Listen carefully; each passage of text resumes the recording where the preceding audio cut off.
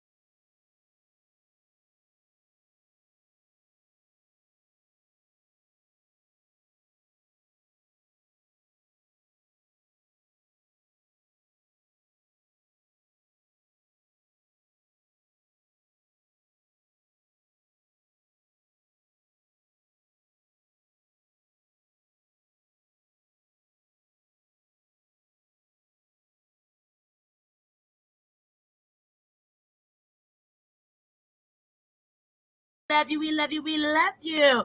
We are live on Twitch. What's up, my Twitchers? Thank you for sipping tea with Snitches Talks Teas. I love you, I love you, I love you. And we are live now also on YouTube. We are so proud to announce that we have reached over 1,000 subscribers on YouTube. I mean, in less than a month, can you believe it?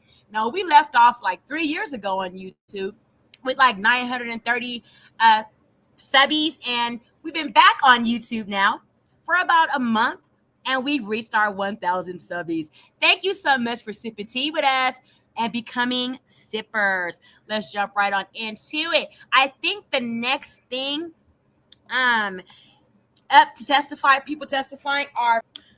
Okay, let's just jump right on into it, y'all. Thanks for sipping tea with Tanisha Talks Teas. We're up back on Diddy bullshit. Okay, everything Diddy trial tonight. Let's get it.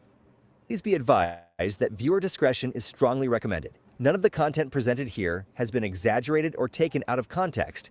These are the exact statements made by the prosecution team, defense team, Frank Piazza, and Brianna Bongolan on June 4th, 2025. Some words have been censored to comply with YouTube's guidelines. What you're about to hear is a voiced-over reading of Frank Piazza and Brianna Bongolan's testimony in the Sean Diddy Combs trial. Source: courtroom reporter at Inner City Press on X.com. All parties are presumed innocent until proven guilty. Listen at your own discretion. The government calls Frank Piazza. Where do you work? Legal audio and video. Have you testified before? Mostly criminal matters. I've also done some civil and depositions. Have you been qualified as an expert? 50 times. We moved to qualify Mr. Piazza as an expert. How many times have you worked for SDNY? 50 or 100 times. Does that impact your testimony? No, I do 75% defense work. Are you being paid? What is your hourly rate? $295. You analyzed cell phone videos and surveillance videos. Yes. Let me show you. What is a frame rate? Frame per second. It can cause a video to have more info per second. This cell phone video of a video, was shot on an iPhone 6, 30 frames a second. It was not edited or tampered with, I found. Did you reach a conclusion? They are accurate. And the surveillance videos? There were issues. The clock was set to play 30 frames a second, but this was 22 frames, so it played faster. We had to account for that. How? We counted the frames and used software to correct the timing. Were the surveillance videos altered? No. Here, the video stream was corrupted. This has caused a distortion. The whole file or just these small pieces? The corruption exists in the video stream. There is a structure called a GOP, a group of pictures. We have predictive frames. You don't know this, but a static camera does not re-record a wall that doesn't move each second. It is repeated. Only what moves is recorded. Thank you. Play 55 seconds. Did you see pixelation? Yes. Does it represent manipulation? No. You can choose motion activity. The camera only turns on when there is motion, but it causes timestamp issues. Go back frame by frame. I want to point something out. This seems to be a collision of two issues. Look at the male sitting down. There appears to be a ghost of a person. The motion activity begins to sense that we have motion. Now there is a full figure in the frame. That file is corrupted. Did you make a compilation? Yes, your office requested it. They are edited to track the movement of individuals inside the events. Does it have different camera angles in it? Yes. How did you show the changes? Black screen. Is this the compilation? Yes. Play the first 30 seconds. What is happening? The male is running down the hallway. He throws her down, What did the man just do? dragging the woman, holding a bag. How? What is he holding? It appears to be a cell phone, glowing. Let's focus on what happens in the mirror. Play it. What happened? The male picked up a small object, what appears to be a vase, and threw it across the room at the woman. Continue playing. Who is emerging now? The female, with a duffel, her luggage. Now who? The security person. Now the man walks away. Holding what? Appears to be a cell phone. He puts it to his ear. You find these accurate? Yes, and this was all the footage I had. Let's turn to the videos labeled P, X201 to 210. Let me clarify. These are under seal. These were recovered from the Frank Black user on a device provided to the US by Mince Ventura. These are enhanced versions of original videos created in 2012, 2014. Mr. Piazza, what were you asked to do with the content? Enhance the audio component. We admitted these videos into evidence, and no further questions. What is your understanding of the source of those surveillance videos? The native system. How did they come to your possession? They were exported and transcoded. Who gave the surveillance video to you? The U.S. Attorney's Office. Who gave it to them? I don't know. Did you say it was from a cheap system? I don't think I said that. Let me show you notes. So you called it cheap? I don't know when this document was created. But you thought the system was cheap? In a way. Let me play you 10C103. There are 2 minutes not shown? This is my corrected version, but there are a few issues that we cannot correct. The system is buffering some of that time, and some portions were motion activated. Let's again play the male coming into the elevator bank at 11:02, and then the timestamps are jumping around. It's constantly playing catch-up. Play ahead. We're at 11:11:28. The female picks up the house phone. There's some sort of cut. Can you explain? Can you back up and go frame by frame? Sure. But is the male separated from her? Yes, the bag drop triggered it. A 10-second difference. Let's watch it again. Did we just jump about 10 seconds on the timestamp? Yes, there is a 5-second offset between the two cameras. That's what you just showed. Okay, the female picks up the phone and the male walks away. Start again, please.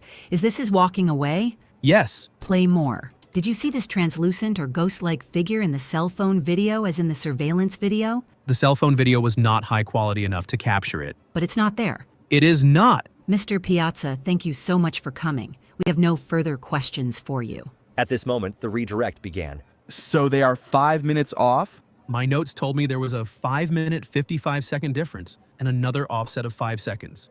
Do these videos reliably and accurately depict what happened? Yes. No further questions.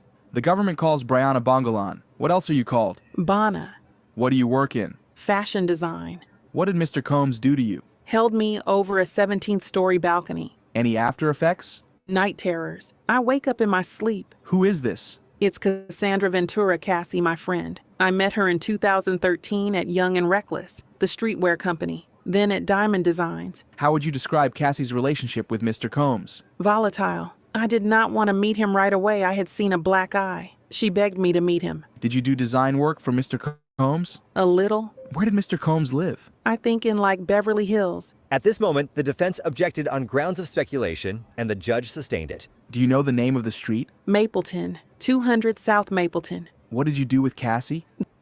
And we'd go shopping. We'd hang out with Deontay and others. Is this a photo of you and Cassie shopping? Yes, in April 2016. Puff texted Cassie, asked where she was, sent a list where we'd been.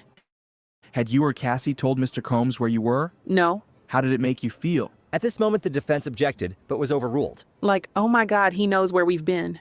Where would you sleep at Cassie's? Couch or balcony. Did Mr. Combs come over? Yes, he banged on the door and came in. Do you know how? I don't know. He was upset. He threw a knife in her direction, and she threw it back. He left swiftly. Were you doing drugs? I don't remember. Did you call the police? No, Why not? I was scared. Did you see injuries on Cassie? She showed me on FaceTime before makeup for the perfect match. What did she say? She was quiet. We were at a party at the Blind Dragon, a karaoke bar in West Hollywood. Then we went to Cassie's house to help her pack. Deontay was there. Puff came. Are you under subpoena? Yes, I won't get in trouble if I am truthful. Did Mr. Combs provide you drugs? Yes, one was called G. I am not an avid user. Ketamine, marijuana, cocaine. How often did you get drugs for Cassie? Often. Those oxy pills. Did she pay you? Yes. Did you get drugs from Mr. Combs? Yes, once. Cocaine. Did you sell drugs to others? Yes, sometimes. Did you try with Cassie to stop? Yes, we'd try to cook, but there were a lot of drugs around. Has Mr. Combs ever threatened you? Yes. Let me show you a photo from April 2016. Who is in it? This photographer who goes by the name Bad Boy, with an I. We thought it was cool that was his name. We thought we'd made some art. Puff came up close to my face and said, I am the devil, and I could kill you. Were you taking drugs that day? Probably cocaine. Did you continue to see Mr. Combs after that? Yes. Why? I don't know. Did you tell the government about this threat in your first meeting? No. Why? At this moment, the defense objected and was sustained. What happened on the balcony? I was there. Who was there? Cassie and my ex-girlfriend at the time. What were you doing? Sleeping on the couch with my ex. Doing drugs? I don't recall. What did you do when Mr. Combs arrived? I took my ex-girlfriend to the bathroom. I went shh. Why? I didn't want to expose her to what I saw. Then? Went out on the balcony and neither lit the blunt or was about to. Mr. Combs came up behind me on the balcony. He lifted me up and put me on the railing. Can you show us how he held you? To myself, Show us. How much did you weigh? I can't say because of the drugs, but about 115 pounds. What did Mr. Combs scream at you? He yelled, "You know what the fuck you did?" I said back, "I don't know what the fuck I did." How long did he hold you there? How long it takes to say that multiple times? You know what the fuck you did. What next? He threw me on the balcony furniture. Were you injured? I didn't know at first. What did Cassie say? Along the lines of, "Did you just hang her over the balcony?" Then I heard, "Her girlfriend is in the house." He left, and I left. I wanted to take a shower. I felt disgusted. I saw a huge bruise on my leg, with like a piercing in the middle, and back and neck pain. Is this photo a fair and accurate representation of your leg? Yes, I called one of my managers, and they said, "If you're scared of anything else, just go to a chiropractor." Did you tell the chiropractor who done it to you? No, they asked, but I just paid and took the neck brace. Is the neck brace in this photo of you? Yes. Did you ever talk with Mr. Combs about this? I said, "I don't want any problems with you." He didn't say anything. When did you last see them? January 2nd, 2018. How do you remember? I tattooed the date on myself. Why? It's the day I decided to get sober. It was a New Year's thing in Miami at the one hotel. Puff, Cassie and I did 8 hours of ketamine together. Are you aware Cassie included the balcony incident in her complaint? Yes, I told her she had facts wrong. It wasn't in a hotel, and Tiffany. Have you talked with Cassie about your testimony or hers? No, I have nightmares, I scream. When the last time you had nightmares? The other day. Have you hired a lawyer about the balcony incident? Yes, my first lawyer. Hired in January 2024. Did you mention everything in your first meeting with us? No. Did your first lawyer send demand letters to Mr. Combs? Multiple. And the demand was high. He picked it. Did you approve the letters? No, they were incorrect. I let him go. Who? Tyrone Blackburn. Did people reach out to you? Tiffany, Cassie, the producer Rob Holliday. Was he friends with Mr. Combs? Yes. At this moment, the defense asked for a sidebar. Then they continued. Who did Mr. Holliday say he was calling for? Puff. What offer was he authorized to offer? At this moment, the defense objected and it was sustained. How did you feel during the call? I declined the offer. At this moment, the defense said non-responsive. Then the judge said sustained. Move on unless you are prepared to ask some of the foundational questions we discussed at sidebar. Did you talk with him again? No. At this moment, the defense asked for a sidebar, and there was an objection, which was sustained. Your lawsuit, did you write it? No. How much is being requested? $10 million. Nothing further. At this moment, the cross-examination began. I need to ask you some questions. You have immunity as long as what you say today is true, right? Yes. Who decides if you're lying? The prosecutors? Ms. Bongolan, you were a graphic designer. Yes. You and Cassie would work on designs, including at her house. True? Yes. All right. You were focused on a t-shirt design. There were a lot of things. She asked you to come over. Yes. You suggested Cassie do a photo shoot in the pool in just a t-shirt. That wasn't the first idea. But yeah, You began to feel comfortable with her. sounds around it. You spent the night. Yes. You went to parties with Cassie. Not going to parties. We partied. Okay, you did a lot of drugs with Cassie. Yes. How did marijuana make you feel? Sometimes hungry. How does ecstasy make you feel? Uplifted. How about G? Like the negative parts of alcohol. Perk? I threw up. Cocoa Puff? Blunt with weed and cocaine. You would agree with me that you and Cassie had a serious drug problem. Yes. You sold drugs to Cassie a lot. Yes. You got her hundreds of pills. Yes. They were hers. Name the drug dealers. I don't know if I can. Let's refresh. In this job, your clothing line did not work out due to the skater mentality at Diamond Supply Company. I believe they saw the vision, but whatever. You believed you were one of Cassie's best friends, Yes. but you didn't meet Mr. Combs for a year. You met in 2016, first time at a dinner at his house. Yes. He was standoffish with you. Yes. Did you talk with Deontay Nash after his testimony? Yes. But not about his testimony, right? We know what's going on. You don't need to talk because you know At this moment, the prosecution objected, and it was sustained. you hired Tyrone Blackburn to sue Mr. Combs. It was to seek justice. Your definition of justice is to sue Mr. Combs. Can you rephrase that? Suing for money? Yes. November 2023, you are aware Cassie filed a lawsuit. You were working together then.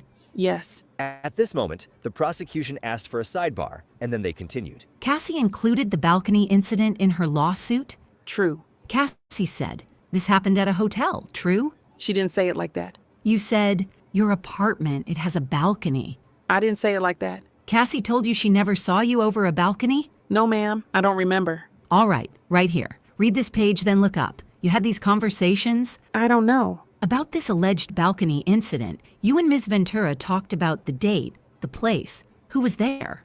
True. In 2015 and 2016, you didn't see any signs of violence, true? I don't know the exact year. The birthday party. What were you doing? I don't remember. Alleged knife throwing incident. He just walked in and threw a knife. I'm not sure.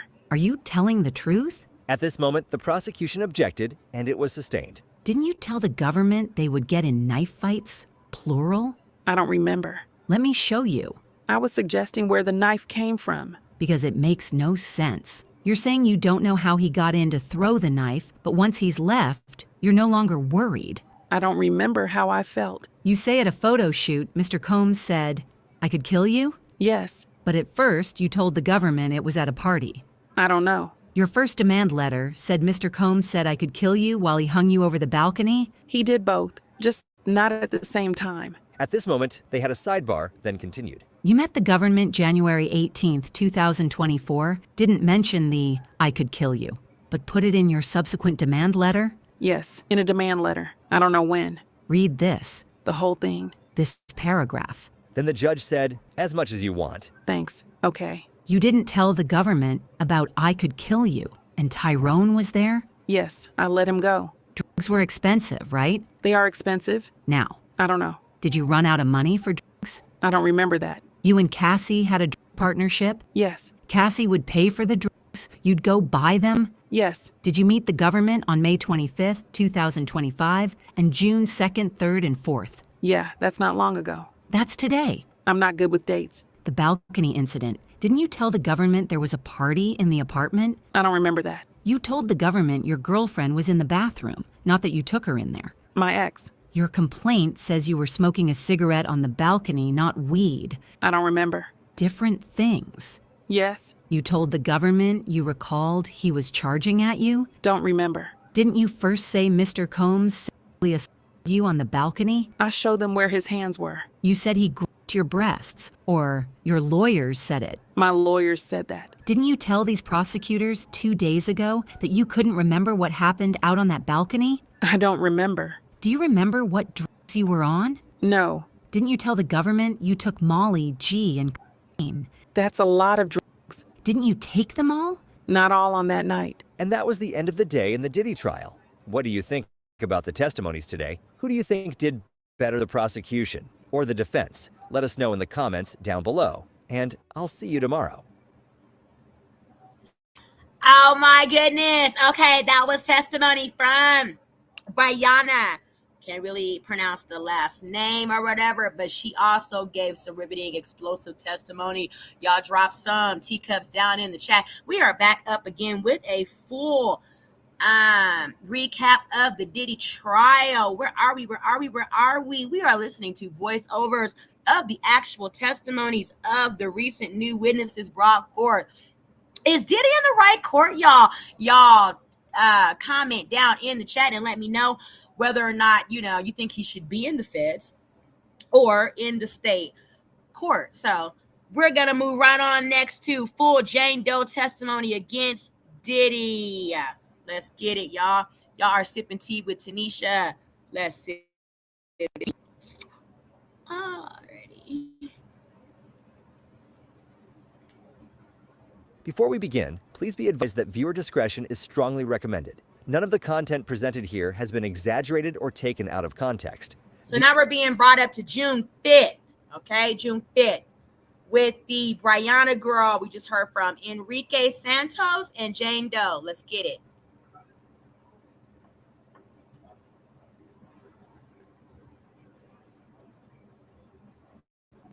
Are the exact statements made by the prosecution team, defense team, Brianna Bongolan, Enrique Santos, and Jane Doe. On June 5th, 2025, some words have been censored to comply with YouTube's guidelines. What you're about to hear is a voiced-over reading of Brianna Bongolan, Enrique Santos, and Jane Doe's testimony in the Sean Diddy Combs trial. Source: courtroom reporter at Inner City Press on X.com. All parties are presumed innocent until proven guilty. Listen at your own discretion.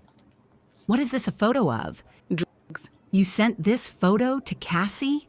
Yes. Now DX1287. What's this? Some type of drugs. How many types? I can't tell. You're still doing drugs with Cassie on May 31st, 2016, right? Yes. Just before this, Mr. Combs threatened your life? Yes. You weren't scared to continue dealing with Cassie? I guess not. Okay. You said Mr. Combs gripped your breast? At this moment, the prosecution objected, and the judge told the defense to ask again. Mr. Tyrone said Mr. Combs gripped your breast. True? Some of the things he wrote were not true. You fired him and hired new civil lawyers and they drafted a lawsuit. You reviewed it? To the best of my ability. Look at this document. Only for the parties. Ma'am, isn't it true that your lawyer, Mr. Tyrone, alleged for the first time a certain kind of misconduct, and although you knew it was untrue, you began repeating it? Can you rephrase that? Mr. Tyrone alleged that Mr. Combs engaged in misconduct, right? I can't speak for him. You speak for you. You kept repeating the lie about the gripping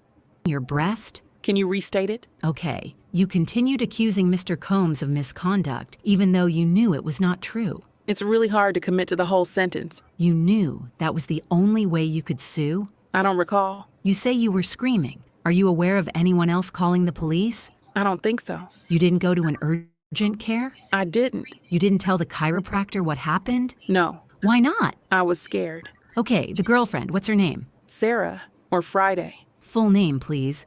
I think Sarah Siddell, SP, something like that. It was a while ago. You told the government she was Friday and that she wouldn't know anything? I'm not sure. On October 4th, 2016, didn't you attend Mr. Combs' concert? I don't remember the date, but yes, I went. May we read the texts? You read Bana and I'll read Cass. I don't know what I wrote. Coolio, what time? Luvia, thank you for yesterday. You're asking Cass if Puff would like a sweatshirt. 2 weeks after you allege he held you over a balcony? We were trying to be cool. Repeat that. We had the FaceTime call, and we were trying to be cool. Isn't it true that you continued to see Mr. Combs and Ms. Ventura because Mr. Combs did not cause you those injuries? Part of that statement is true, and part I can't agree with. You see your phone number on this? Yes. This text is from October 15th, 2016, from Mr. Combs to you. Yes. Mr. Combs wrote, if you're going to do K with her, at least have her back. Do you remember receiving this? Yes. You remember the Bad Boy reunion tour. You started on it but didn't complete it. Maybe 1 or 2. September 25th, 2016. The tour was at the Prudential Center in Newark, New Jersey. True. I'm not aware. Not so sure on dates. He was on stage with Lil' Kim. I don't know. And at the Harlem Salute to Achievement? At this moment, the prosecution objected, and then they had a sidebar. Is this Trump International Hotel stay of Frank Black include September 26, 2016, in-room breakfast for $231? You see? Yes. You agree, one person can't be in two places at the same time? Hard to say. You told the jurors Mr. Combs injured you in L.A. on September 26, 2016, correct? At this moment, the prosecution asked for a sidebar, then they continued. Mr. Combs did not cause you the injuries in the photo you provided with metadata saying September 26, 2016? I can't agree with that. A person can't be in LA and NY at the same time? My answer is the same. No further questions. At this moment, the redirect began. Did you ever review the notes taken at your interviews? No. Did you give Cassie permission to put your name in her complaint? No. After she filed, I hit her up to tell her of mistakes. Tiffany wasn't there. When you filed your lawsuit, was its report of the balcony the same or different from Cassie's? Different. Is what you said today your best recollection? Yes. The demand letters of your first lawyer, did you write them? No. The demand letter that said Mr. Combs squeezed your breasts so hard you had bruises, had you said that? No, ma'am. Do you demonstrate with hand motions? Please do. He started at my armpit. Were they on your breast? Yes. Do you yourself know the exact date of the balcony incident? No. Why not? It was a while ago. Any doubt Mr. Combs held you off the balcony? No doubt. Nothing further. At this moment, the recross began. In a follow-up interview with the government, you gave them pictures of your leg injury with metadata. True? I gave them pictures. When you sued Mr. Combs, you weren't rich. I was not. You saw this as a chance to make $10 million.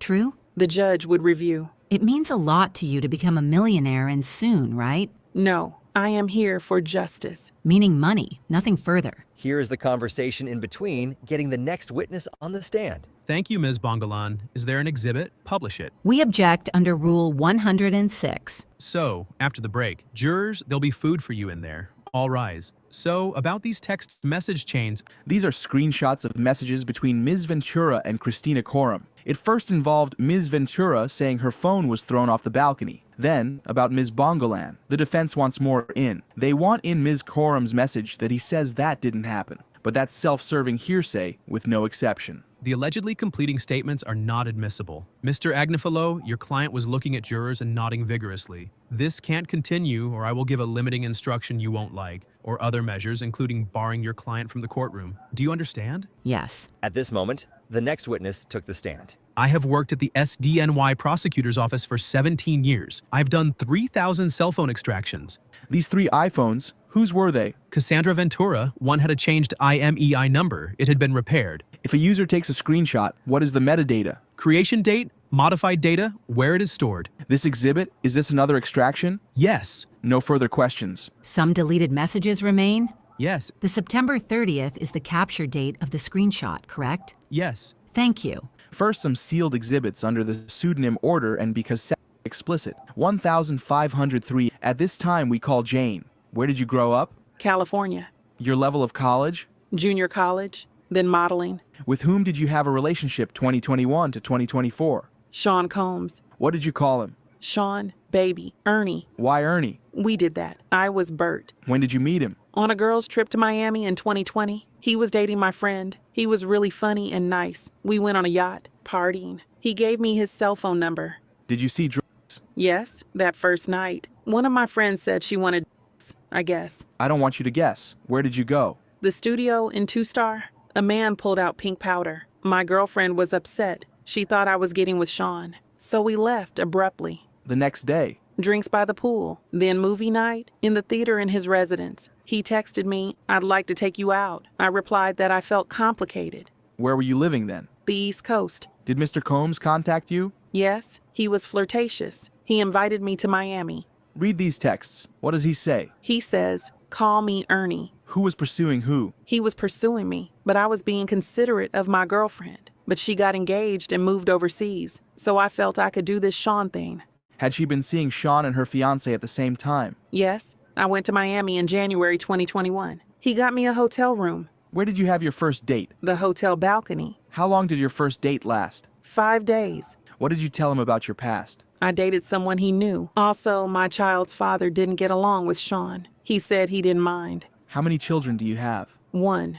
What did Sean say about his relationships? Only my friend. He said it wasn't a real relationship. What did you do? We made a lot of love. We walked on the beach. Later, we went on a proper first date, dressed up, a restaurant. I was head over heels. How did you stay in contact? Texts, Did you travel with him? Turks, and Caicos. I was excited. I'd never been to Turks. Who else went in February 2021? Christina Coram, the chef, the butler, at one point a barber. How long did you stay? 9 days in Turks, 6 days in the Bahamas. We're going to play a video. I took the video, What do we see? the villa, the vibe, What did you tell Sean? that I was a single mother. On social media, I called myself a content creator, What was your work? advertising brands on my social media. What did he give you? A love bracelet. He said he'd give me money because he'd taken me many days away. I really appreciated that. How much? $10,000. What drugs had you used before? Ecstasy, twice, 2014 and 2015.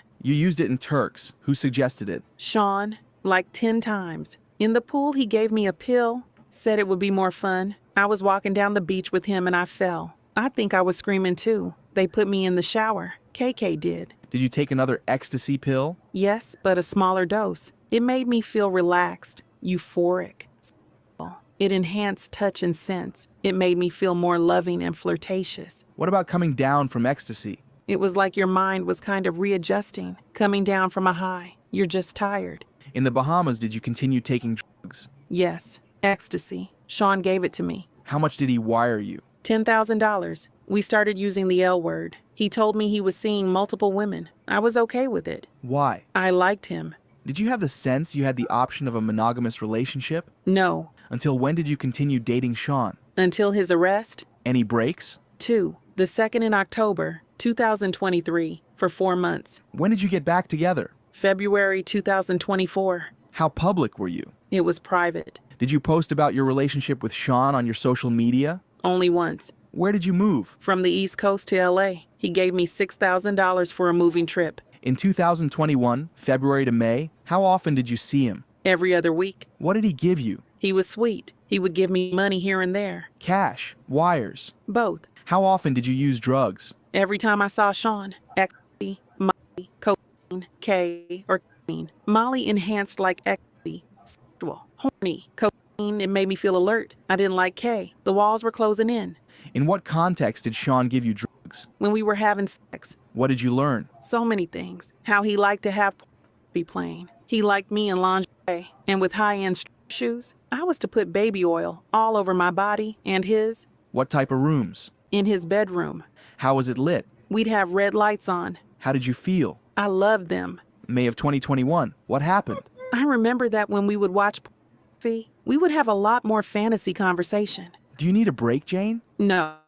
We would search things on these websites. He wanted me to fantasize. In May of 2025, was there? At this moment, the defense objected. Oh, May of 2021. I am so sorry. Where were you watching the porn? Mia, I had been awake for 15 hours, or 24. What drugs? Ecstasy and Molly. He said, I can make it happen. Why did you say okay?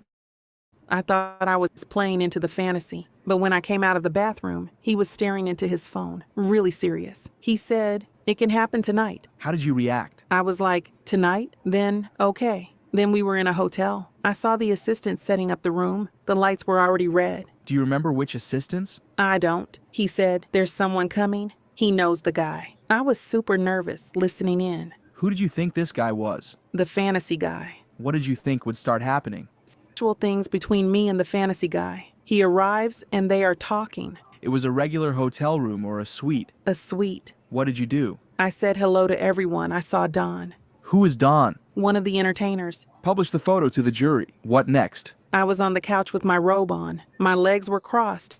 I was nervous. What happened next? Sean said to stand up. I did and started to dance, to get my nerve up. What was Don wearing? His underwear.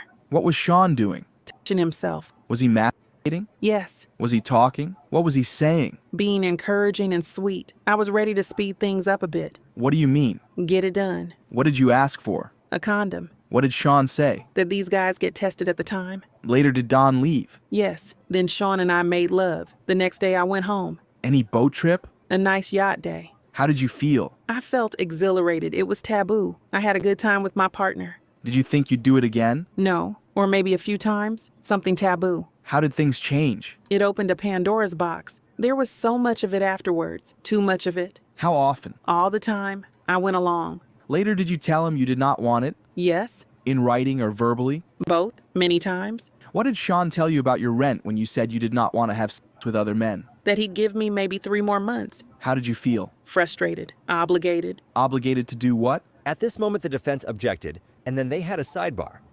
Between 2023 to the time of his arrest, did he pay your rent and make you feel obligated to have sex with other men? Yes. What did you two call this night? Debaucheries or hotel nights. How often did you see him? Often. Every time you'd see him, did you have hotel nights? Yes. Even though we'd spend a day or two together after, it all felt like a hotel night. Who decided when? Sean, on short notice. I always had childcare ready. I was always put together. What do you mean? My hair, my nails, my tan. He wanted me beautiful. Did you go out with friends? Not after a trip in summer of 2022. He was dismissive. In the summer of 2021? To France. I went to the south of France with my friends. He was angry in the voice notes. Who did he want you to look? Straight hair. Ponytail when we had sex. He wanted me to pierce. Where? My nipples. We'll talk about that. Between 2021 and the break in 2023, how much money did you make and how? Social media posts. But that went down because my presence went down. I was focused on Sean. He would give me money here and there.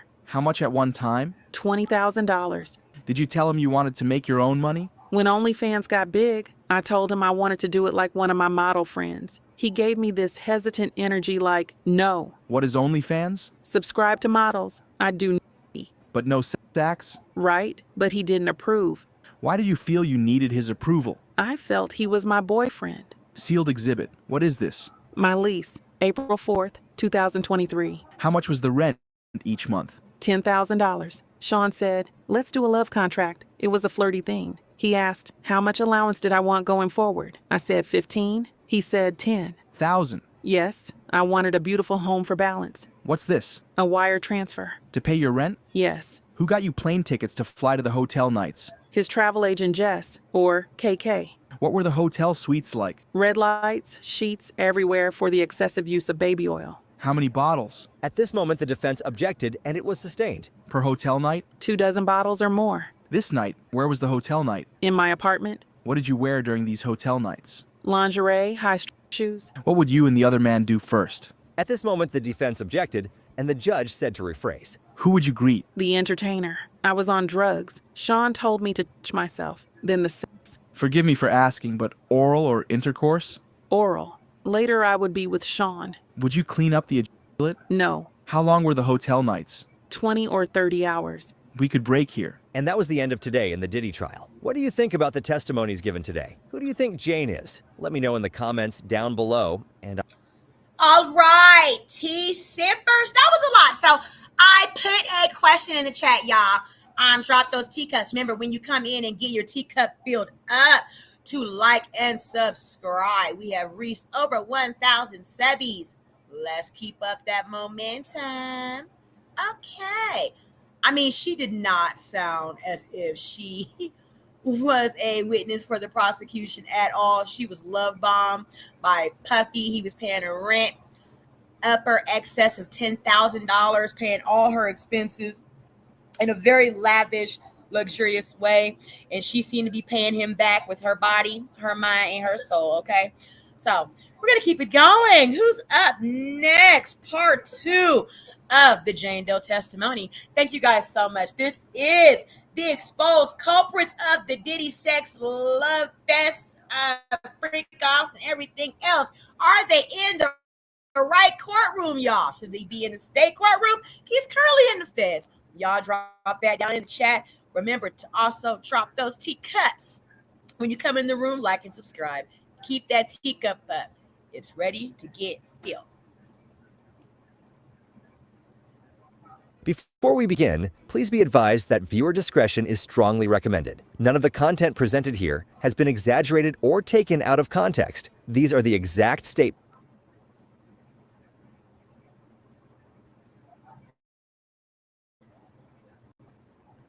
made by the prosecution team, defense team, Jane Doe, on June 6, 2025. Some words have been censored to comply with YouTube's guidelines. What you're about to hear is a voiced-over reading of Jane Doe's testimony in the Sean Diddy Combs trial. Source: courtroom reporter at Inner City Press on X.com.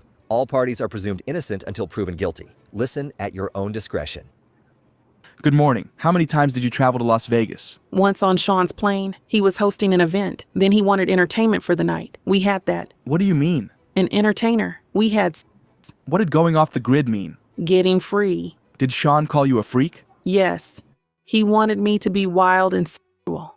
Did you ask Sean if the entertainers could wear condoms? Yes, that first time with Dawn and another. Sean guilty tripped me out of it. It was not something he wanted to see. What was his tone? Condescending. Did he say why he did not want the entertainer to wear a condom? He did not want to see a rubber. Did you raise it ever when sober and not in a hotel room? Yes. Was this ever recorded? Yes. One that I am aware of. I am trying to ask the entertainer if he can wear a condom. He's looking for it. I'd like to call up this exhibit with an aid. Did you listen to this? Yes. And did you read the transcript that's up on the screen? Yes. Let's start at 8 minutes and 20 seconds. When you said, "I think they're in the chair," what were you referring to? Condoms. What did you understand Sean to mean when he said, "You were just taking that dick"? That we already had intercourse. And when he said, "If you don't touch yourself right now," what was he saying? To just move on. Why did you think you needed permission from Sean for the man having sex with your body to wear a condom? At this moment, the defense objected, but it was overruled, and then they had a sidebar, then continued. Why did you not say no? He'd get agitated. How would intercourse with an entertainer end? He'd finish on me. Then what with Sean? We'd have sex. Would you clean up the toilet? No. Why not? Sean liked it. To play around with it. Then what? I'd take a shower and get ready for the next one. Typically, how many rounds? At this moment, the defense objected, but it was overruled. Every entertainer was different. Some 3. Who decided if you could stop when you were tired? Sean. Do you need a moment? I'm sorry, what was your question? How did you say you wanted to stop? I'd say like, I'm hungry, make little faces. I'd send him subtle cues. What would he say? He'd say, you're not getting tired on me, are you? Let's go out on a high note. Let's finish strong. What would Sean give you to keep you awake and having sex with the entertainers? Ecstasy. Did you ever cry after one of these hotel nights? Twice. Tell us about the first. I thought it was a date night, one-on-one, but he said there would be an entertainer, but just a quick one. I hung on to that, but 18 hours. And after 18 hours and 3 rounds with the entertainer, Sean said he had to leave. I started crying. Were you with someone else? I was with Sean. It was in the Waldorf in Beverly Hills, early in our relationship. What did Sean say? He said, "Are you crying?" Like looking disgusted. Then he just sat there listening to music. I was clinging to him. He said he could move things around with him, family, and I could go home with him. I just wanted to be in his arms after all that. And the second time? I was in the shower after one of these nights. Is your memory spotty? What do you remember? I was so high. I was having sex with Paul. Then I was in the shower with Sean. He said, "Stop it, I'm too high. Stop." Paul? One of the entertainers. Were these hotel nights work for you? At this moment, the defense objected, but it was overruled. It was work from start to finish. What did you do to try to get them to end sooner? I'd try to have sex with the entertainers fast. What did you do to try to speed things up? I'd do foreplay and bring them into the room. Sean would say, "Slow it down, more foreplay." What words would he use? At this moment, the defense objected, and it was sustained. May of 2021 to October of 2023. What would Sean say? He'd say, "I'm not ready to see that yet." How would you feel? At this moment, the defense asked for a sidebar. Then they continued. How did you feel? I'd want to be with Sean at the end. Where would you go? To his residence, Was there any part of these hotel nights you enjoyed? being with Sean. Would he text you? To say I love you. Did you text that you wanted to have sex? Yes, with him.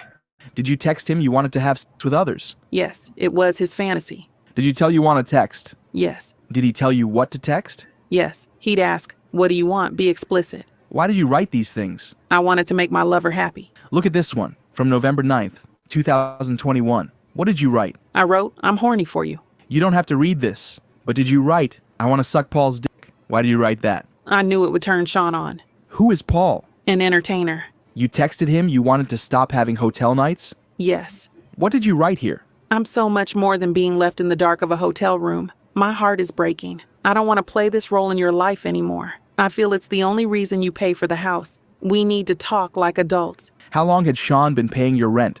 5 months or so. Did you see drugs in the hotel rooms? At this moment, the defense objected, but it was overruled. Ecstasy, Molly, cocaine, pink powder, which I believe is called Tusi. Who gave them to you?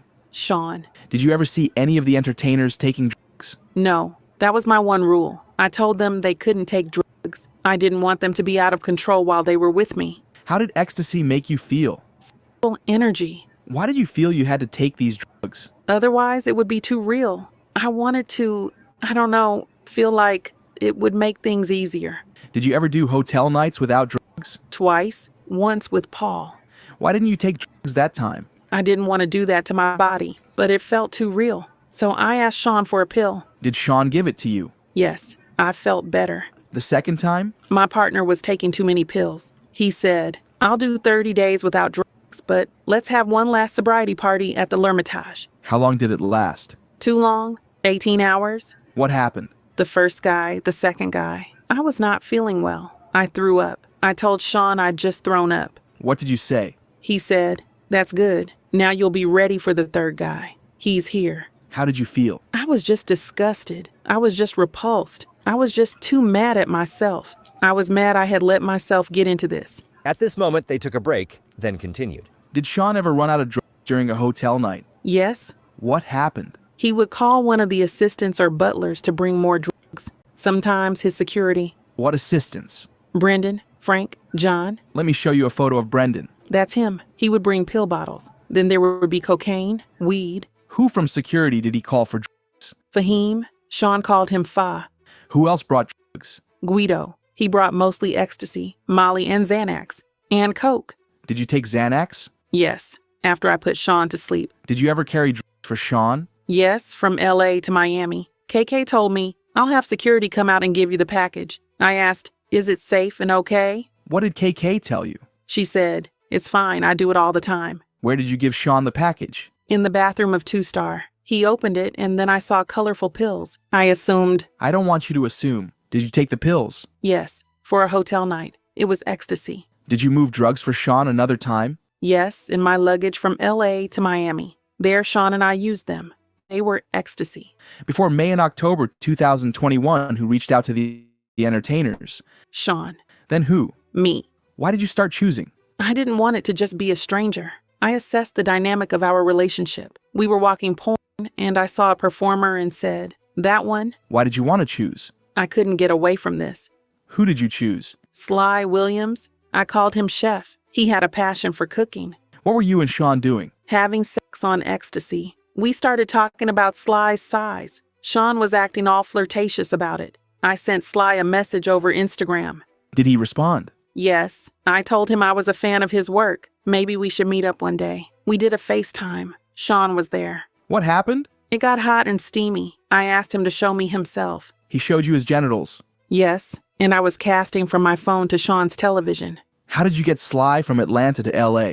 I told Sean I would arrange his flight. I booked it online, on Expedia. Sean paid me back. What happened? He was cute and sweet. He was nervous too. It was my first time. First time what? Contacting an adult film star. I had told him it was me and my partner. He said fine. What hotel? L'Hermitage, I believe. It was the routine. The oils would come out. I'd be in a uniform. I'd dance. Then sex. What was Sean doing? Masturbating. Then who invited him the next times? I did. I would suggest Sly. He was familiar to me. Where else did you meet Sly? The Trump Hotel. The Trump Hotel in New York? Yes. I would book his flights from Atlanta. And you paid him afterward? Yes. $2,000 to $4,000. Where from? At this moment, the defense objected, and they rephrased the question. Where did the cash to pay Sly come from? Sean. From the drawer. Sometimes we used Cash App. Was there a second adult entertainer you reached out to? Yes, Anton. I think Anton Harris. It was his stage name. I don't know his real name. We were watching Anton's films and I was really into him. I messaged him on Instagram. He was in LA. I invited him over. How did Anton respond? Positively. We were in my first residence. What happened? The same. Sean watched. Happy. Did you see Anton again? Yes. Sometimes at hotels in LA. Sometimes in my apartment. Did you FaceTime with Anton and Sly? Yes, when Sean and I were alone having sexy times. Why would Sean call them? He wanted something live. I was doing like sexting FaceTime and screen sharing to Sean's TV. I told Sly and Anton I was alone so they would feel comfortable. Did you ask Sly and Anton to send you pictures of their genitals? Yes, Sean wanted them. He would say, "Get it." Did Anton or Sly ever send you photos of their genitals when you were not with Sean? Yes, I was polite and flirtatious, but not as flirtatious as when I was with Sean. Did you ever see Anton or Sly in person without Sean? No, Are these your texts with Sly? Let me show you. I was asking for explicit photos or videos from him. That's what my partner wanted. What did Sly say? He said, "I'm down." What did you say? I wrote, "I'm touching myself."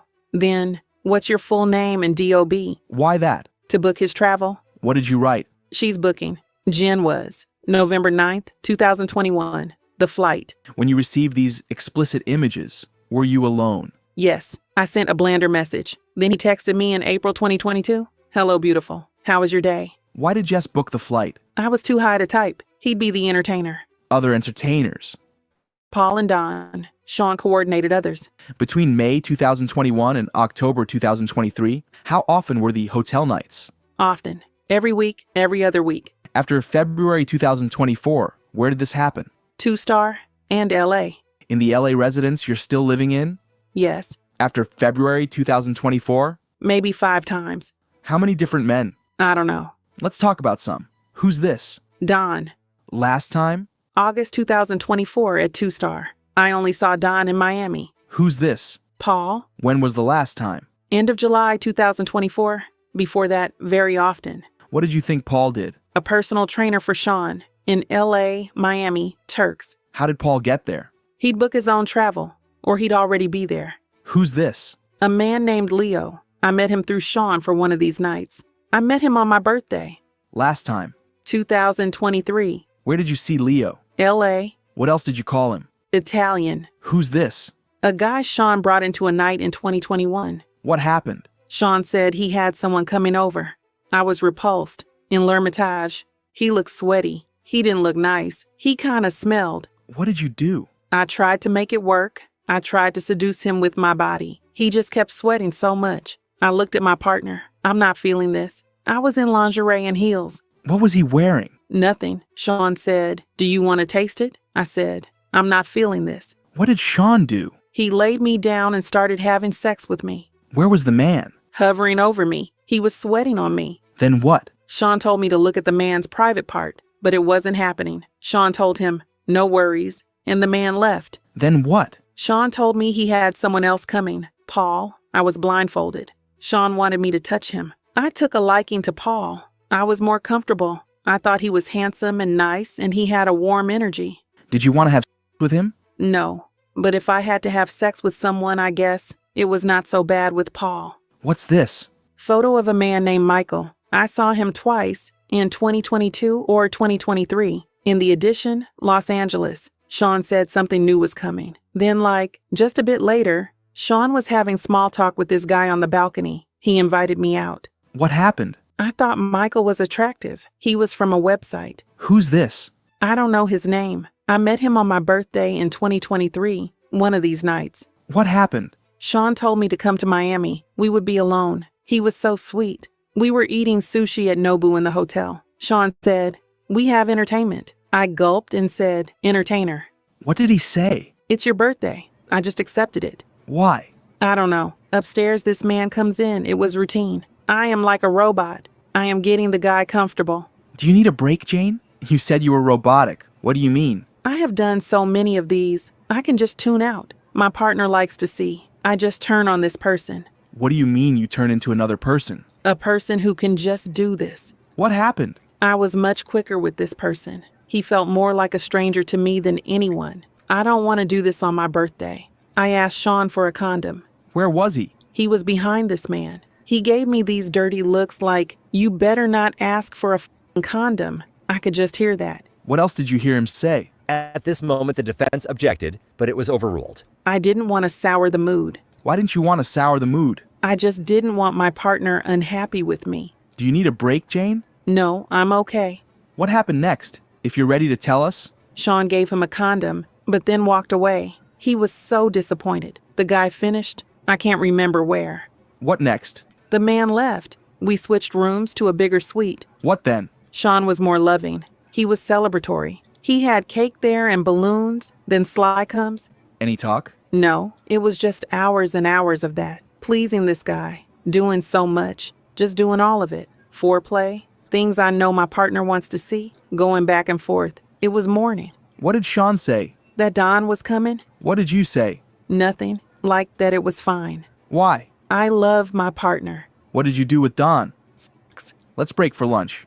Have you seen this man? Sean brought him to our hotel room in L.A. I was in a robe and lingerie, the whole wardrobe I usually had. What happened in the living room of the suite? I knew this was something I could not fake. What do you mean? I was repulsed by him. I tried for 30 minutes. Then I told Sean, "Can I talk to you in the bedroom?" There, I told him, "I can't." I tried again, but no. I told Sean, "I am sorry." How did Sean respond? Agitated. Then another man came. Did Sean talk to you first? No. Who's this? A man I met in New York. I told him I didn't want to go to New York if it was just to set me up with a man. He said, no, one-on-one. So I went. Did you get Wi-Fi on the plane? Yes. Sean sent me a text. "Do you want entertainment tonight?" How did you feel? Disappointed. My thought of seeing my lover was shot down. Where did you go in New York? The Trump Hotel. I saw the assistant setting up the room with red lights for a hotel night. I took this photograph. What happened next? I told Sean I don't want to do this. He was just like super defensive. On the way back to the room, Sean gave me a pill. What was it? Ecstasy. I took it. The man was in the room. We had small talk. I let the man touch my leg a little bit. I took Sean to the bedroom and told him, I can't do this. How did Sean react? Agitated. I called another performer. Why? That's a hard question. At that point in the relationship, I knew that's what my partner would want. Was Sean paying your rent? Yes. Did he mention it? At this moment, the defense objected, and the judge said, "Time frame?" Then they continued. Was this after Sean started paying your rent? Yes. I called Sly. He was excited. He flew to New York that night from Atlanta. What happened? It was nice. We had sex in front of Sean at the Trump Hotel. Me and Sean had to go our separate ways, but I didn't want Sly to feel we were just leaving him. So cash was brought to the front desk for him by an assistant. Which one? Joey. And this man? I had sex with him in front of Sean. And another? Spanish buff man. He was a bit odd, I felt. He was pulling out this scent to smell during sex. I don't know. In front of Sean? Yes. Another? A man who looked more European. At L'Hermitage, we had sex twice. Which entertainers did you see most often? Paul, Sly. Which ones did you reach out to? Them, Anton, Don. Did you ever arrange hotel nights as a surprise for Sean? Yes, twice. Like Valentine's Day or the return from a trip. You saw cash during these hotel nights. Where? Drawer, nightstand. When Sean ran out of cash, what did he do? He made a phone call to his security or assistants. KK, cash would appear. How much? A good amount. To whom did Sean hand cash? Paul, Don. He'd pay at the end.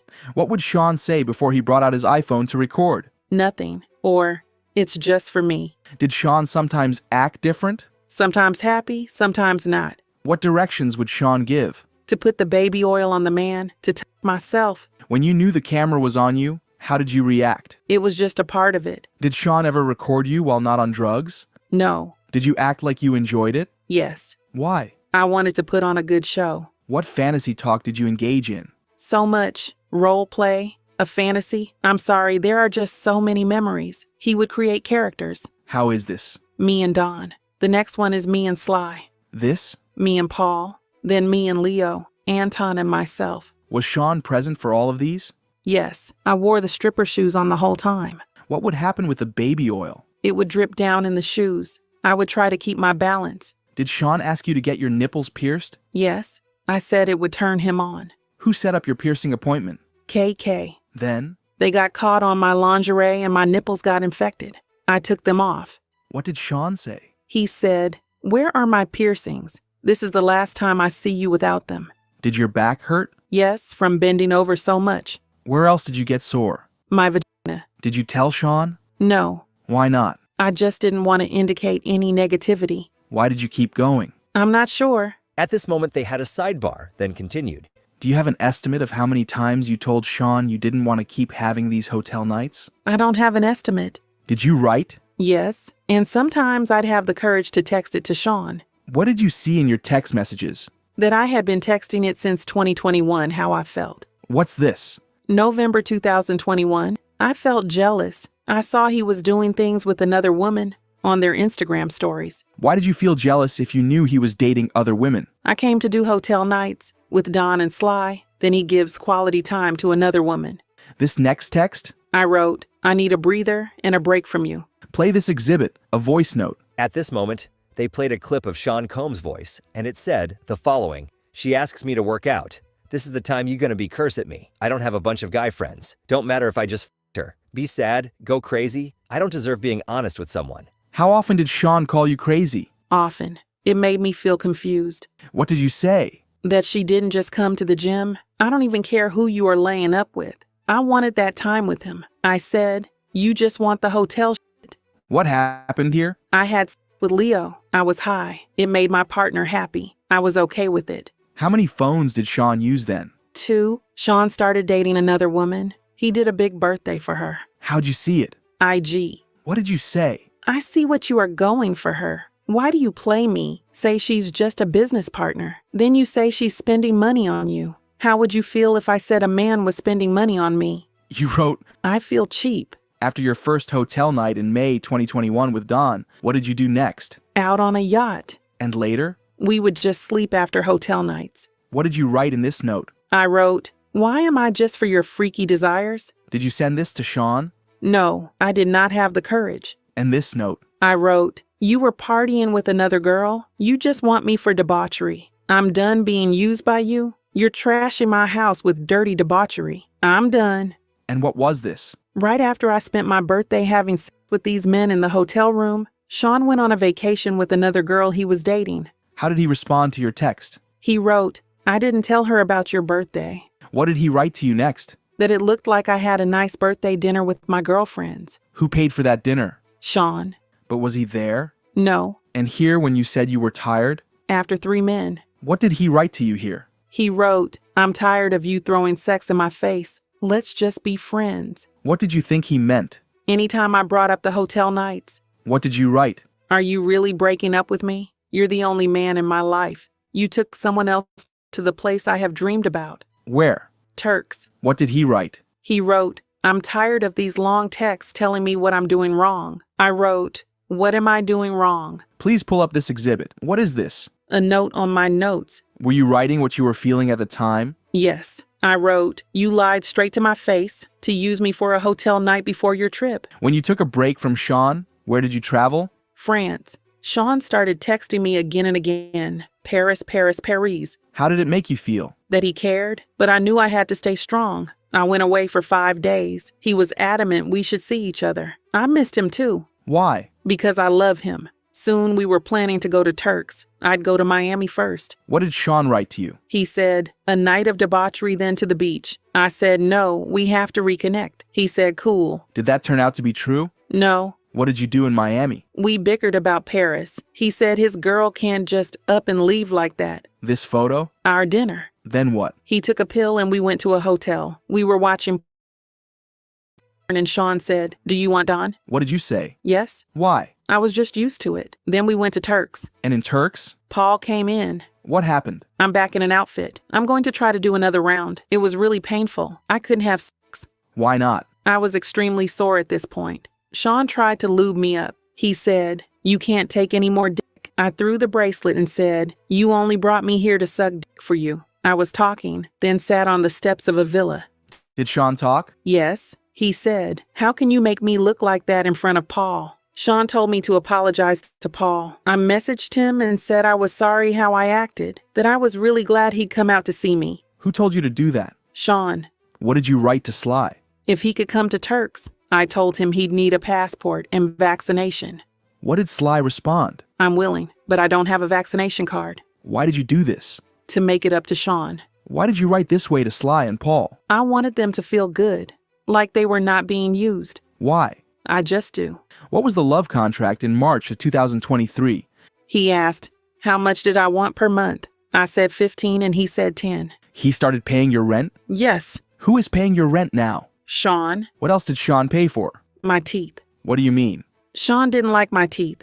I got new veneers. He also paid to furnish the house. My allowance just didn't do it. I used 3 credit cards. I had promised him an all-star party. What's that? I'd bring the top 3 guys all in the same night. Why? I was with my lover, and he liked that. I told him, I have to be awake at 8 a.m. Sunday. I said the last time I got sick. This first text? He felt hesitation from me about the all-star party. He asked, does your hurt? You're not being straight with me. The second, a minute later. He quoted my text asking for help with more furniture for the house. Here Sean writes, Rico is ready. Who was that? Maybe the man named Michael. Or wait, maybe it was a role play and Sean was Rico. You don't know? I don't. Why did you send Sean a photo of pink toilet paper?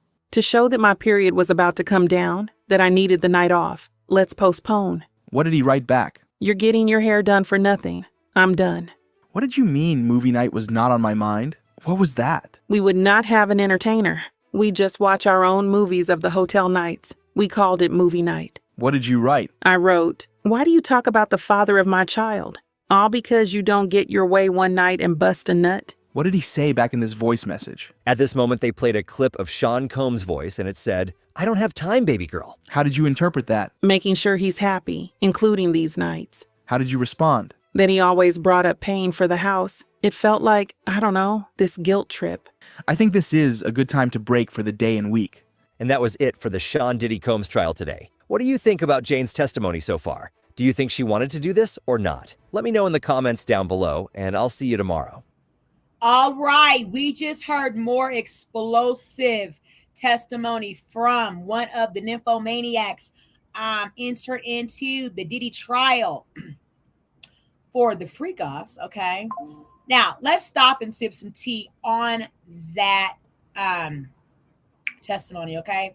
She did a lot of testifying to, you know, how she was not a victim. Not one time did we hear her say anything about, you know, him making her, him forcing her. However, that he was paying her rent in the upper excessive amount of $10,000 a month. He was supplying her with a lot of drugs, furnishing her home, taking her on, you know, expensive vacations, Turkeys, Greece, Rome, Spain, everywhere, right? And she was the one saying that she was, you know, finding these exotic male erotic escorts, you know, males. And not one time did she say, you know, Sean was the one that was looking for them. She would find them. Maybe, you know, Sean may have some correspondence with them, or however, they were all willing, paid, erotic, you know, escorts. And yeah, not one time also in this testimony did we hear her ever say anything along the lines of he would beat on her. Okay, none of the other Jane Does or anyone else, aside from a testimony a couple weeks back where I believe one of the assistants or someone that works for Diddy said that he slapped her, pulled her hair, did something like that to her. But right now, we haven't heard anyone testify other than Cassie to him abusing them.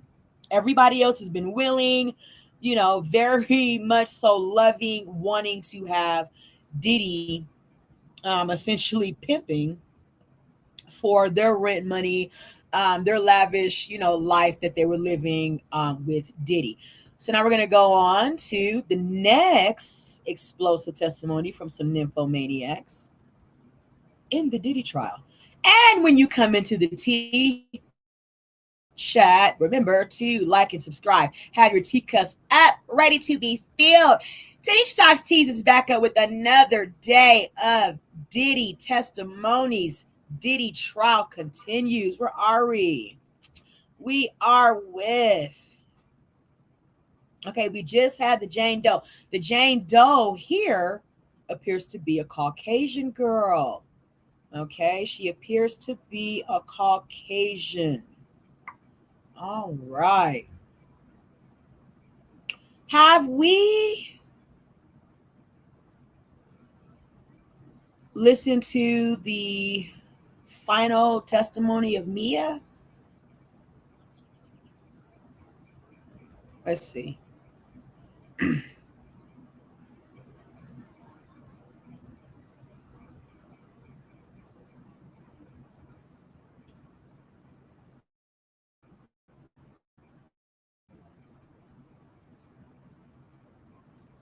Thank you guys so much for sipping tea with Tanisha tonight. Before we begin, please be advised that viewer discretion is strongly recommended.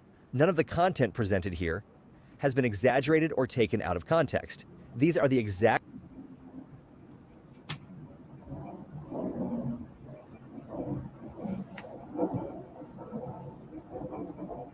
statements made by the prosecution team, defense team, and Mia on June 2nd, 2025. Some words have been censored to comply with YouTube's and I guidelines. do want to say, a lot of the girls that Diddy were interacting with were all young, impressionable, vulnerable girls in the world. None of them, aside from like Kim Porter, J-Lo, were any women, even Kim Porter, I believe, she was just starting out as a model. She wasn't like in her Naomi Campbell bag at the time yet. So Diddy seems to, encroach on women that he knows he can kind of manipulate financially in that, manner, or however have you. A lot of the girls, just seem to do whatever Diddy, put out for them to do, seemingly for them to believe that they were his girlfriend. I want to drop this tea on all the young women, any women out there that are listening right now. Do what you do, however you feel like selling your soul. Not for nothing. I mean, Diddy had these women sleeping with 4, 5, 6, 7, 8, 9, 10 different men in a night, back to back to back, on their birthday, for God's sakes. I mean, what woman wants to have a freak off session on their birthday just to please their partner? Unless that's what you're into, do what you do, okay? However, just so you can have your rent paid, your car note paid, your, go on a vacation, however, whatever have you, there's a lot more to life than just, giving yourself to someone because I love my partner. I wanted to always and only please my partner. There are so many other ways that a man can appreciate you, your body, and what you bring to this world than you sleeping with 9, 10 men in a night just to show him, how much you love to please your partner. That shit is insanely crazy. The things that, Diddy proposed his so-called girlfriends, young girls, women in his life would do for him to show him that they cared for him back as well. I mean, y'all need to go to school, get a trade, get a skill, get a career, go to college. You see what I'm saying? Stop wasting your parents' college money on bullshit. Get your lives in order so that you are not someone that wealthy men would prey on. And in a sense, sorry, I've been eating corn nuts. In a sense, use your body for a toilet stool, because that's exactly what Diddy did to those young girls. So we're going to keep those young girls lifted up in prayer and hope that, things in their life turn around for the better the rest of their lives, because so far that is not what it should have been given. Next up, we have Mia on June 2nd. We're going to double back to June 2nd. We're going to finish up with some Mia testimony. Thanks for sipping tea with Tanisha. Let's sip this tea. What you're about to hear is a voiced-over reading of Mia's testimony in the Sean Diddy Combs trial. Source: courtroom reporter at Inner City Press on X.com. All parties are presumed innocent until proven guilty. Listen at your own discretion. Show DX1750. Did you work as an assistant to someone? Maybe 2008 or 2007. I'm not sure. You had a resume saying you had the ability to multitask and had thick skin. I'm not sure I wrote that. That you were able to deal with uncomfortable situations 24/7. At this moment, the prosecution objected, but was overruled. Did you use this as your CV? Looks like it. 1753-R for admission. You went to James Madison University. It's a well-known institution. Sure. Then you were a design assistant. Yes. In 2008 to 9, you say you provided round-the-clock support. All personal and professional needs, keeping passport. Okay, now we have already heard testimony of that, okay, from Mia a week or so back. So now we're going to get into other Diddy news, okay? let's get into some more Diddy news. What's been going on in the trial since we left off on day 12? Okay, we're coming up to day 15 and current. Everything's explosive. We have got, activated snitches and exposed nymphomaniacs. Okay, all over Diddy stuff. Let's see what TMZ's been talking about, y'all. TMZ on Diddy. Thanks for sipping tea with Tanisha. Let's see what's been going on. What's been going on? Diddy trial, damning evidence. What's the damning evidence? I want to know. Who wants to know with Tanisha? Talks tease. Let's see. Today on TMZ. Well, the old saying is you don't want to know how the sausage is made, but in the case of one Kylie Jenner, we definitely want to know how the boobs were made. This ban on... Not really.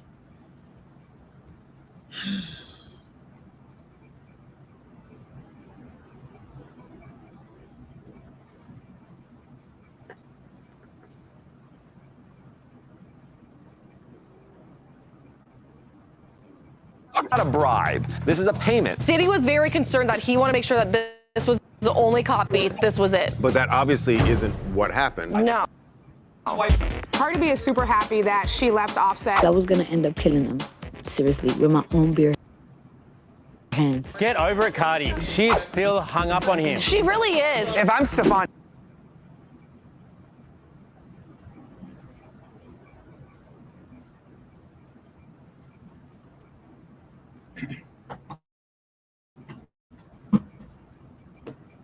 So we're getting past all the other hot topics on TMZ to get to the Diddy stuff. Who killed JFK? Where is Jimmy Hoffa? Who is the father of Bigfoot's... And then tan, and then you're wearing the short shorts. That's a little weird. Still don't know how the prosecutors got the actual hard drive recording. When they raided the house, did they get it, is my question. Or the hotel said, yeah, we'll delete it and didn't. So, what does this mean for Diddy? This is not a bribe. A bribe is to a public official. This is a payment for silence to private people, security guards at a hotel. It's legal to do this. Because the deal itself is legal, it doesn't really go toward a RICO. This isn't a criminal enterprise. So then what's the point of bringing all this up in court? To show state of mind that he was trying to cover up an illegal act. If he thought it was legal, if there wasn't anything illegal, nothing to cover up. Which means it's not looking good for Diddy. Sabrina Carpenter just released a teaser. Borderline on this one. Things go. That's great. Except that he was just on my podcast talking about it. So obviously he thinks about it. But also in these moments, you have to... Okay, they only said like 2 things about Diddy on that one. Hold on, we're going to get to Diddy shit. Okay.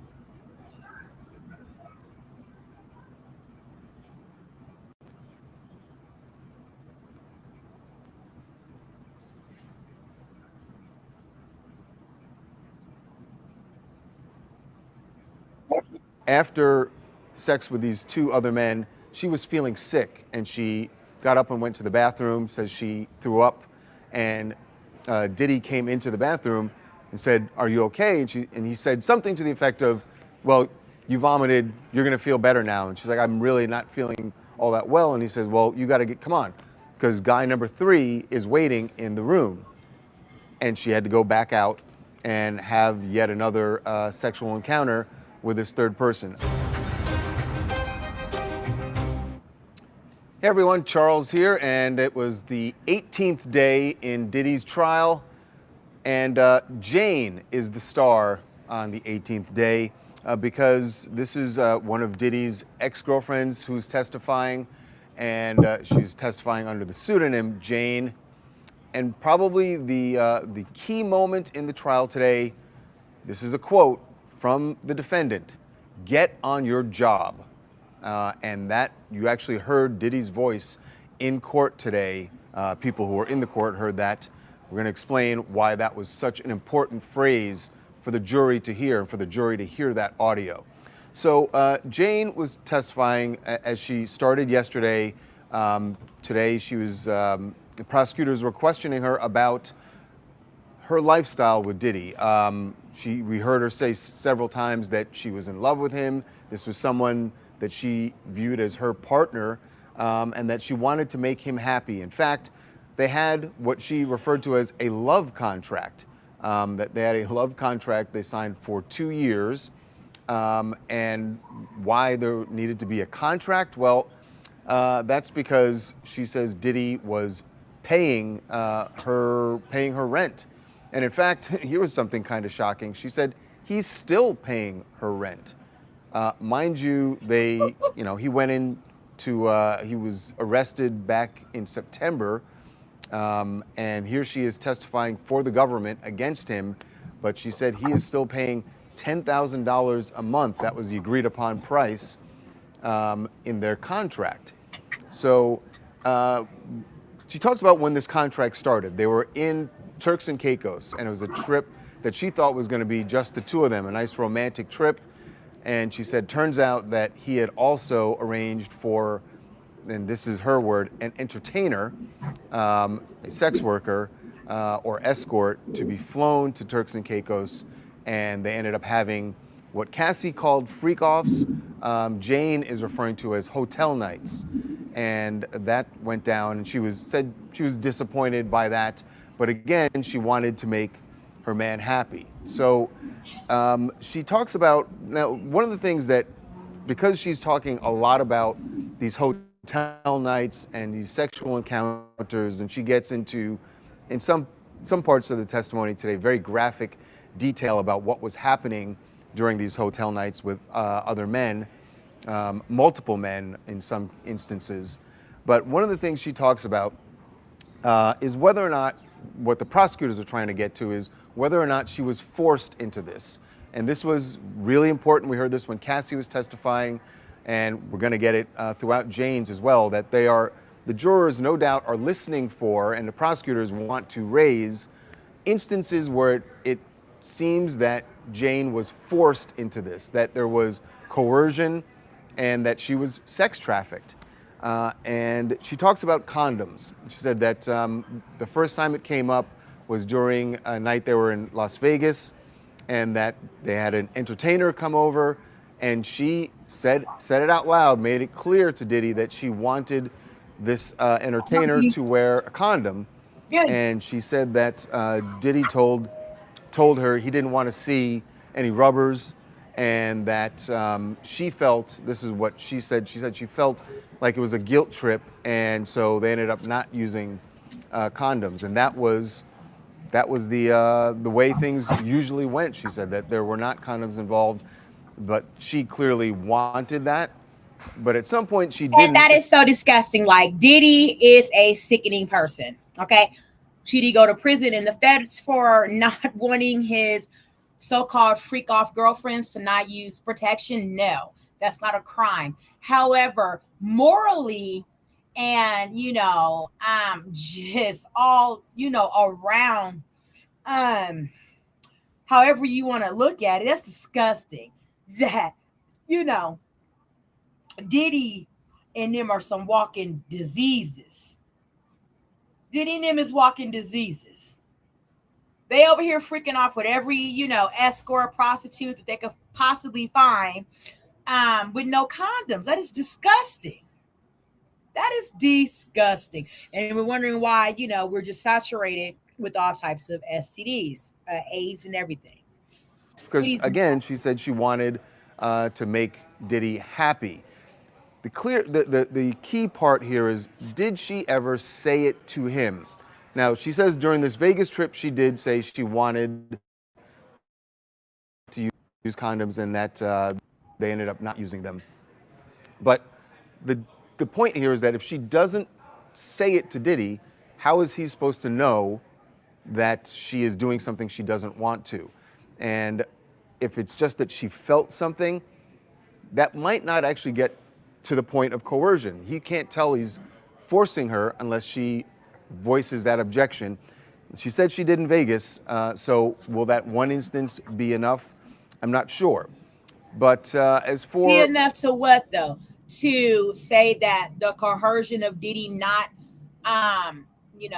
wanting her to use a condom while she willingly participated in X acts with prostitutes and escorts, that's coercion in a RICO trafficking charge? How? Enough to do what? Because it sounds like she was never beaten, she was never hit. We never have heard her testify to the extent of what Cassie did, or I don't know what the jurors have sought. I don't know. But I know what we have heard so far, and we haven't heard so far that he beat on any woman like he did Cassie or maybe Kim Porter.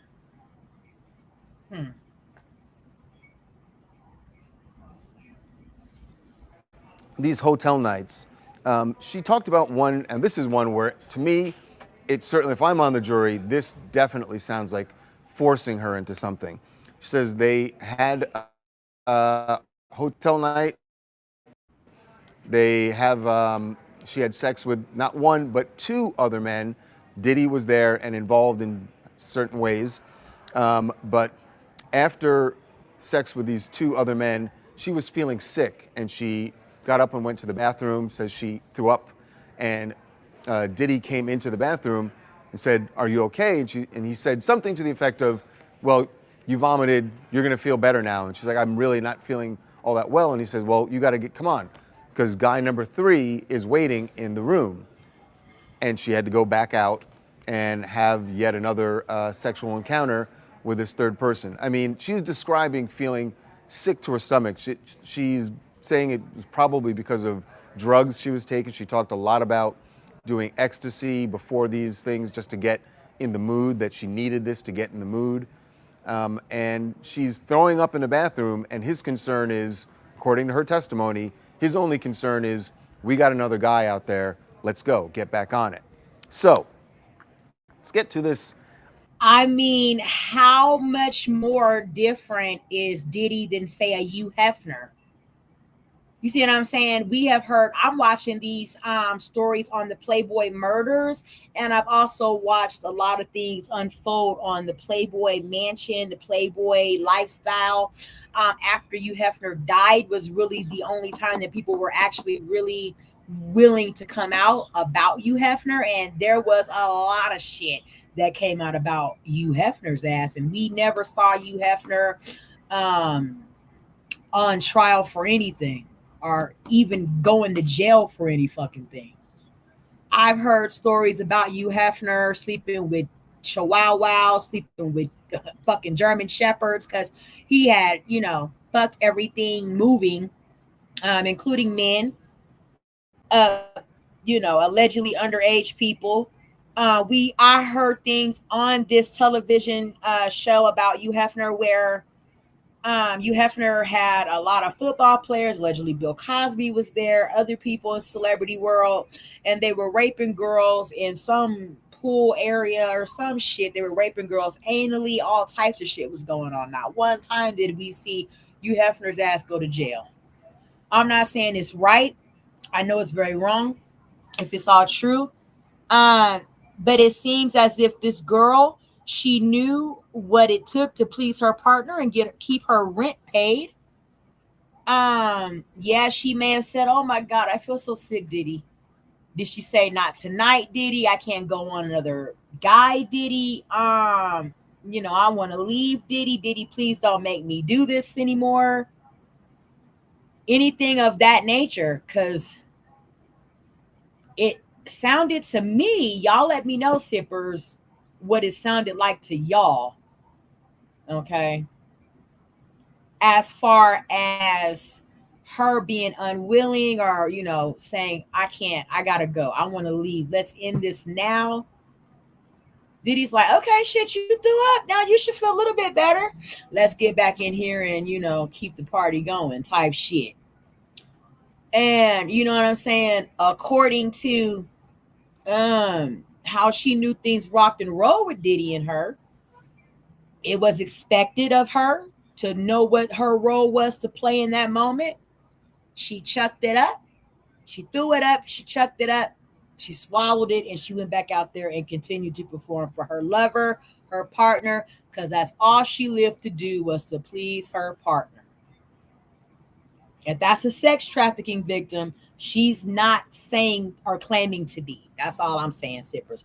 Well, what do y'all hear? Tell me if y'all hear something different. On your job, quote. And this was a voice message that was played in court. She's describing an argument that she's having with Diddy on the phone, and or they're communicating by phone, and she's saying, why are you doing things this way? They're having an argument, and she's admonishing Diddy for saying something about the father of her child. And during that argument, he leaves, and the prosecutors played this voice message in court. He leaves her a message that says, I don't have time for this, baby girl. You need to get on your job. And the prosecutors asked Jane what she took that to mean. She said, I took it to mean I need to go back to making him happy, keeping him happy with these hotel nights, with these sexual encounters, because he is paying my rent. Exactly. That her job, she was getting this money, that he's paying for her rent, and what she had to do in return was do these sexual encounters with multiple other men. So does that rise to the level of coercion? We're told from our reporter in the courtroom, that voice that when you heard Diddy saying that, he sounded annoyed, that he was annoyed that she was arguing with him about something that he clearly felt was nonsense, and what he wanted her to focus on was her job. That really does sound like coercion. And again, it doesn't have to be multiple instances of it. If they can make it clear to the jury that she felt like she was being forced into this, that gets the job done as far as that counts. Now, keep in mind that there was all day, this was just the prosecution questioning Jane. The defense has not gotten to cross-examine her yet. I'm certain that when they do, and it looks like that will happen some point late on Monday, or maybe it won't even start till Tuesday, but once they do, they're absolutely going to hit on this point that you continued to do this. It was your choice to keep taking this $10,000. It was your choice to have him paying your rent. You could have left. She has not mentioned any instances of violence, which we had with Cassie. So you can make the argument with Cassie that she felt intimidated, that if she tried to leave, if she said no, that there would be some violence inflicted upon her. We have not heard that from Jane, and so I would imagine that the defense is going to hit on that. But again, that didn't happen today, so really all the jurors heard were her tales of being, as she's describing it, being forced to do all of these sexual encounters that she didn't want to. She said she loved Sean, that she wanted to make her partner happy, and that's what she was doing, and that's why she was doing it. Will the jury take it that way, or will they start to think, that she had a choice and could have left? Here's the big difference between Jane and Cassie. The jurors don't have this video in their minds, right? They don't have a hotel beating that's captured on camera. And so it is plausible, in the words of Bill Maher, that they are going to feel like she should have left. We'll see what happens with that next week. But for that reason, and for the jury hearing Diddy's voice saying, get on your job, I think you got to say the prosecution was the winner today. And maybe the defense will be able to blunt that once they start cross-examination. But this was a long, long day of testimony from Jane, laying out all the lurid details of their sexual encounters, which she says she didn't want to be in. So got to hand this one to the prosecution. We will see what happens next week.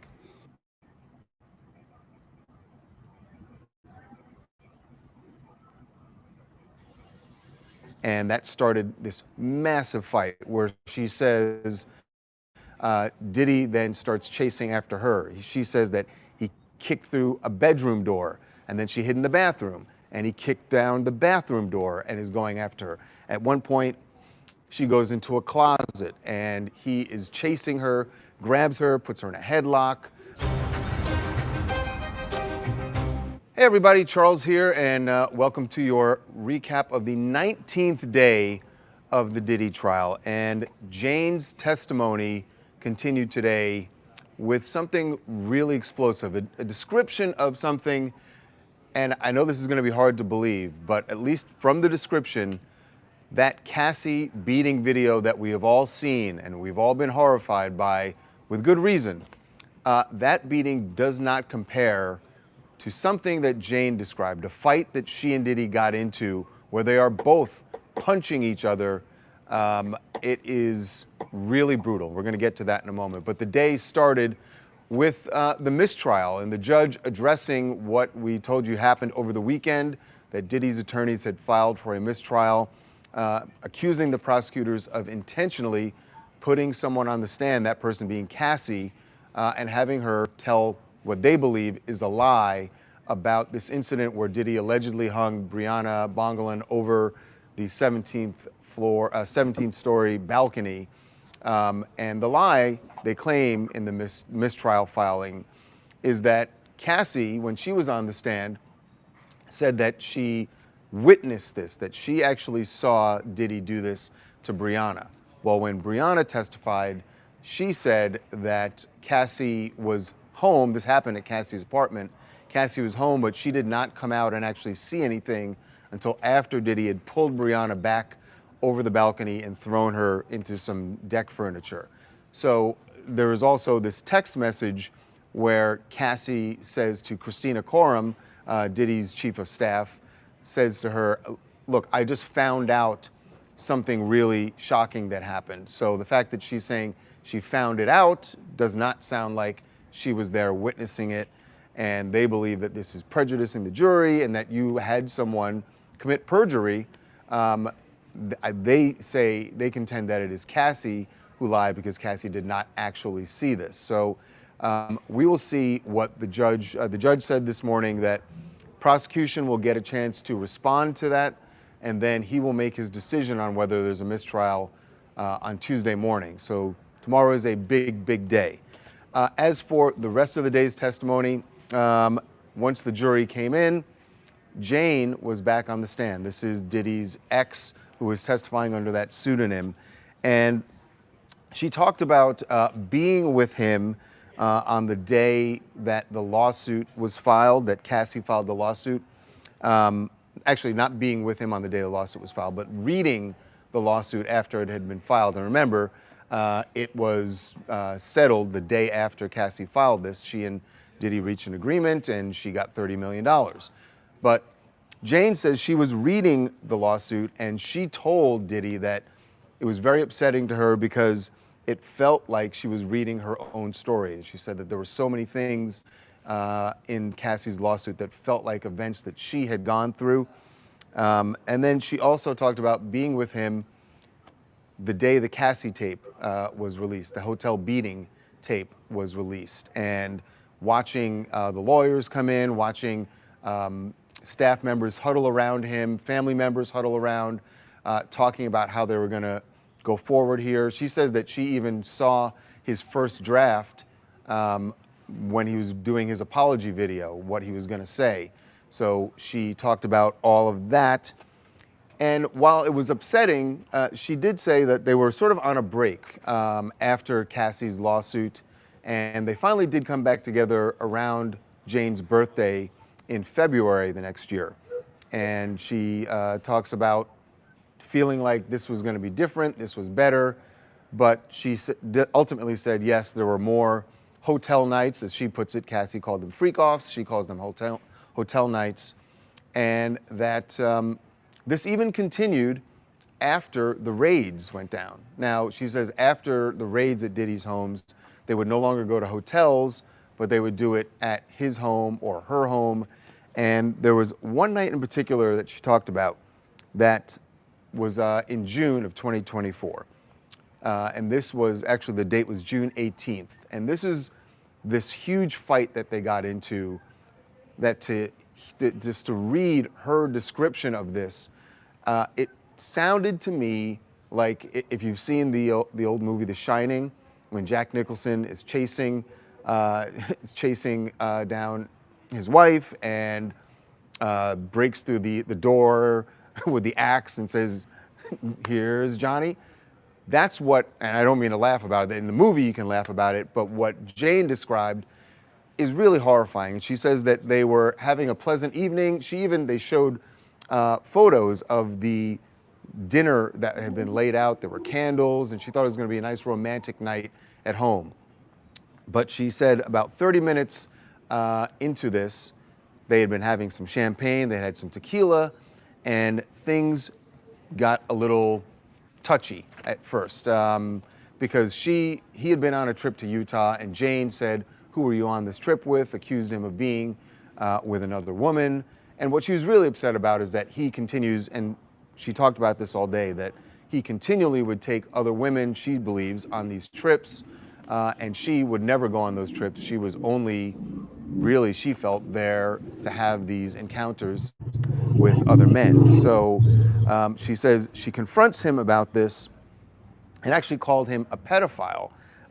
Said that, she very quickly made it clear she didn't mean that the woman that she was accusing him of being with was under 18, but she was, as she put it, 27 years his junior, not yet able to buy alcohol legally, and she felt like that was like being a pedophile, and that started a huge fight between them. She admits that she pushed his head into the kitchen counter, and that when he bent over to tie his shoe, and she pushed his head into the kitchen counter, and that started this massive fight where she says Diddy then starts chasing after her. She says that he kicked through a bedroom door, and then she hid in the bathroom, and he kicked down the bathroom door and is going after her. At one point, she goes into a closet, and he is chasing her, grabs her, puts her in a headlock. She finally escapes from this closet, says she manages to change her clothes, and then she runs down the block from her home 6 blocks away and hides behind a wall and stays behind this wall for 2 hours and then goes back to the house. And when she goes back to the house, she says that Diddy is still there, and there's more fighting that goes on. She says he eventually kicks through a guest room door.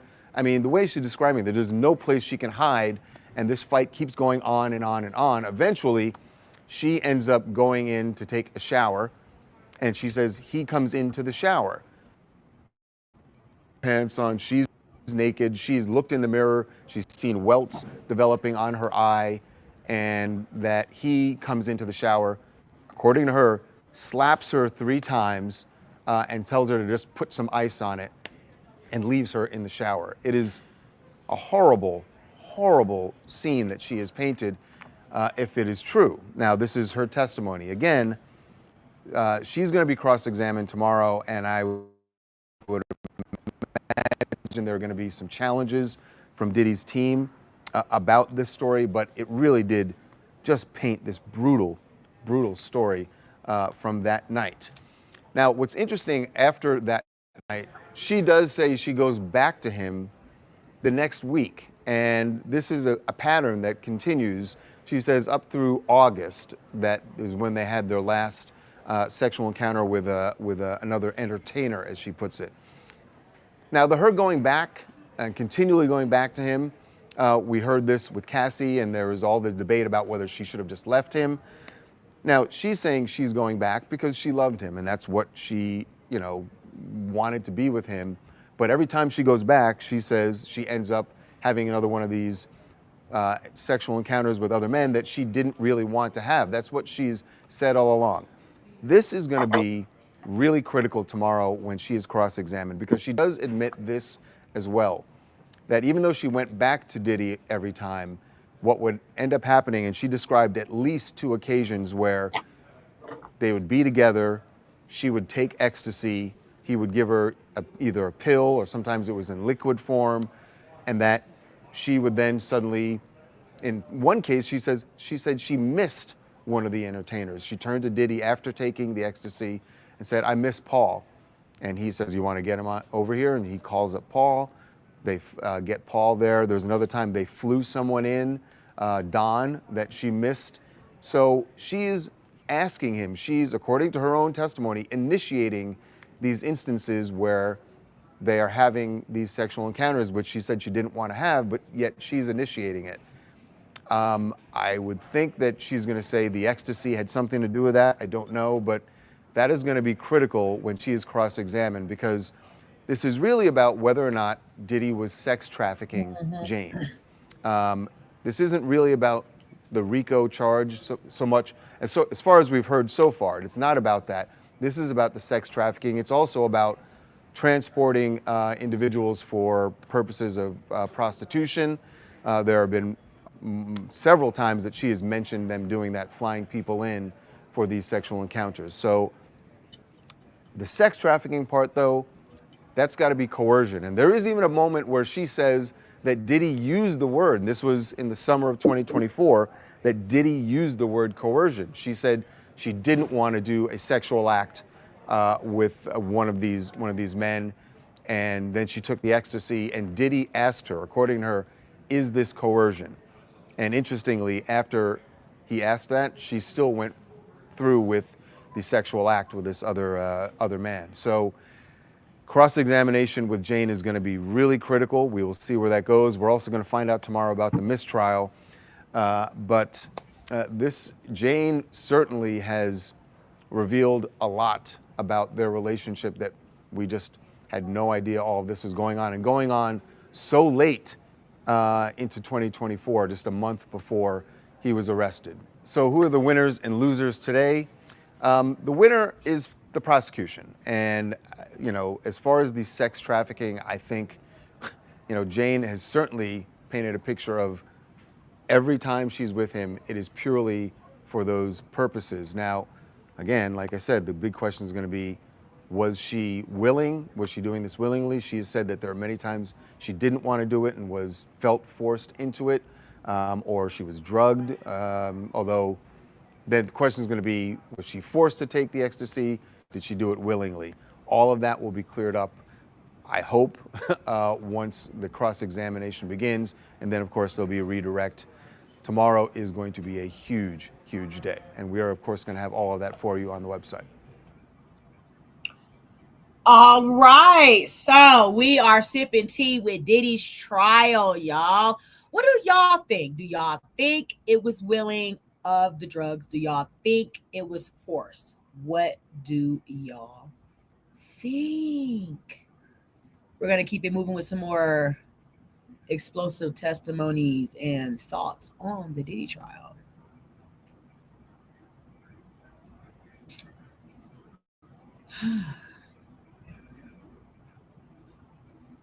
Let's get into some sidebar.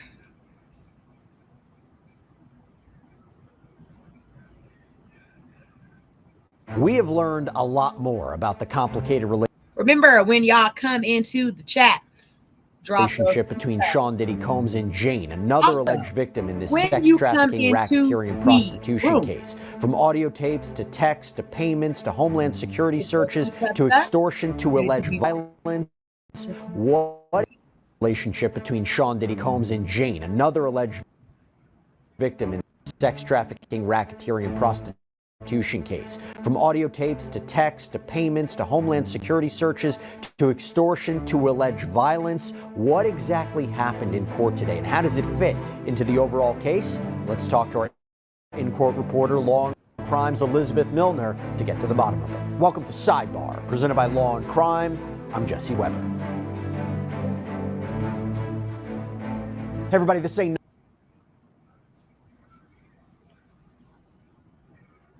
Remember, when y'all come into the chat with your teacups up, drop them down and in the chat. Like and another subscribe. Law and Crime legal alert. If you received Depo-Provera birth control shots and were later diagnosed with a brain or spinal tumor called meningioma, you may be eligible for a lawsuit. That's right. Morgan & Morgan is investigating claims that patients complicated. It's complicated by her messages to Sean Combs. It's complicated by her testimony that she was with Combs basically a few weeks up until his arrest.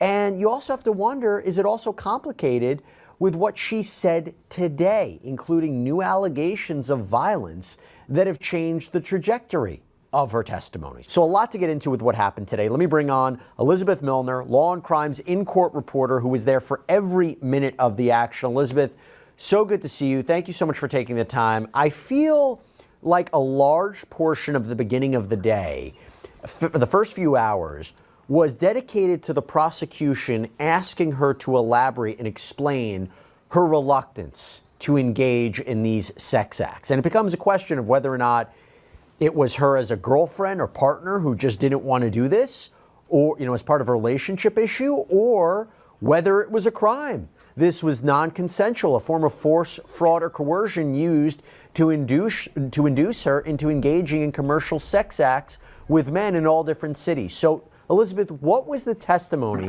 from the first few hours today about this reluctance?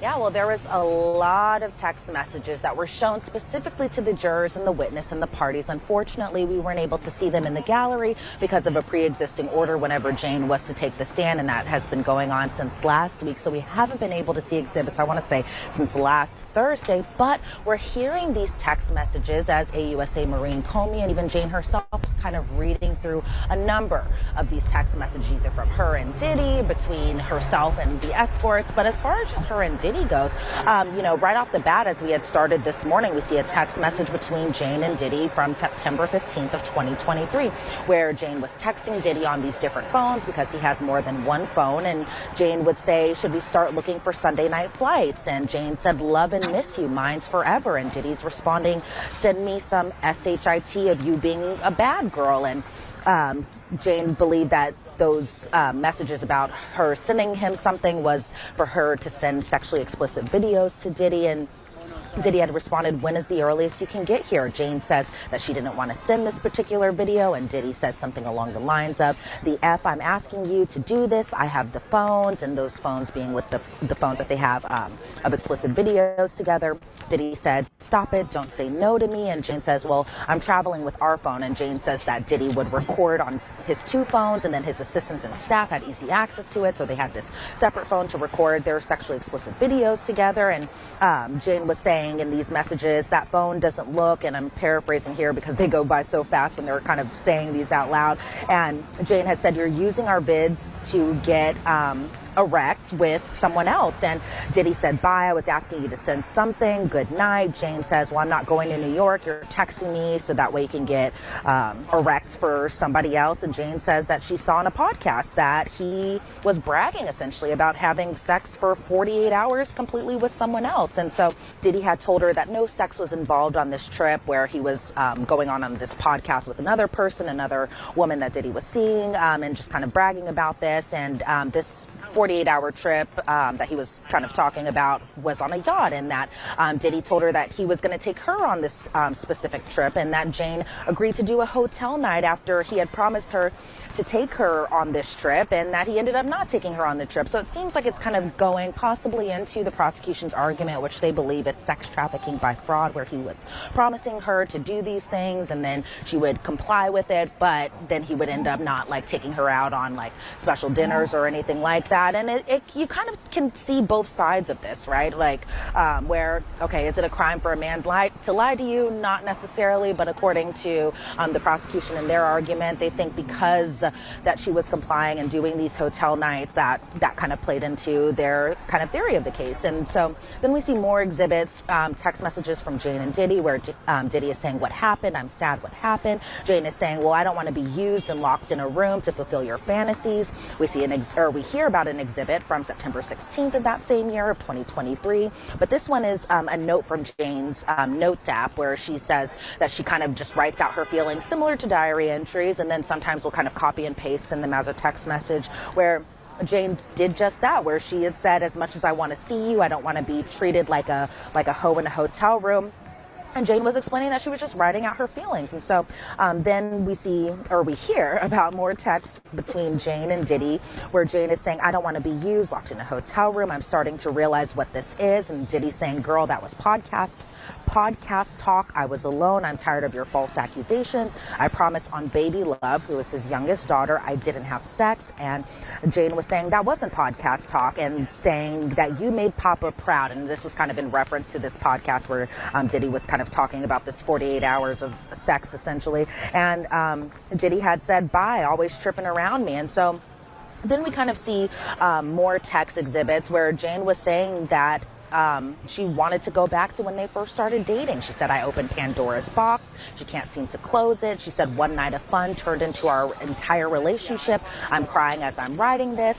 And Diddy is responding, stop, girl, let's talk. And then he sends her an audio message. And then Diddy can be heard on this particular audio message. So the jury is hearing this. We're hearing this out loud inside the courtroom, where Diddy has kind of this raspy voice, and he's saying that he was sick in bed. The message you sent me, what's the problem? We have an actual open relationship. What's the problem?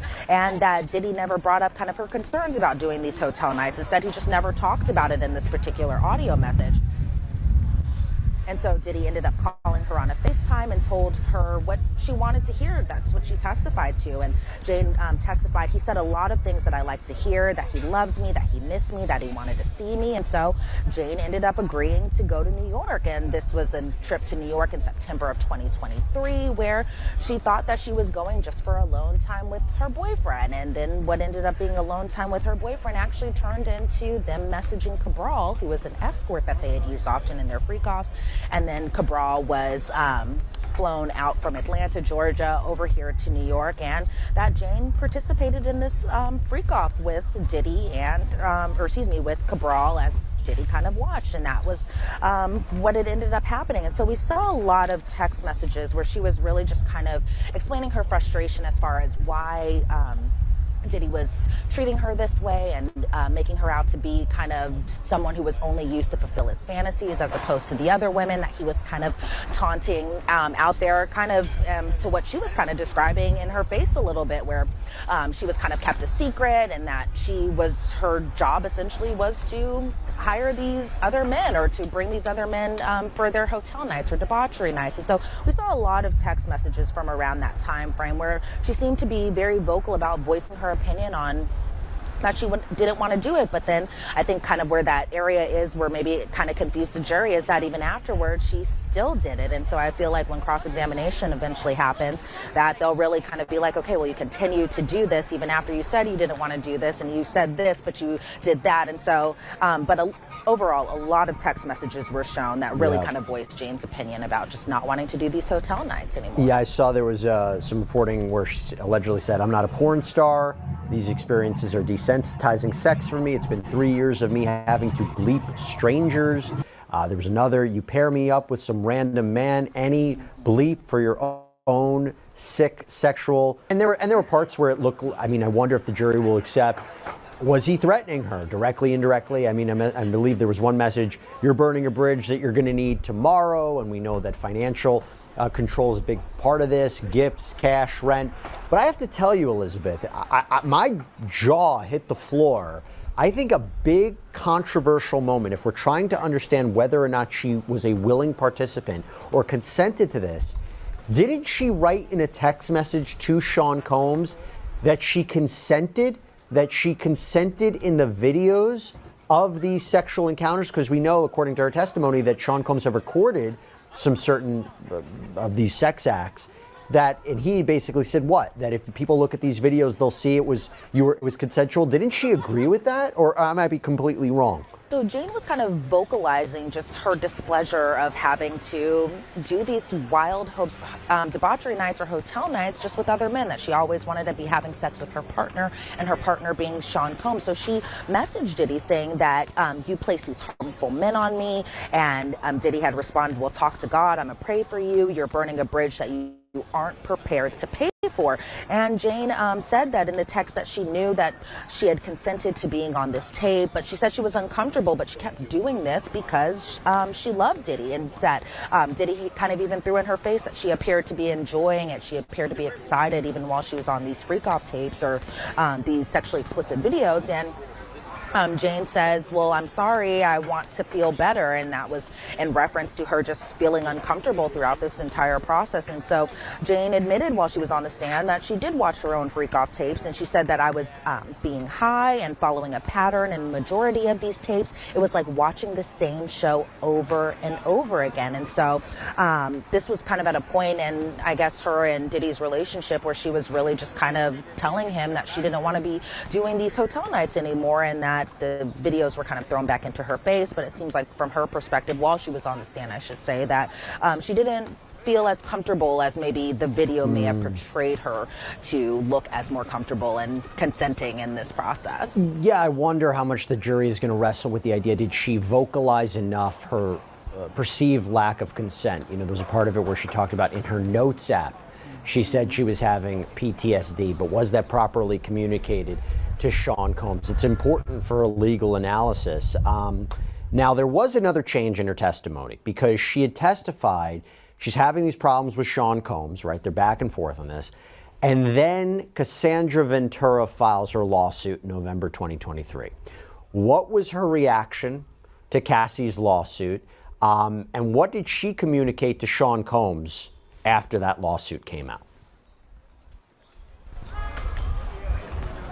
And so I will say this about the prosecution when they were kind of laying this out to get eventually to Cassie's lawsuit, is they were kind of showing us piece by piece, month by month, all these text exhibits, or we were hearing about these text exhibits. The jury actually saw them, but just about how Jane was uncomfortable by doing these hotel nights, right? But then we get to Cassie's lawsuit, and I was really kind of surprised to hear Jane's reaction while she was on the stand about Cassie's lawsuit. Because even in reference before, where her and Diddy would get in kind of these verbal spats with one another, where Jane would kind of throw out, I'm no Gina, I'm no Cassie. And so I thought, okay, well, once we get to Cassie's lawsuit, maybe she didn't have the nicest things to say about Cassie in reference to her lawsuit. But as far as Jane is concerned, it was actually the opposite of what I was initially thinking. So when we get to the part about Cassie's lawsuit, Jane was explaining that it was all over the place. I almost fainted. In fact, I think I did. And then Maureen Comia asked, well, why? And she says, because there were 3 specific pages that were just harrowing. And mind you, when Jane's on the stand, she is very soft-spoken. Sometimes when she's like testifying, I'm just kind of like, oh my goodness, I need to hear you a little bit louder. But she's very soft-spoken when she's on the stand. But Jane was explaining that she read the entire complaint, and that she said these pages resembled my own experience. I was bewildered. I was in shock. I couldn't sleep. It felt like a nightmare. And so the jury was able to see an exhibit of Cassie's lawsuit that was filed on November 16th of 2023. Jane said previously she did meet Cassie a couple of times, but in passing. She said it was around the 2015-ish time frame. So that's notably when she was when Cassie was still with Diddy. And the two had met at a fashion show and at a Father's Day celebration. But the two never spoke outside of just meeting each other in passing years before she had even filed her lawsuit, that being Cassie. But Jane was saying that she had a lot of sympathy. She says, I can't believe I'm reading my own story. And that was in reference to Jane talking about Cassie's lawsuit. And then this is when she's kind of getting emotional on the stand, a little choked up here, where Jane was explaining that she texted Diddy after. So we heard about a text message, this from November 17th of 2023. It was between Jane and it was between Diddy. So that was the day after Cassie had filed her lawsuit, but also the same day that lawsuit was settled, but also the same day the federal government opened their investigation into Diddy. So a lot's kind of going on in that day unknowingly to Jane. But the text from Diddy said, SMH, I'm stressed and sad. We're supposed to be on the same page. Jane said, well, how can we both be on the same page? And then she was saying that she had to go to the doctor. And then Jane, a couple days later on November 19th, she said, I've been crying for 3 days. I feel like I'm reading my own sexual trauma. You recently threw me up in a hotel for days. God woke me up from this sick trauma. And again, I'm paraphrasing here. There was a lot more in this message where Jane was explaining, I feel manipulated. This was sexual exploitation. You knew this was coming. You made me feel gaslit. You made me feel crazy. Because also remember around this time, everyone, Jane was texting Diddy that she was starting to feel very uncomfortable doing these hotel nights and felt like that was the only thing that she was being used for. Then Diddy, a couple days after she had sent that message about crying for 3 days, Diddy said, call me on this phone, it's important. So then there was an exhibit that we heard about. It's from November 19th of 2023. It was a file. And so I was like, okay, well, maybe it's an audio note, it's a voice note, but it was a recording of a phone call. And so you hear Diddy picking up this phone, or at least answering on this phone saying hello. And then it's weird because it kind of sounds like they're in a car. It sounds like they're outside. It was kind of weird to at first initially listen to this. And so I'm trying to write down everything that Diddy is saying to her. And he is saying, I'm sorry you feel this way. I know we can't talk on these phones. I called and reached out to you. Sorry you feel this way. It was some kinky shit I thought we both enjoyed. I don't want you to feel this way. I'm not supposed to talk on the phone. And then you can hear Jane saying, I've been crying for 3 days, reading it all word for word. But what's interesting, Jesse, is that this was a recorded phone call between Jane and Diddy, but Jane said while she was testifying today, she had no idea she was being recorded. She had no idea. She wasn't the one who hit record. She doesn't know how this particular phone call was recorded, but Diddy's on this recording saying, well, everything we did was mutually together. But I think a big question for me is listening to this audio message. I didn't know if he was talking about Jane or if he was talking specifically about Cassie. And so Jane was saying on this recording, well, I'm just effed up right now. It still bothers me. But then you can hear on this particular audio recording just kind of like, at first I didn't know what that sound was, but then Jane had testified that she heard Diddy writing with a Sharpie and a notepad on this recording. So possibly insinuating that he was taking some notes and writing down what she was saying. And so we hear this on the recording, just kind of the scratching of what she says was like a Sharpie pen onto a notepad. And then Diddy's on this recording saying, well, I'm here to help you. You know what I'm saying? Try and take a deep breath, okay? How can I be there for you? Let's get through this together. This was some kinky fun together. I need you to get some rest, please. And then Jane's on the recording saying, I'm going to pray for you. Then Diddy's on the recording saying, call KK if you need me. And Diddy asked if Jane was recording him, which is ironic given the fact that Jane was the one who was unknowingly being recorded on. And so Diddy was saying, and so Diddy was saying that he can't talk on this phone, and Jane was saying that she had told Diddy that we were just talking about this, that being the sexual trauma that she experienced, and then obviously with Cassie's lawsuit it really brought out more things. And then Diddy's on this recording saying, well, you bought me the videotape to look at what we do. Can you get some sleep and we'll talk to you later, or later talk to KK. I need your support, please. If you need anything, call. He said, I need your support, please. If you need anything else, call KK. And then Jane and Diddy spoke on the phone that day. We hear another recording from the same day, November 19th of 2023, still same instance where Jane didn't know she was being recorded. And Diddy can be heard on this recording saying, I really need your friendship right now. I called you back to make sure you're breathing.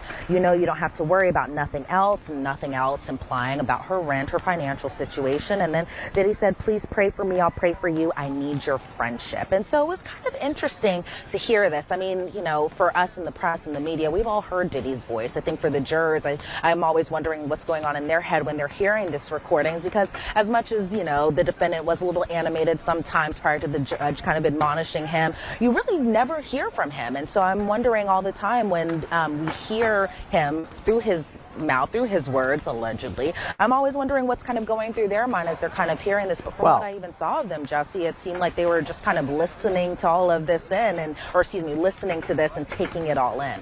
Well, I wonder if an argument could be made that will be probably made by the prosecution. He did this purposely because he had consciousness of guilt. He knew the Cassie lawsuit. He knew other people could come forward and say something. And he was basically trying to have her on tape, maybe acting like he didn't know this was being recorded, but having her on tape, taking notes. Everything was consensual. This was just freaky, right? We're all good. You know, I'm here for you. You know, again, that could backfire and be quite problematic in the eyes of the jury.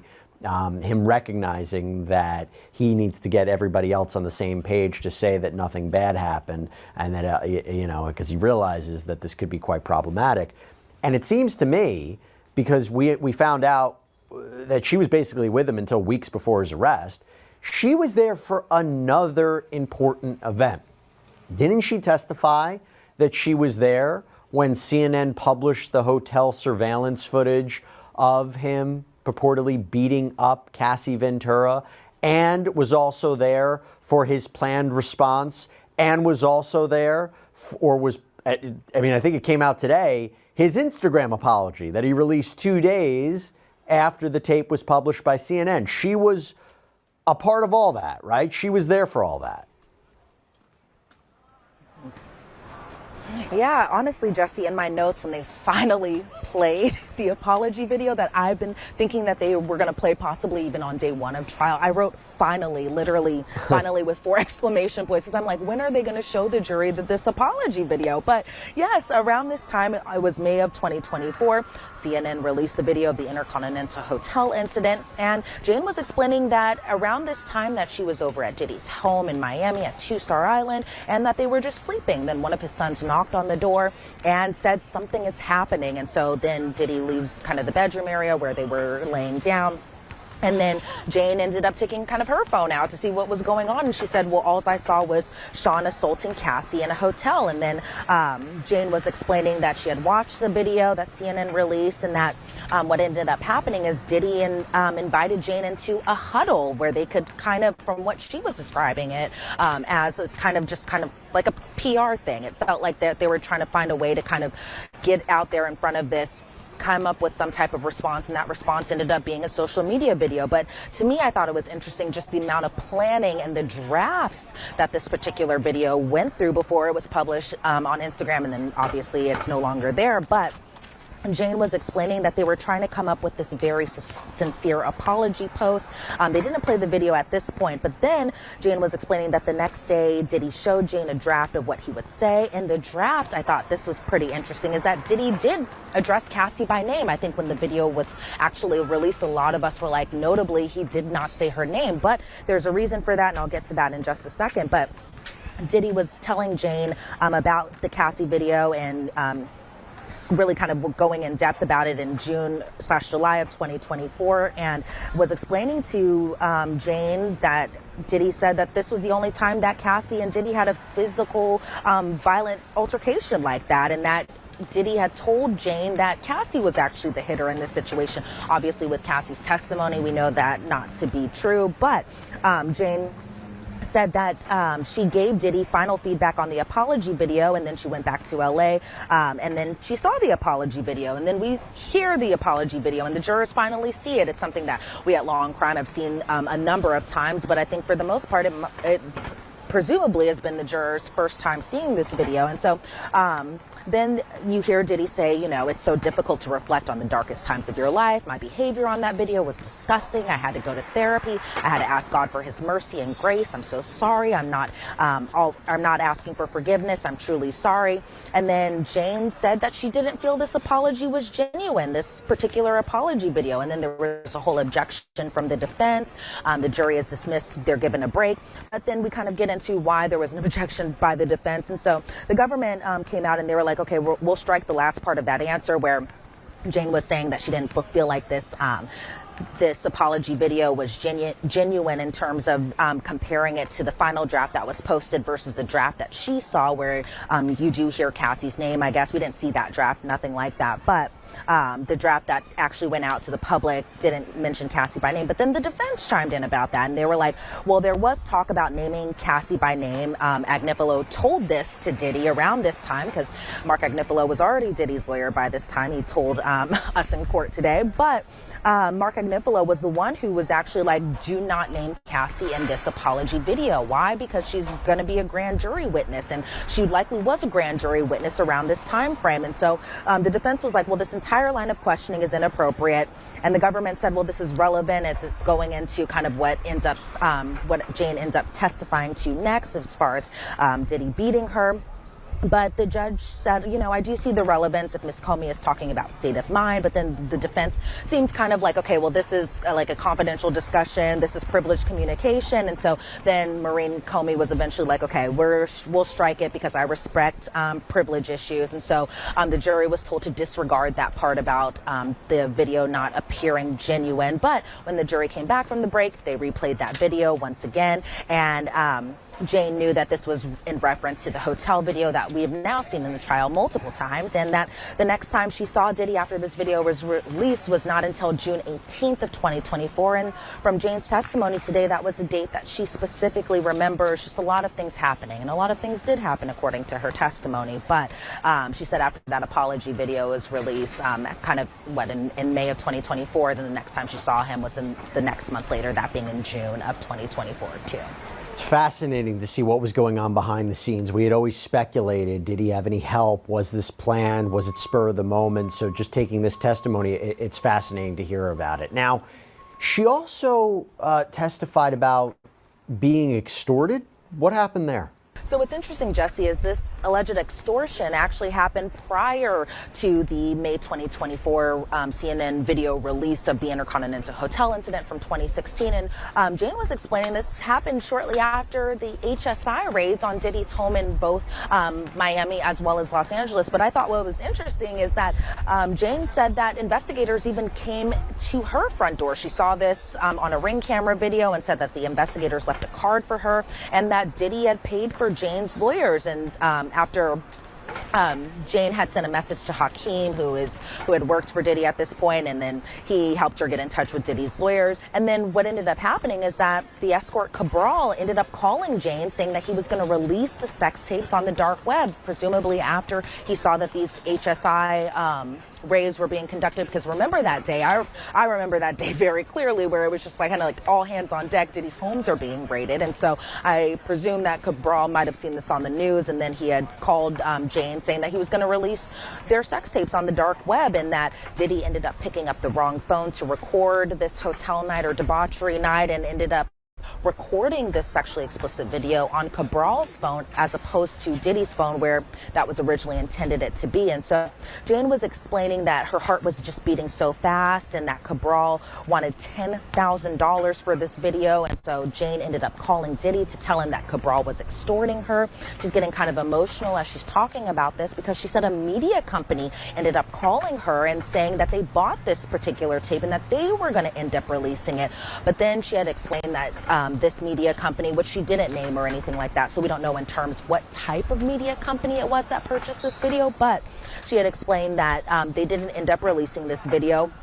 And she said even after he being Cabral had extorted her, she never saw him again. And so this was March of 2024, where she was explaining that she had never saw Cabral again even after this incident. The two had never spoken since then. And so it was kind of interesting, because I remember even just around that time, there was a lot of rumors swirling around that people have videotapes of Diddy and these freak-offs. But according to Jane's testimony, she said that a media company did buy it. But again, we don't know this media company. We don't know who they are, if they were actually going to plan on releasing it. But she was explaining again that she and Cabral never spoke after this particular alleged extortion.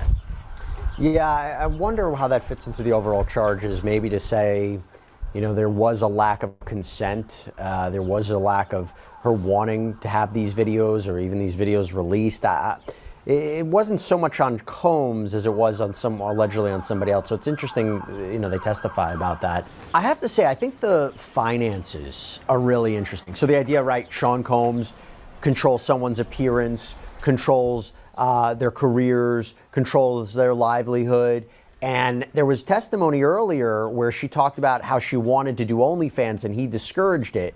The way that I was reading it, it came up again about her earning her own money. Talk to us about this and whether or not this was during a break in the relationship, because I guess the idea would be if she's earning money on her own, that goes to the idea of this is what she could have been doing, but Sean Combs was controlling it. He was controlling her life. He was controlling her finances to get her to do what he wanted. Did she talk about earning her own money?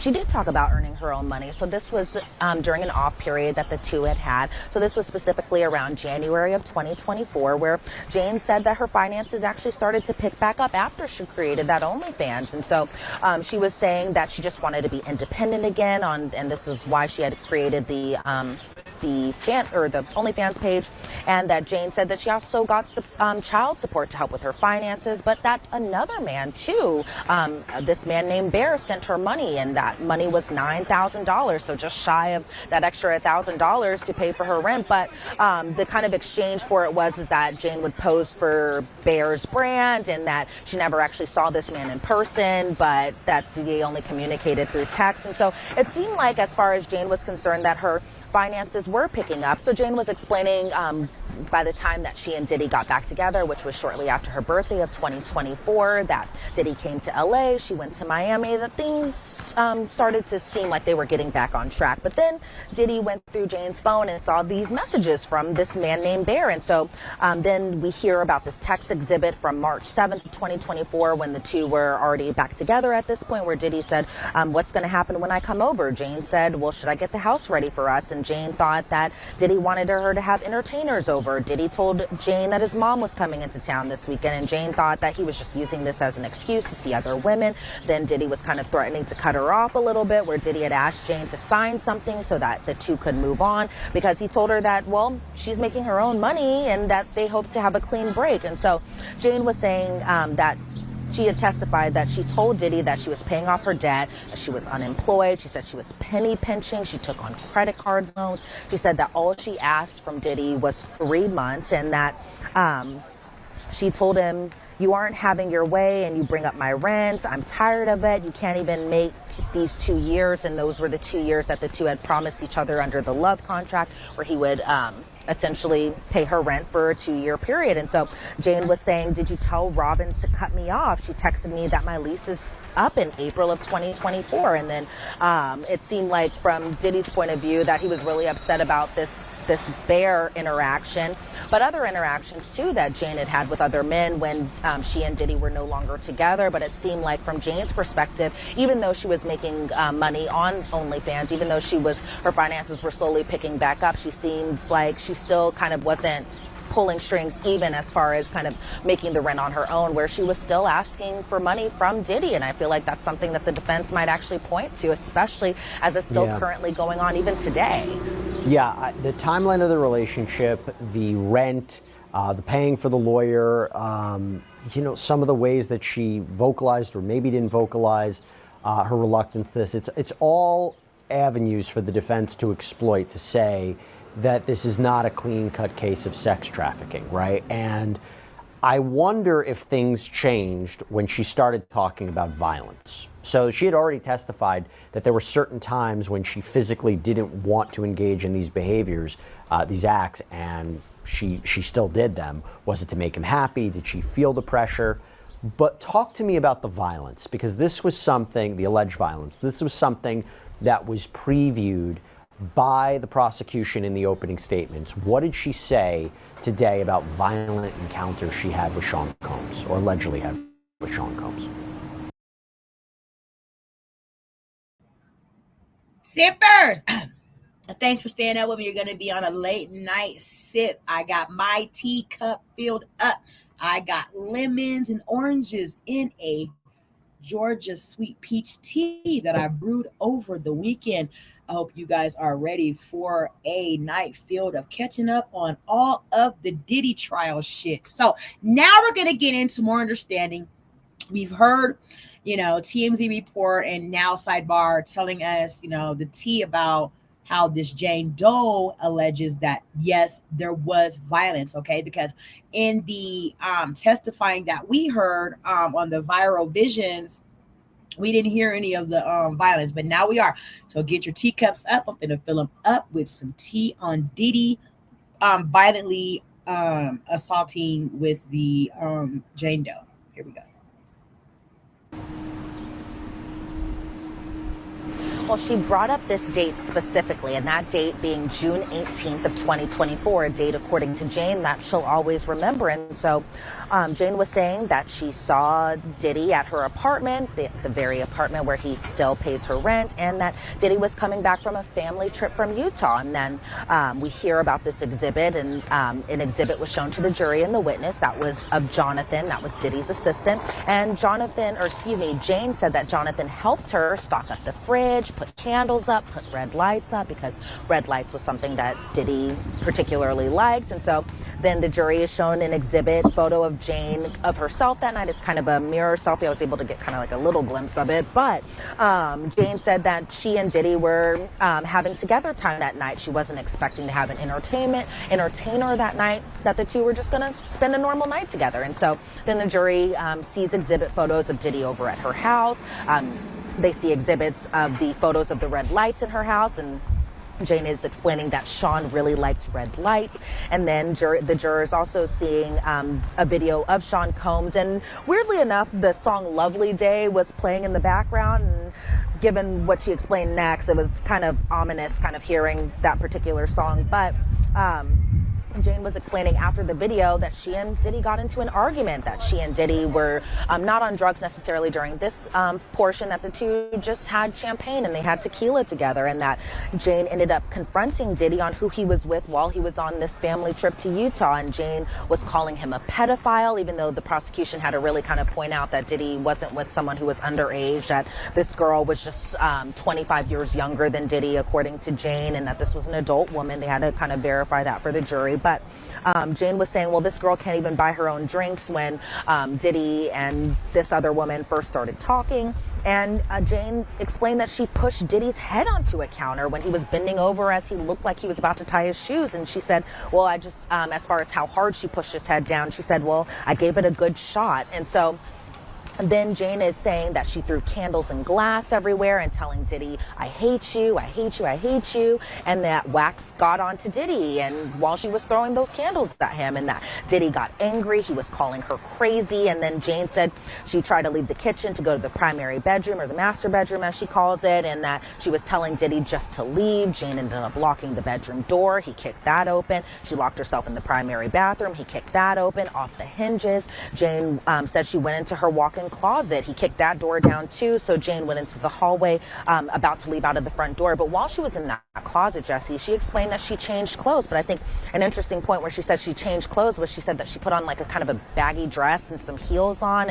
And she said that while she was back in the hallway trying to leave out of the front door, that Diddy ended up kicking her and then put her in a chokehold. And she said, I couldn't breathe. I was on my tippy toes. And that she ended up kind of squirming her way out of his grip. And she said, I just wanted to run and get away from him. And so she ended up hiding behind this wall 6 blocks away from her house, barefoot. Because remember, as I said, she was in heels for a little bit, and she said that she was just barefoot in a dress, and she said, I just needed myself. I needed to get away. So she didn't even have a phone on her when she had left. She didn't have her ID on her. She had nothing on her but her person, according to her testimony. And she said she hid for about 2 hours, or what felt like 2 hours to her. And she said when she turned the corner to head back towards her apartment, she said, I saw Sean walking toward me. And Jane said that she went into the guest bedroom of her home. Diddy kicked that door in too.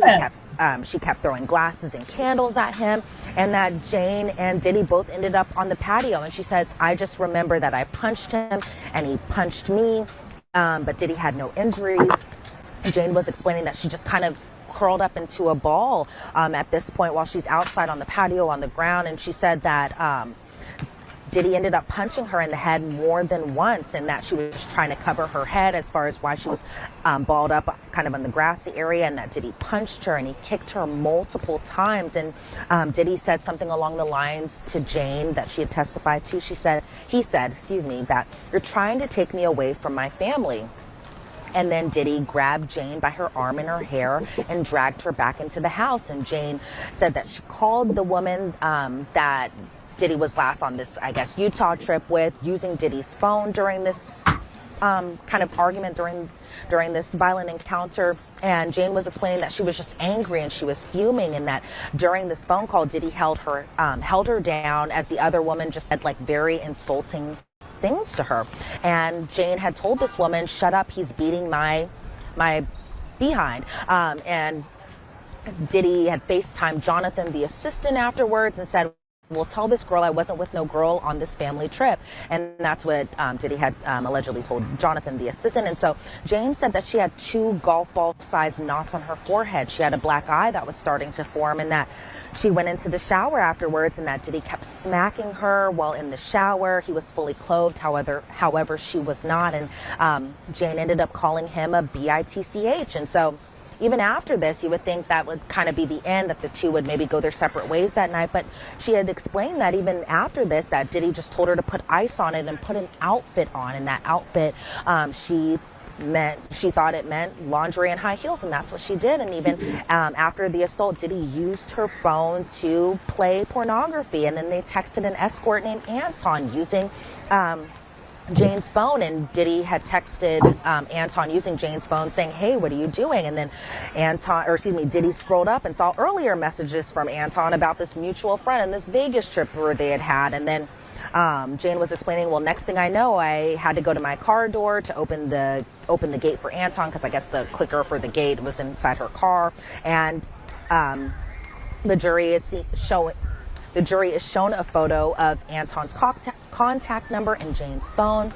Jane says that Diddy told her, we aren't going to end the night like this. And so she ended up covering her bruises and the knots on her forehead, the knots with her hair and the bruises with makeup. And it's interesting because that's kind of similar to what Cassia testified to, as far as just what she did to cover up the injuries that she sustained too during her relationship with Diddy. But then Anton ends up arriving to Jane's apartment. Then Jane and Diddy went to another room. Diddy confronted Jane about these messages between herself and Anton, as far as this mutual friend, which was an unnamed rapper, and that Diddy accused Jane of cheating on him and all this other stuff. But ultimately what ended up happening is that she just took an ecstasy pill, and she ended up performing oral sex on the entertainer named Anton. And she said it felt like forever, that she felt like she wasn't in her own body when she was doing this, and she felt disgusted and terrible, and that Jane didn't even tell Anton about the earlier violence, but he ended up leaving. And then she and Diddy kind of continued. He was accusing her of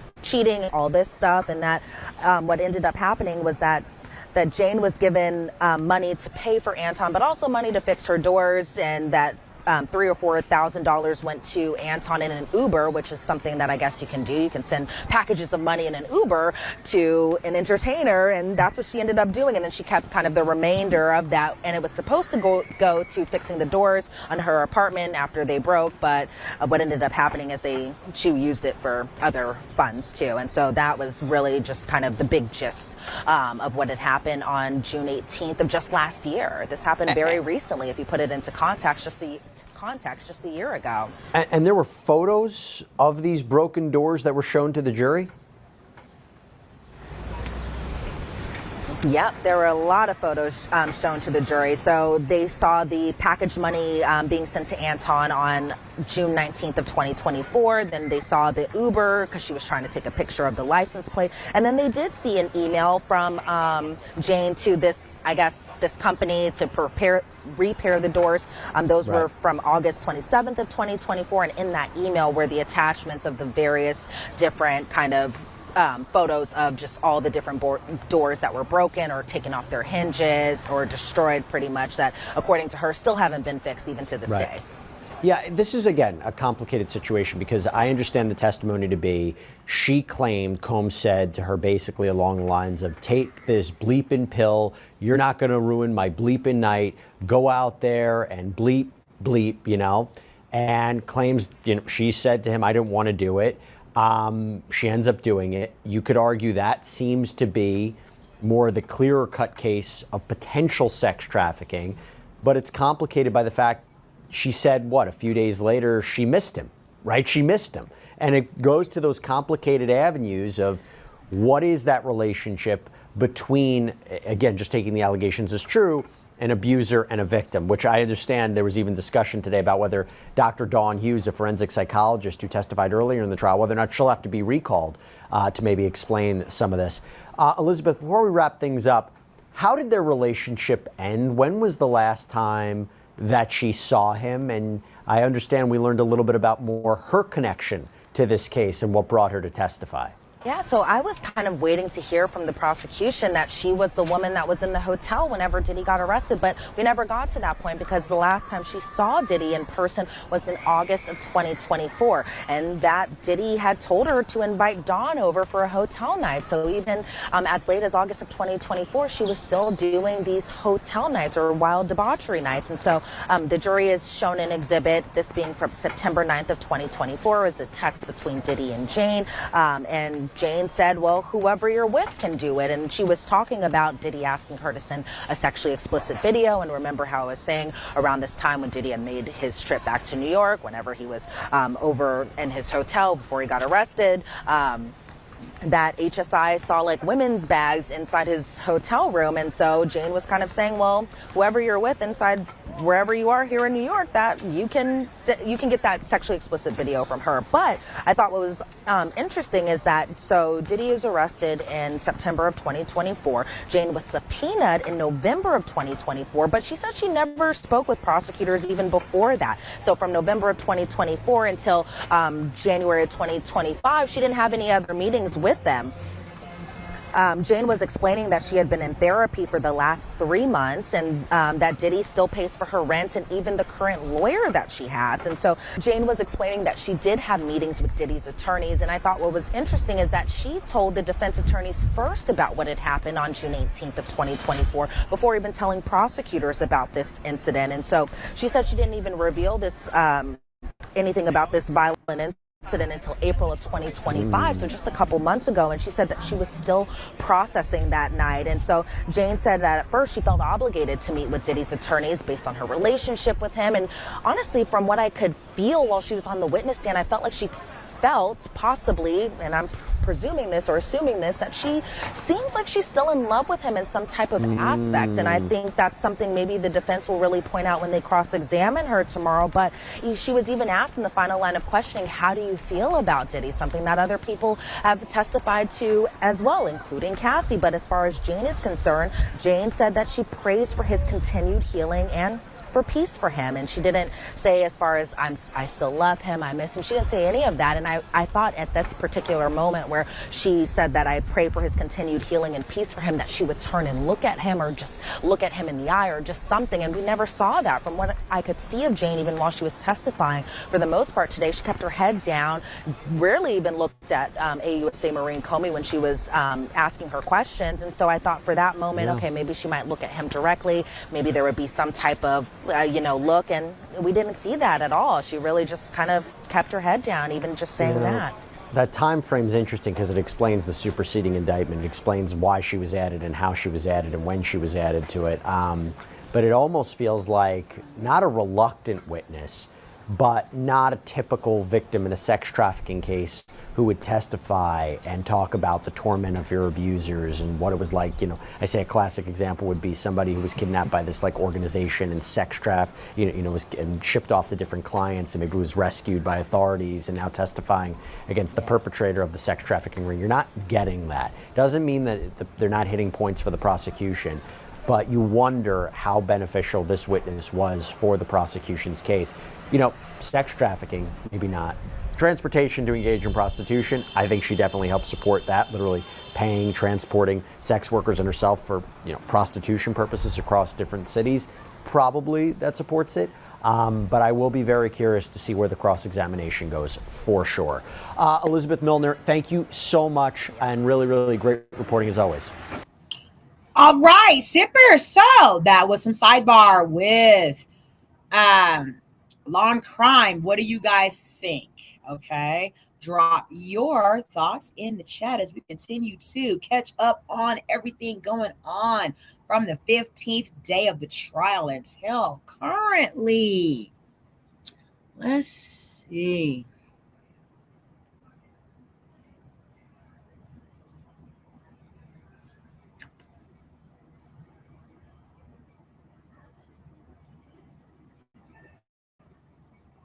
Hey, I really don't know what's going on with you, but I just want to just give you a heads up that I'm about to really disappear on you. You feel me? Diddy accuser Jane has taken the stand.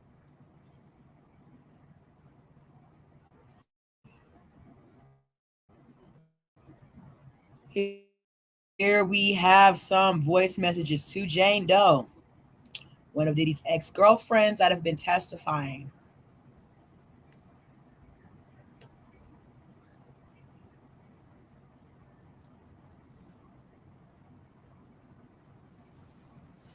As soon as my computer catches up to our stream.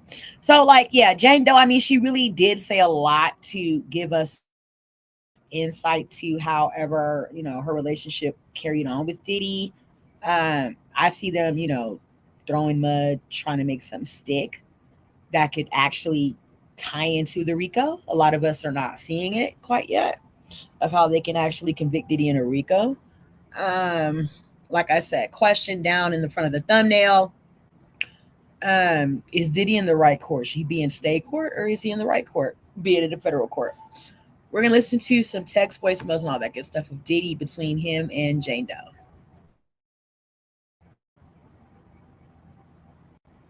Whenever my computer catches up to the stream. Thank you guys so much for sipping tea with Tanisha late night. Maybe hurting it. Let's break down some of the top moments for you right now. Welcome to Sidebar, presented by Law and Crime. I'm Jesse Weber. Hey everybody, this is another Law and Crime legal alert. If you received Depo-Provera birth control shots and were later diagnosed with a brain or spinal tumor called meningioma, you may be eligible for arguably the second most important witness so far in Sean Combs' criminal trial. It seems prosecutors hope that her testimony will support transportation to engage in prostitution, sex trafficking, and the racketeering charges. But here are the questions. What were the strengths of her testimony? What's going to help the prosecution? But also, what were the weaknesses? In other words, what can the defense use to their advantage? I want to talk about it. And to be clear, she's still testifying, okay? So this is a breakdown of what we've heard so far. Everything could change as she continues her testimony. But for this, let me bring on criminal law attorney, former prosecutor Melba Pearson to talk more about this. Melba, so good to see you. Thank you so much for taking the time. Great to be with you again, Jesse. Generally speaking, before we get into the specifics, how do you think Jane is coming off so far? So let's be very clear. I believe survivors, all of that. And she did have some very, very heartbreaking aspects to her story. She kind of gives a mixed bag. So in some ways, she substantiates and bolsters the credibility of some of the other witnesses that have testified. She's definitely kind of reinforced the dark aspects of being in Diddy's world and all of the awful things that he does to people, and is clearly not a one-off, right? Because of the fact that she talked about so many different horrible things that she had to endure. But on the flip side, I think there's some questions about her credibility, not in terms of did this happen, but how much of this was coercion and how much of this was her choosing to stay for a better lifestyle. And again, I mean, these types of cases are very complicated. And, you know, when you think about domestic violence, a lot of people don't think about, you know, emotional abuse. They don't think about financial abuse and things like that. But again, you know, there's some of her testimony did smack me wrong. So I don't, it's going to be a mixed bag. Let me tell you this. What you just outlined is kind of what I have been wondering myself, and wondering if the prosecution needed her for this case. But let me explain where I think she actually has done well for the prosecution. I'm going to get to sex trafficking in a little, but I got to say, I think she is really helping to prove transportation to engage in prostitution, that charge. And she makes up one of the specific charges. I think it's count 5 in the indictment. By the way, this carries up to 10 years in prison, so it's a serious federal charge. But it is literally the accusation that Combs allegedly transported sex workers and Jane in interstate and foreign commerce on multiple occasions with the intent that they engage in prostitution.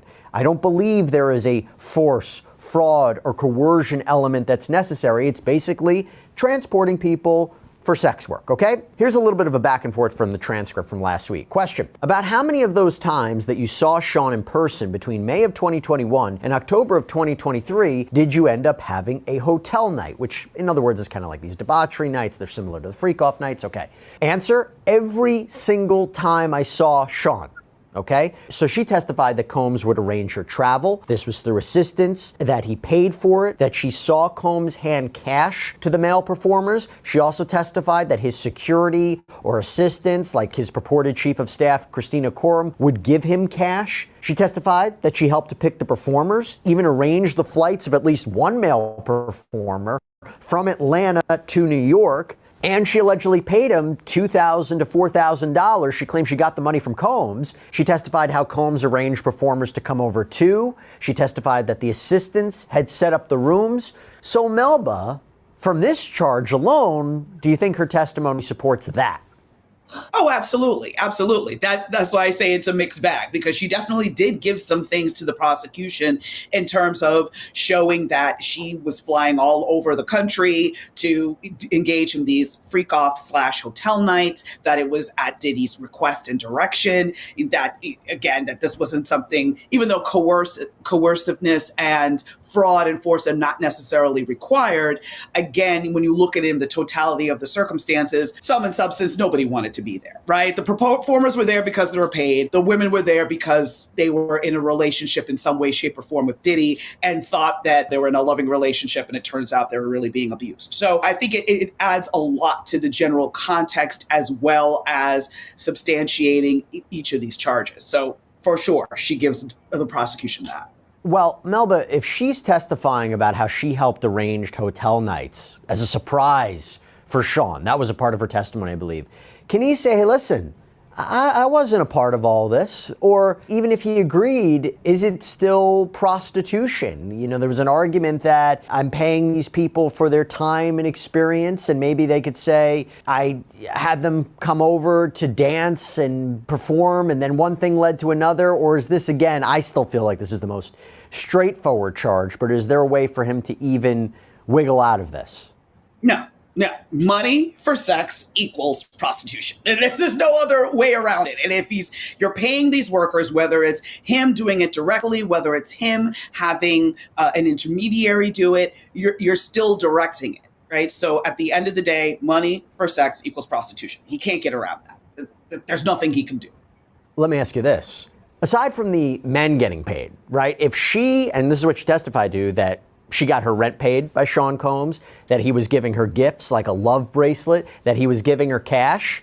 Is she the commercial aspect? Is she getting paid and flown around for sex work? Realistically, yes. But the flip side of it is that I don't think she went into it with that arrangement in mind. So in her mind, she thought she was in a relationship. In his mind, I mean, who can really tell if it was a relationship or he was using her as a sex worker or a hybrid thereof? But it's not that straightforward that, okay, we're having a commercial transaction, you and I, you give me money, I give you XYZ in return. It didn't seem to be that kind of relationship. She talked about, I was in love with him and we had all these beautiful nights together, and I got upset when he was flying some other woman around on a private jet and wouldn't take me to the Turks and Caicos, that sort of thing. So to me, that takes away the commercial sex work aspect as in terms of intentionality. She did not intend to be a sex worker. That's not what she came to the table to do. She thought she was getting a boyfriend. Okay, now let me move on to the most controversial charge, sex trafficking. Force, fraud, coercion. Force, fraud, coercion to induce Jane into performing commercial sex acts. That's the allegation. This is the mixed bag.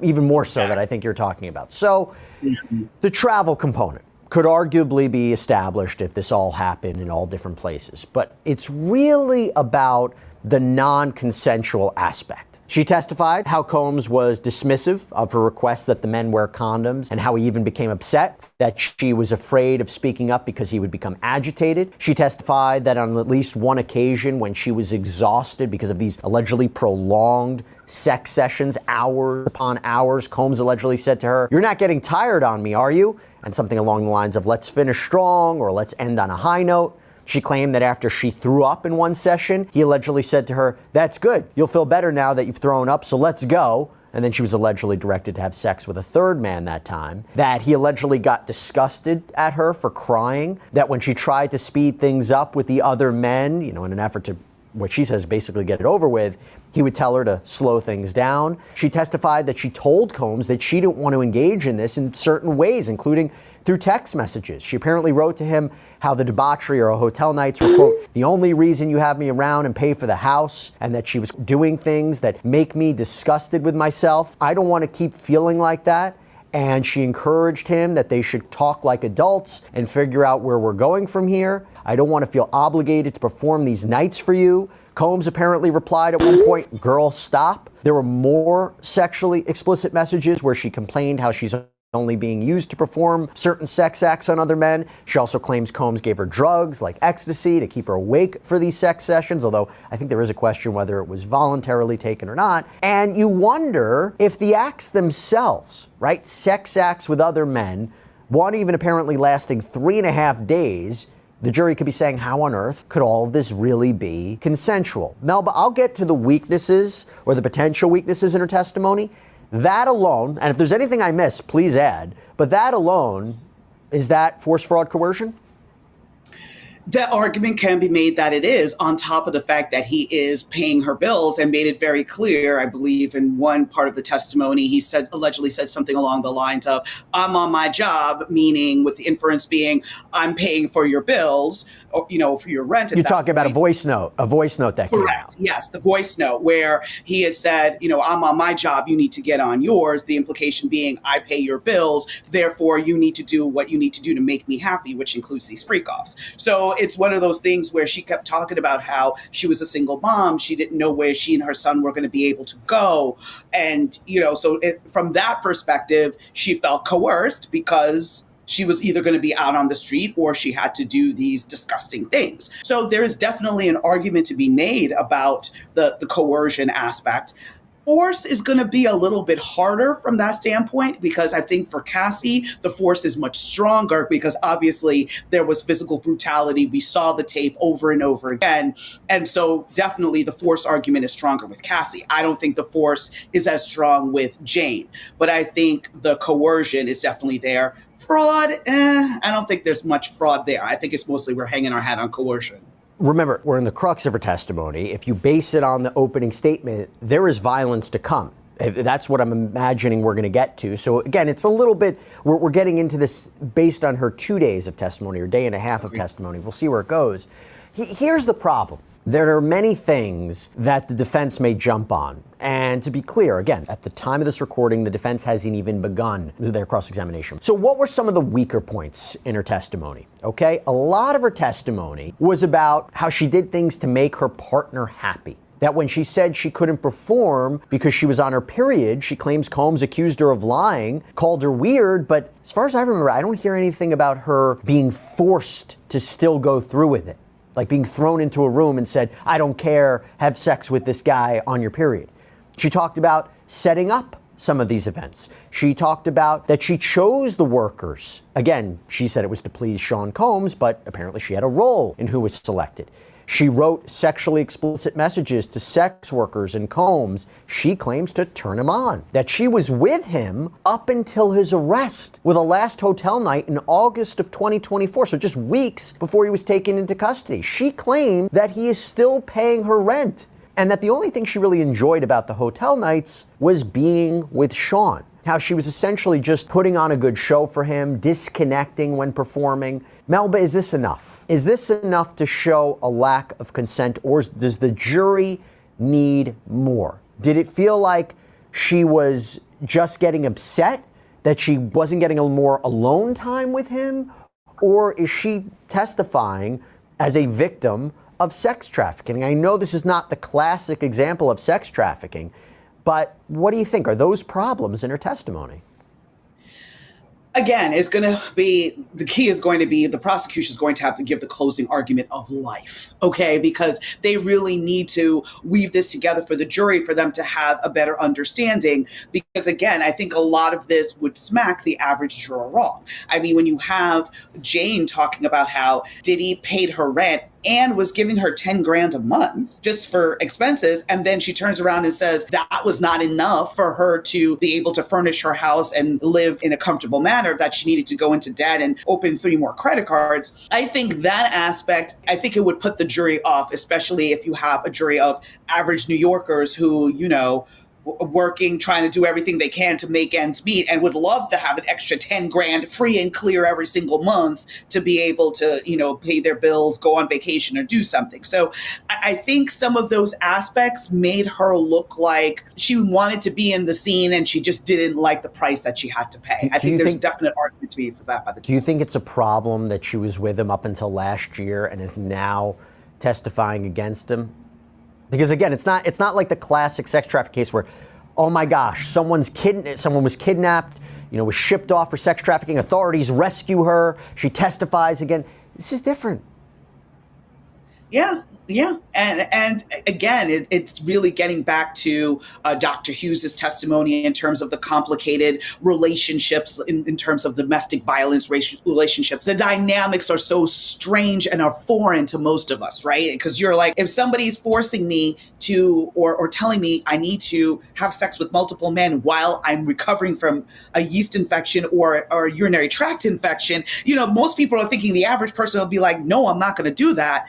You need to go somewhere else with that foolishness. So I think hearkening back to Dr. Hughes's testimony would be the best play for the prosecution to kind of explain why she even continued to sleep with him all the way or be in these situations all the way up until 2024. Do you think Dr. Hughes will have to be recalled? There was a little bit of discussion this morning about whether that's a possibility. Again, she is a forensic psychologist who talks about the complicated relationship between a victim and an abuser and why they stay in touch and why they might behave in ways that look inconsistent with being abused, but there are different explanations for it. I'll give you an example. I was wondering, do you think Jane vocalized her lack of consent enough for legal purposes as opposed to, I hate to say it like this, but I wonder if this is how the defense is going to characterize it, a disgruntled girlfriend, right? She talked about giving subtle clues at times that she didn't want to do something. And when she did it feel like she was upset she didn't get alone time with him or she's being victimized? I'll give you an example. This is from the transcript. Do you have an estimate of about how many times you told Sean that you did not want to keep having these hotel nights? I don't have an estimate, but I know I definitely wasted in a sense of mostly text messages. Jane, between May 2021 and October 2023, did you try to bring this up with Sean over the phone and in person? Yes. Once or more than once? More than once. And each time, did he react essentially the same way? How did he react? Just upset, defensive, belittling, dismissive? Melba, again, do you think Dr. Dawn Hughes has to be recalled to explain this? And did Jane, in your opinion, based on the testimony so far, did she vocalize her lack of consent enough to put Sean Combs on notice and to make it clear that he was sex trafficking her or allegedly sex trafficking her? So to answer the second question first, I think she vocalized her displeasure and lack of consent enough. Because I think it just felt like she said it 10 different ways from sunrise, whether it was a text message, whether it was phone calls, him ceasing to speak to her for like 3 weeks or something along those lines, after she said that, you know, this is problematic, et cetera, et cetera. So his reactions to what she said made it clear that he heard her loud and clear and did not like what she had to say. So I think from a legal's perspective, yes, she had clearly said that I don't want to do this. Now, the fact that she kept doing it, separate discussion, but she always said that this was not something she wanted to do. This is not the relationship she wanted to have. Talking about the Pandora's box, like I feel like I opened Pandora's box and now this is the only basis of our relationship and there's nothing else. She made it clear this is not what she wanted to do. So I think that part is very clear. Now, in recalling Dr. Hughes, I'm on the fence. I almost feel like if I was a prosecutor, I would have waited to call Dr. Hughes, knowing the types of testimony that was to come, because of course you knew what order pretty much you were going to call the witnesses in. So if you knew you had multiple girlfriends who had similar experiences, then you kind of wait and have Dr. Hughes come and explain all of the behaviors in one fell swoop, rather than bringing her on to explain Cassie's behavior and then try to recall her for the narrow purpose and have to fight with the defense. First of all, they had to get Cassie on the stand immediately because she was about to give birth. Of course, so they had to do that. I think there's something to say now the jury knows where Dr. Hughes is coming from in that mindset. Then you call Jane as opposed to after. You know, they're already primed for it in a way. So I hear you, but I think, that's another way of looking at it. Look, I wonder also how granular the jury's going to be. And I don't know if this is even necessarily a question of whether Jane was credible or not, as opposed to maybe other witnesses who testified, because there were opportunities for her to make it sound much worse, to make it more of a clear-cut case of force or fraud or coercion, and she didn't. For example, she testified how she didn't really want to have sex with this guy that Combs brought over, who she claimed was sweaty and he smelled, and how Combs seemingly tried to encourage it, and that Combs, ended up having sex with her as the guy was hovering over her, and then he excuses him and brings somebody else in. I mean, to really make it sound worse, and if she really was, what the defense maybe will say is, oh, she's only out to get Diddy, she could have said, oh, he forced me against my will to have sex with him. And that, I didn't quite get that. I mean, it's pretty disturbing to say the least. You're around the guy you don't want to be with and he's hovering over you. It doesn't take away from that. And you go back to something else that I wanted to mention as well. Whether manipulation and financial control are elements of sex trafficking, right? So when she complained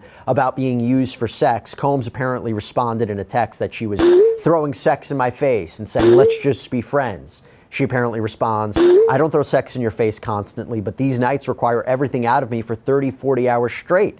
I figure on my birthday, you would switch it up on me. You're making me feel used right now, and now you're breaking up with me? And then about financial control, she claimed that Combs paid her rent, discouraged her from making her own money through OnlyFans. So, you talk about financial control, alleged manipulation, and then allegedly controlled her appearance, including paying for her to get veneers because he didn't like her teeth, that he wanted her to get piercings, which apparently she did. She claims she actually developed an infection as a result of it. So the financial control, the alleged manipulation, the control of appearance, these are the opening paragraphs of the government's indictment. When they talk about how Combs engaged in a pattern of abusing women and forcing them into sex acts as part of racketeering, do you think that those are compelling aspects of her testimony?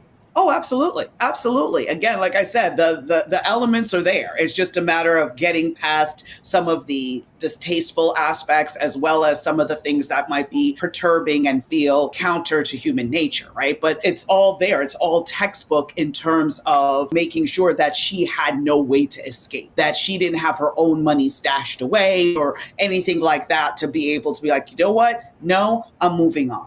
He's making sure to control all of that, which is classic domestic violence. And that's also factors into the whole coercion aspect, because again, if you don't have any other options and he's forcing you to do something you would want to do, there we are. So I think those aspects are going to be strong for the prosecution. And, she texted him apparently complaining that she hadn't seen him alone outside of a hotel room or a hotel night. And Combs apparently responded, well, get over it, please. Look at the roof over your head and that pretty smile. I don't want to do anything if that's still an issue. So something to think about there. Okay, let's put sex trafficking to the side. Now I want to talk about racketeering. So for racketeering, it's essentially Combs allegedly operated a criminal enterprise using his business and his staff to commit crimes and cover them up in this systematic abuse of women that went on for years. And the prosecution needs to prove at least two underlying crimes: sex trafficking, forced labor, kidnapping, arson, bribery, possession and distribution of narcotics and controlled substances. Take your pick. Well, Melba, the assistants, the security, allegedly setting up hotel rooms, the travel, carrying cash, his former chief of staff, Christina Coram, helping with Jane's piercing. Has Jane's testimony about this, does it help with that element of racketeering? I think it does. I think it does, because the drug use, because remember, she didn't get the drugs herself. It was always Diddy or his team that got her the drugs and all of that. So you've got the drug trafficking. And again, you've got all the aspects of moving around in order to do these hotel nights, which again lends itself to sex trafficking. So I think that she helps. Now, is she the linchpin in the prosecution's case in terms of proving racketeering? No. But she is one building block by, again, showing the depths to which Christina Coram was engaged in all of these acts, and in terms of orchestrating and managing and all of that, and her level of awareness, and how much Diddy's organization was involved in each of these aspects on a day-to-day basis, which again, it's harder to argue that this is not racketeering because you're involving your company in your day-to-day personal life in this matter. It's not just, okay, yeah, I'm getting a flight for you and your girlfriend. It's, I'm getting a flight for sex workers to come to do a freak off. You can't tell me that they don't know what's going on, right? So clearly he's using his businesses, he's using his employees to be able to further these hotel nights, these freak offs and all of that. So again, I think you have it there. But at the end of the day, I think the prosecution already has RICO from Kid Cudi, from the blowing up of the car, because that's arson, and Capricorn Clark, because he held a gun to her head and told her she couldn't leave, which is armed kidnapping. So everything else to me at this juncture is gravy. No, it's a good point. Yeah, I think the more the better, right? The more the better that they sell the jury options, right? Give the jury options for predicate crimes. But let's talk about that. So in terms of the underlying predicate crimes, we already discussed sex trafficking, put that to the side. But here's one. Jane testified that these hotel nights were like work. Is that forced labor or no? Because she's not necessarily an employee. She's not an employee, yeah. So I don't think it's forced labor. I think you get forced labor. I thought it might have been a stretch. Clark, yeah, Capricorn Clark and David James. Right. You remember when one of the security guards told him, you know what rhymes with tired? Fired.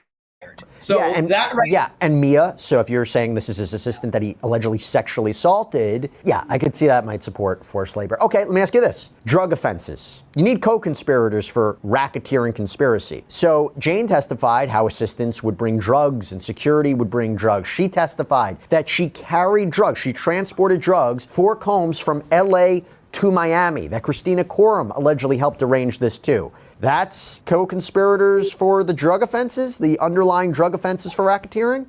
Absolutely. Absolutely. Without a question to me, because again, they knew what they were doing. They got the drugs, not for themselves, but at the behest of Diddy in some way, shape or form, whether it was Diddy directly saying it or Diddy telling Christina and Christina going ahead and telling them to do it. But regardless, it came through the organization from the top. The order is get cocaine or get ecstasy or ketamine or whatever it is, because there's a freak off, there's a hotel night, whatever the case may be. So yeah.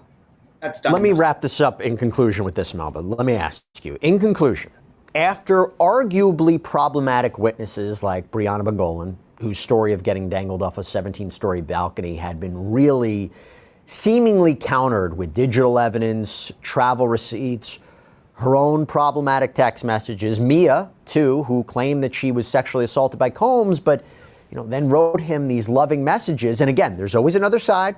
There's always a way to explain trauma and why people might stay in touch with the people who abuse them or write loving messages. There's always an alternative explanation. Not the cleanest case for the prosecution, not the cleanest witnesses for the prosecution. Having said all that, after they testified, as of right now, and there's more testimony to go, is Jane the best witness to call to prove their case? I don't think she was the best, but the reality is when you're putting together a case of this magnitude and of this scale, you're going to have a mixed bag of witnesses. You're going to have some strong ones. You're going to have some amazing ones who are really going to bring the case home for you.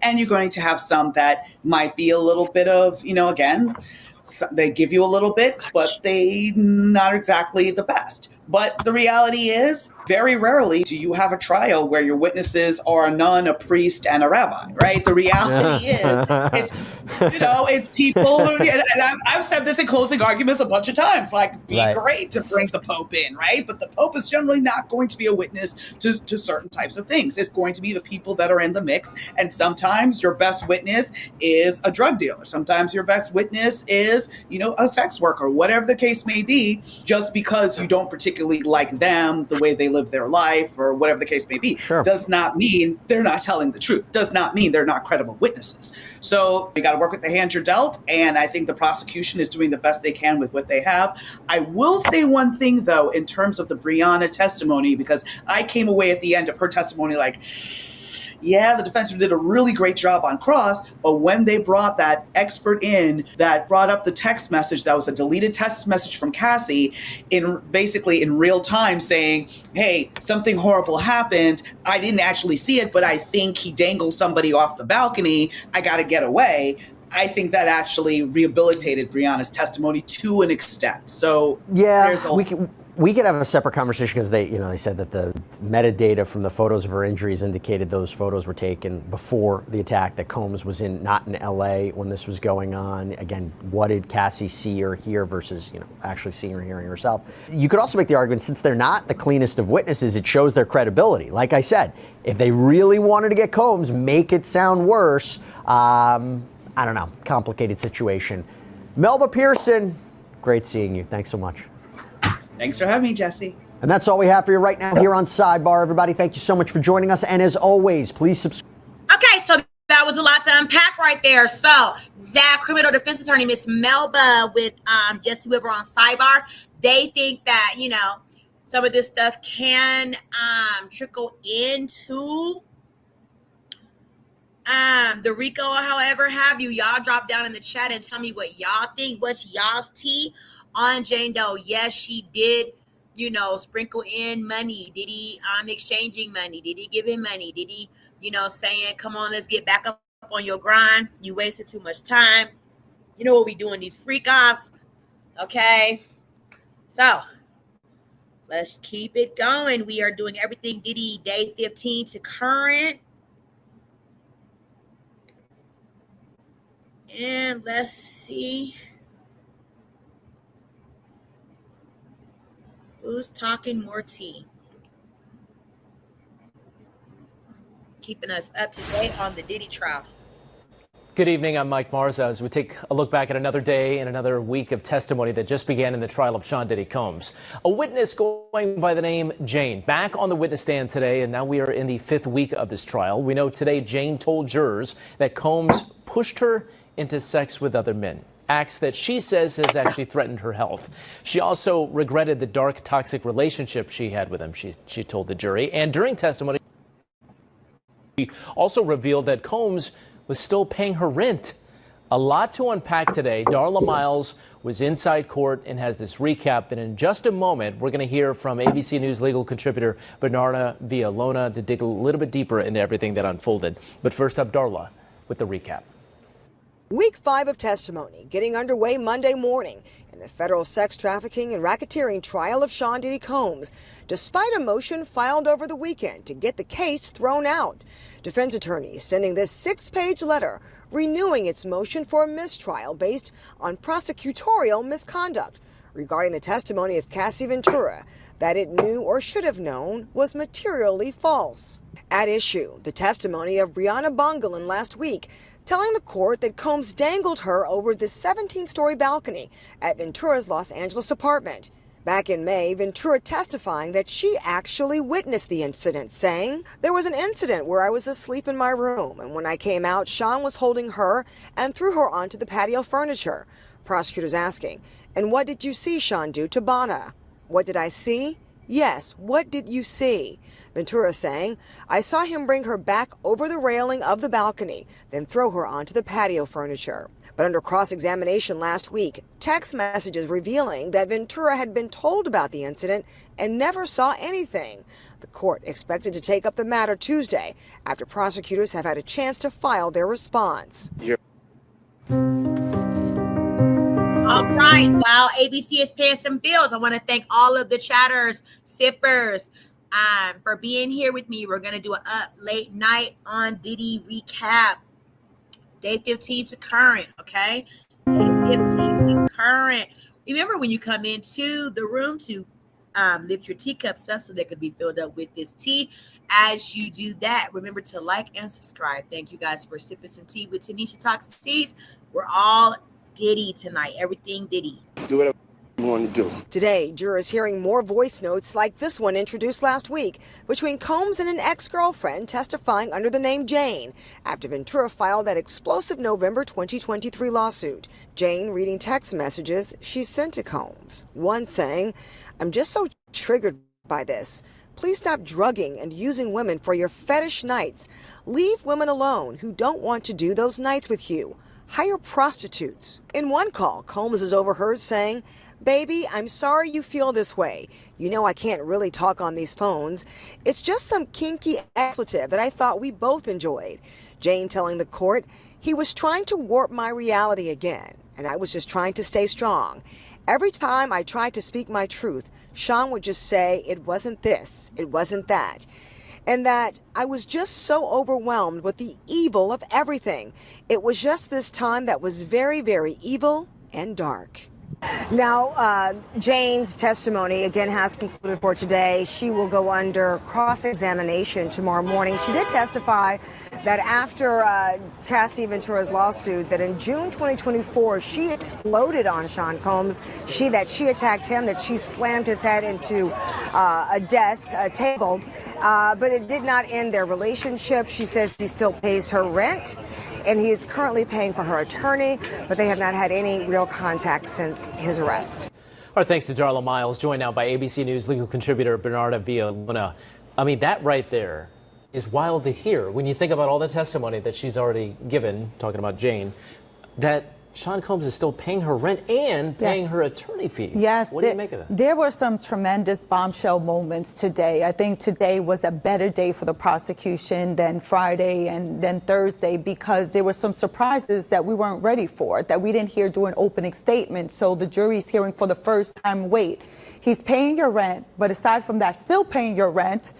But aside from that, paying your attorney's fees, and not attorney's fees for her to file a civil lawsuit against Sean Diddy Combs. Instead, the attorney's fees, because when they executed a search warrant at the homes of Sean Combs, HSI, Homeland Security, forgot what's the name of that, what the initials stand for, had gone to her house and left a card there. She immediately called Sean Combs and let them know that they had gone to her house. So she had an attorney that was provided to her by Sean Combs, got rid of that attorney. Sean Combs provided another attorney, and she still keeps that same attorney to this day while she's testifying. In fact, when she's on the stand, there's attorneys in the courtroom for her. So if you're a juror, how do you place that in this whole twisted tale here? So it looks bad for Sean Combs, because why are you paying for an attorney and she's the victim, and you know that she's the victim, labeled victim in this case? It's more of for you to have control of what her testimony would be, and also for you to know what her testimony is, because I believe that it was just in April that she met with these attorneys. So by her meeting with these attorneys, and Sean Combs' team know what she's going to testify to, but keep a control over her. So it doesn't look good. We heard from Sean Combs on this audio recording today. How did that play with the jury? Many audio recordings. There were a few audio recordings that were played today in front of this jury. And two of the primary audio recordings came after Cassie's lawsuit was filed. And those audio recordings were done without the knowledge of Jane. Jane didn't know she was being recorded. And in one of those audio recordings where Sean Combs is talking to Jane, Sean Combs is trying to tell her, oh, this is just our relationship. This was just some kinky stuff that we got into, right? And you could hear Sean Combs with the Sharpie taking notes. And what's more revealing is that where they found this recording, it was found on KK's cell phone that they executed a search warrant on. So again, the mix that the fix is in between Sean Combs, KK, and they were trying to cover their tracks because Cassie's lawsuit had filed, and now they were trying to see whether they can gain control of Jane doing this criminal prosecution that they saw was coming. Remind our audience again, who's KK? So KK is the assistant, the former chief of staff of Sean Combs. So her, like what Jane said today, KK was his right woman in the sense of she managed everything having to deal with Sean Combs. And the lawsuit that you referred to was Cassie Ventura's civil lawsuit against Sean Combs. Civil lawsuit, yes. Which is kind of the first that we heard about all of these allegations, and this is coming on the heels of that video of the LA beating back in 2016 that was released, right? Yes. Yeah. And so as you're sitting there in court today, how is the jury taking notes? What was the feeling inside? Yes. So now for today, now the press got a chance where they switched our side. So now we're sitting on the left-hand side of the courtroom, which gives us a full view of all the jurors now, because where we were sitting before, we only got a view of a few of the jurors. So in terms of when that audio was played, when they found out about that Sean Combs was paying for Jane's attorney, like I'm writing in my notes because I'm looking at the jurors, because now they're taking notes. Because at times they had stopped taking notes, and it was a big concern. I'm like, why aren't they taking any more notes? But now when the recording started playing, they were back to taking enormous notes really fast, paying attention, looking at these messages, and looking at Sean Combs to see what he's doing. Because aside from those two audio recordings that Jane didn't know about, also what was played was, remember, Sean Combs' apology video having to deal with the release of that assault that he did on Cassie in Los Angeles. And so when jurors are in there taking notes and you're hearing Jane, I know last week it seemed like a very difficult process for her to relive some of these stories. And today was the same thing.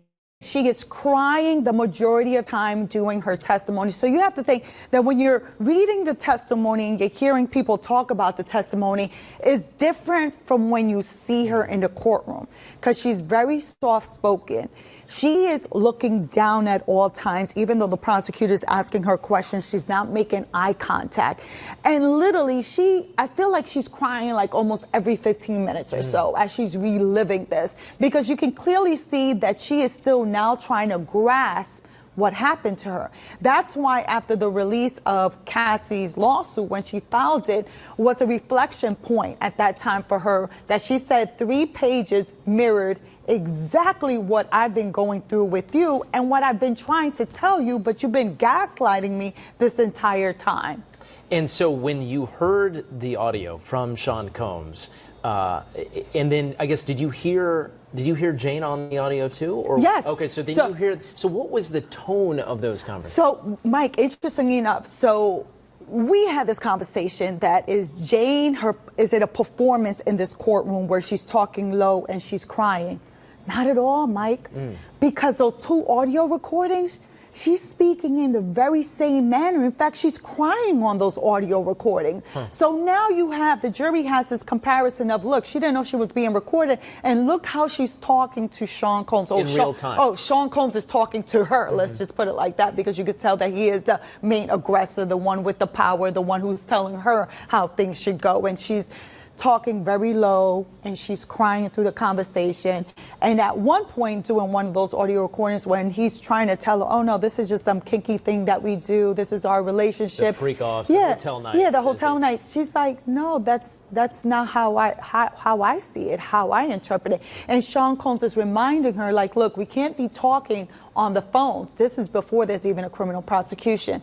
So I think what the jury's going to hear from the prosecution during closing arguments is that, look, Sean Combs was trying to clean up shop at this point. Now he's trying to gain a different type of control on Jane, because he doesn't want Jane to be out of pocket in the sense of go to the prosecution and spill everything that's happened between the 2 of them.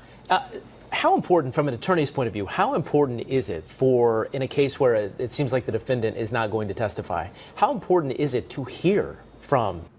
Whether the grind is at work or your workout, grab kind. All right, we are late night up on the Diddy trial, day 15 to current. Thank you guys for sipping tea with Tanisha tonight. Remember, when you come into the room, lift your teacups up so they can be filled up with this tea on Diddy. In their own words, and like and subscribe. To hear that audio.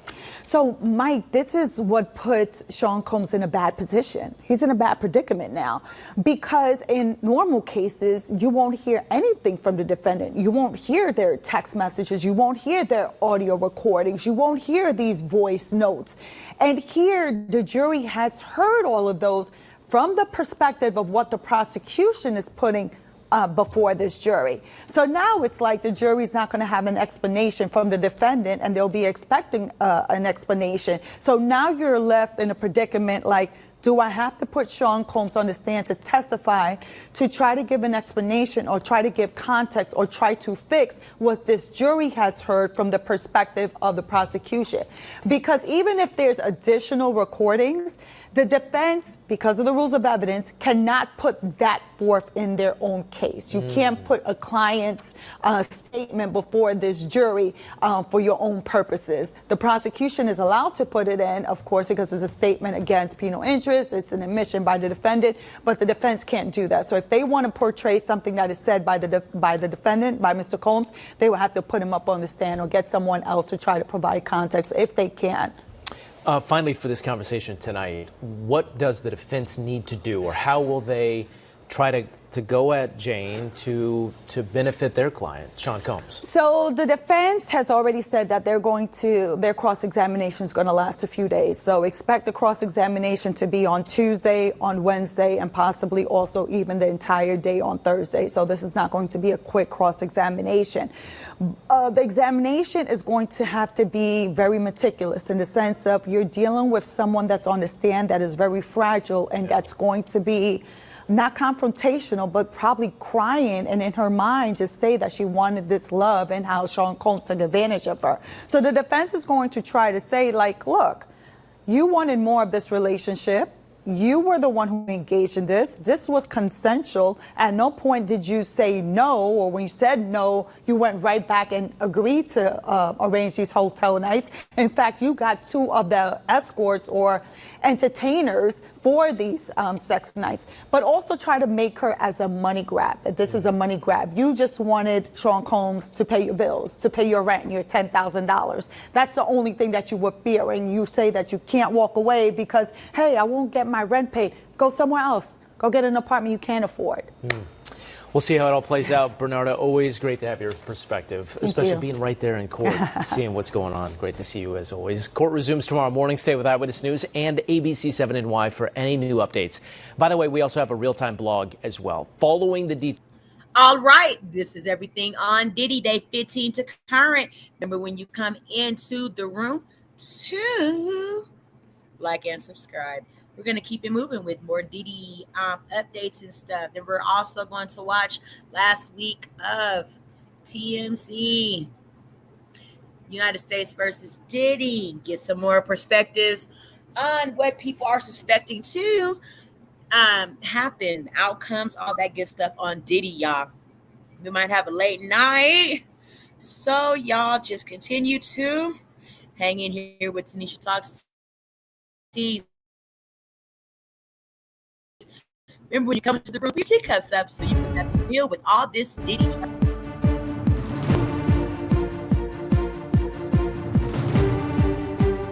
I'm Eva Pilgrim. Thanks for streaming with us. Week 5 of the Sean Diddy Combs trial, kicking off with the hip-hop mogul's ex-girlfriend, Jane, back on the stand. She began tearing up, crying into a microphone at one point after testifying about a text she sent Combs after he allegedly requested a so-called hotel night. Jane replying, "I'm not a porn star. I'm not an animal. I need a break." Jane also describing for the jury what she saw as love bombing, something she said he would do when he wanted to watch her have sex with other men. Jane also telling the jury she almost fainted when she learned about Cassie Ventura's lawsuit against Combs, testifying it was like reading her own story.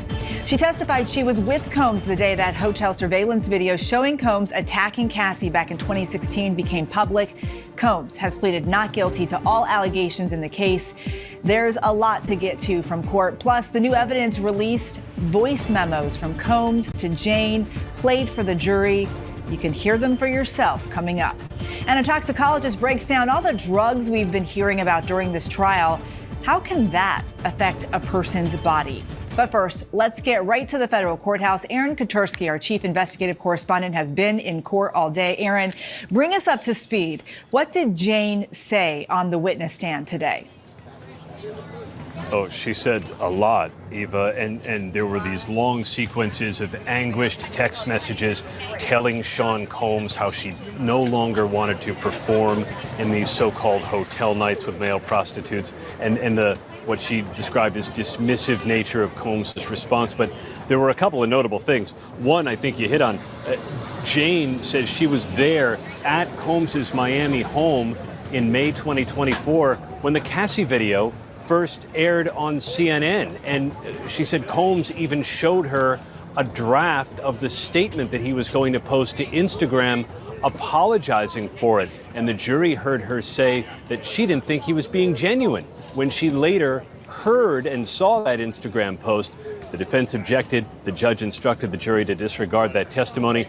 The other interesting thing, Eva, that Jane said on the witness stand is that Sean Combs is still not only just paying her rent, but also paying her legal bills. And his defense attorneys were the ones to whom she first disclosed that Sean Combs got violent with her in June 2024. Okay, Cassie Ventura Combs' ex was not in court today, but her civil suit against Diddy came up today. Why was that? Jane said she nearly fainted, and she said, in fact, maybe I did faint because it was like reading her own story, as she put it, her own sexual trauma. And she said she confronted Sean Combs about it, and he told her that that was the only time in his relationship with Cassie Ventura when there had been violence. Now, the jury has certainly heard differently, but then there's Jane at Sean Combs' house when the video comes out. And she says that Combs gives her the statement to read. She thought it was apologetic, appropriately so, but when she finally heard it, she just didn't think that it was enough.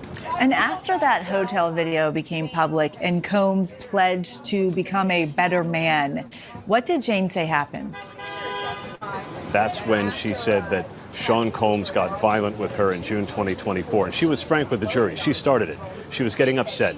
She was sort of pent up with all this resentment and anger at being forced into these hotel nights, she said.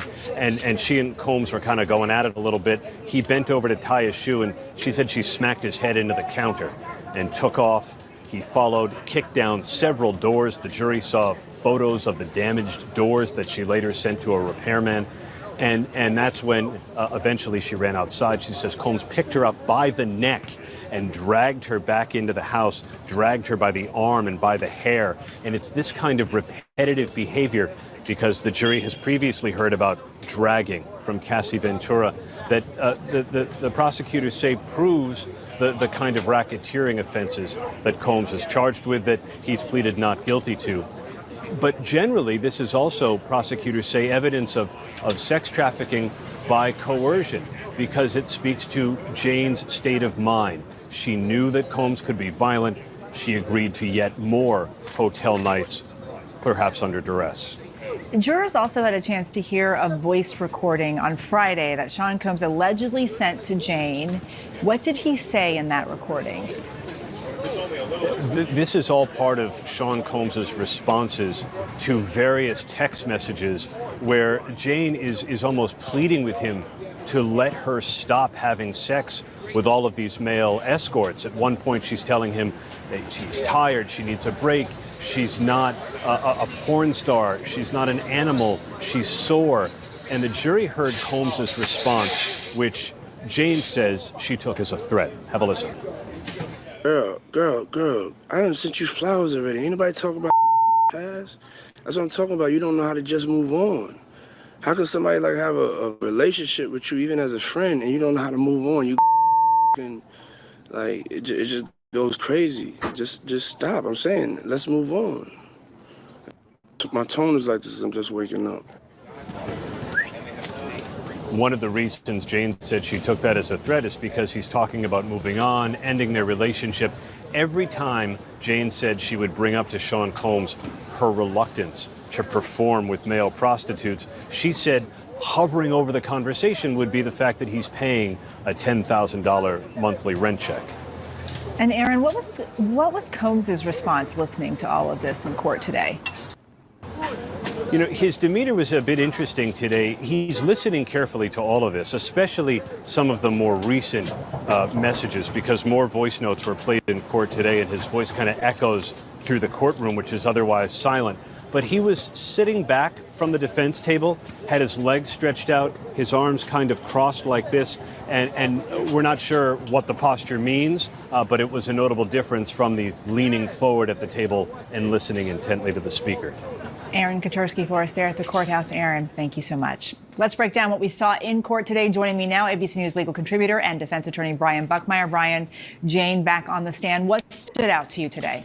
I mean, Aaron highlighted most of it, right? The fact that Sean Combs is still paying the $10,000, paying for her legal fund, the violence that we heard that she alleged that Sean Combs did in that what we might describe like mutual combat between the two of them, and also just how he started to hear evidence of close in time to Cassie's lawsuit, the close in time to the raid, and also him getting arrested, and how we're getting an inside view as to what Sean Combs was doing and how he reacted through Jane herself. Let's talk about that lawsuit, Cassie Ventura's 2023 lawsuit against Combs. Why did this come up?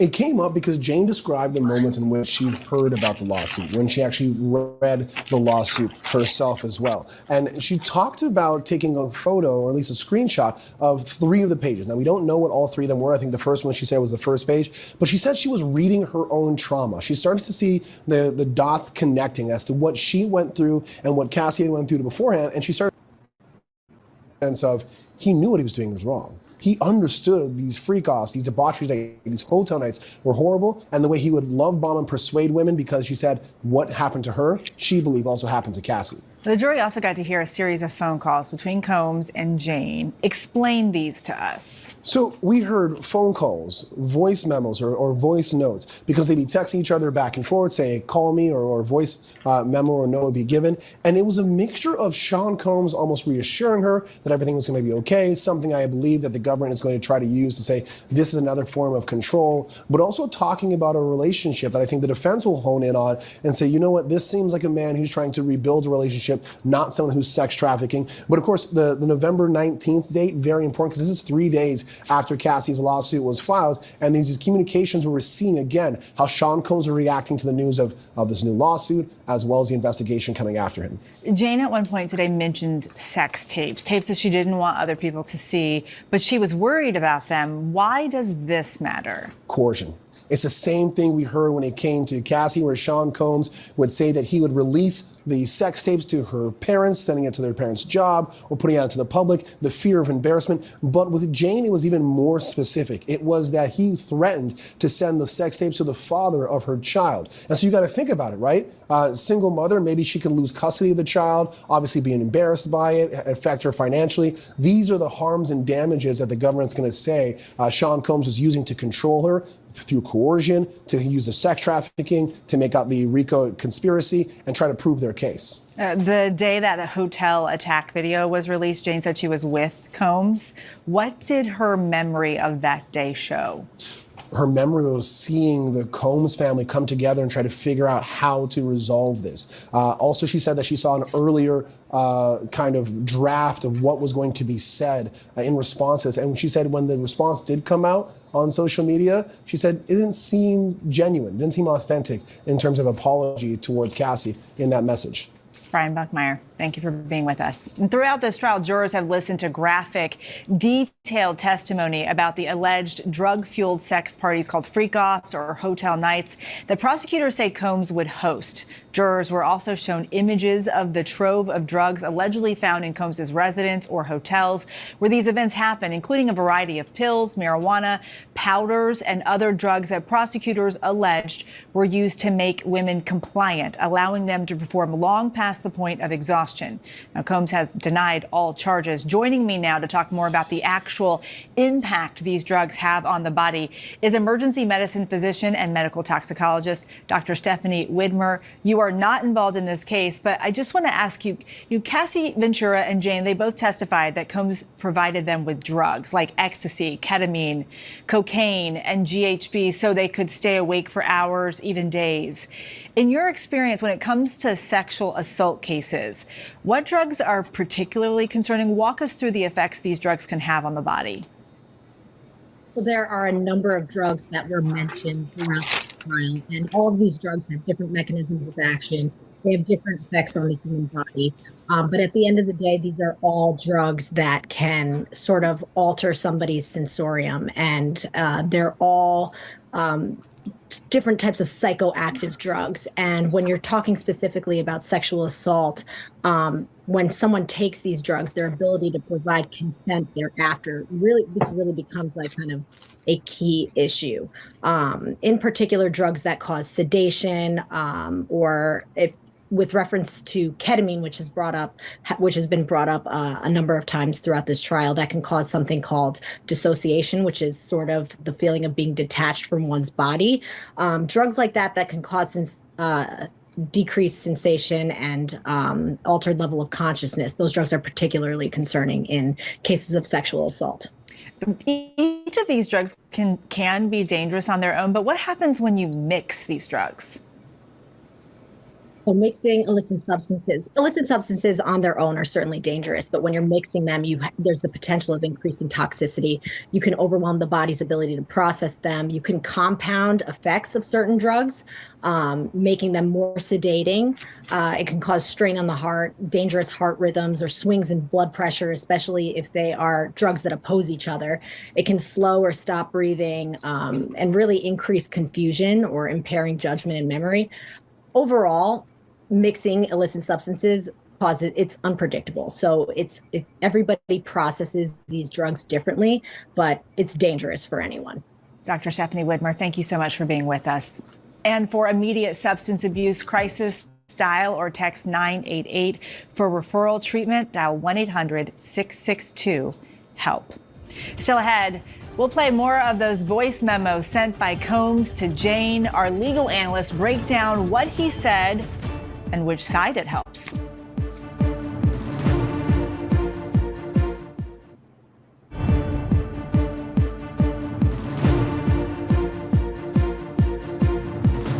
Welcome back. Week 5 of testimony in the Sean Diddy Combs case, delivering another day of gripping testimony from Combs' ex-girlfriend, Jane. Time to break down the legal strategies at play.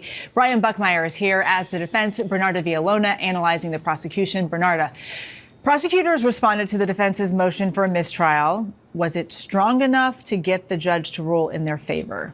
The judge is going to rule in their favor. The reason being is that the alleged prosecutorial misconduct had to deal with possibly perjurious testimony, but there's conflicting testimony having to deal with the credibility of a witness. When you're dealing with the credibility of a witness, that is specifically the job of the jury to determine the credibility. So because it's having to deal something with facts specific, I think the judge is definitely going to deny the motion and say that, look, it's up to the jury to determine the credibility. No harm done here. Brian?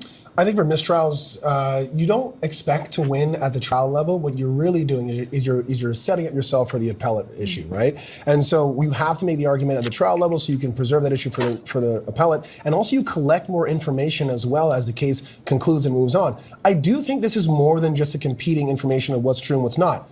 Where was Sean Combs on September 26th of that year? I mean, that's easy. Someone at the DA's office, someone in the defense should have been doing the research to say, does this make sense based on what this witness is going to testify before she testifies? I think that someone at the DA's office or the government's office dropped the ball here and merely took her word and didn't say, he's a famous guy. We can maybe find out where he might have been to try to strengthen our case. And that might present an issue on appeal, but I don't think here. Okay, let's play this recording. I want people to hear this. It was a voice memo from Combs to Jane.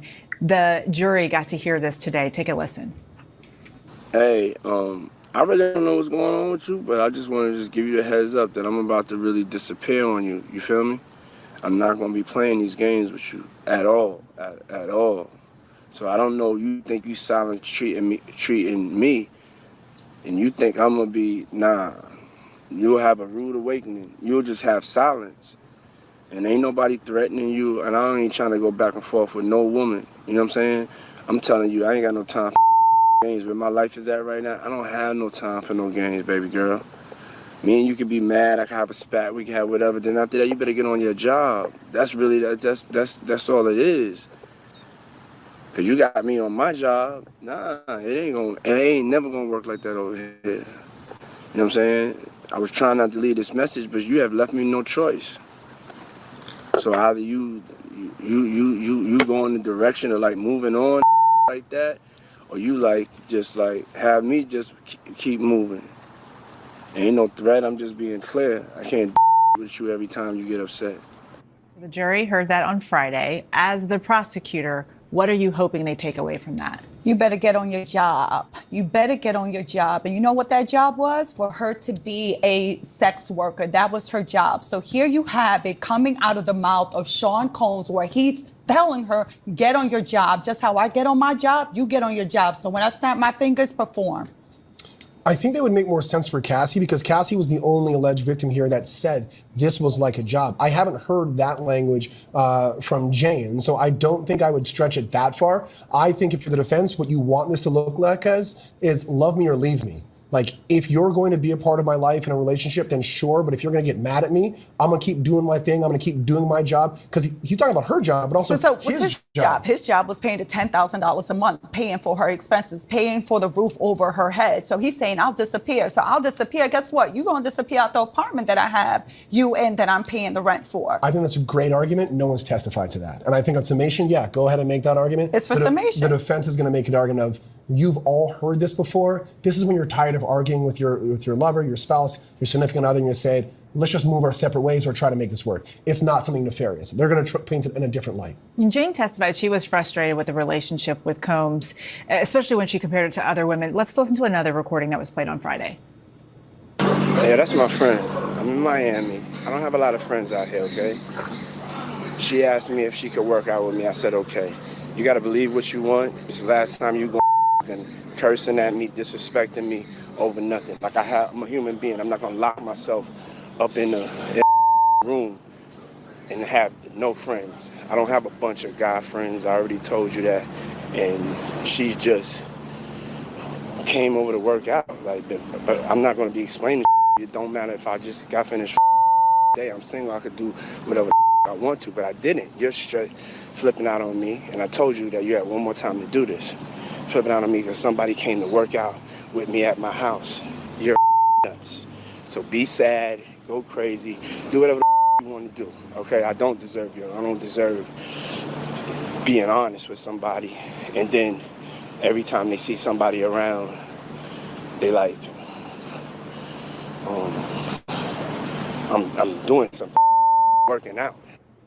Brian, listening to that, what's your reaction to that message? So as a defense attorney, okay, we're going to try to spin that as she's jealous. She's looking at his social media.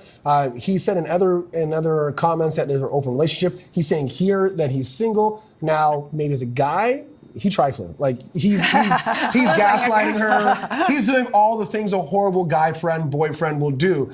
But both sides, as a guy and a defense attorney, none of those are criminal. He's a shady, horrible person. But you spin it both ways of, he's treating a woman poorly, or this isn't a crime.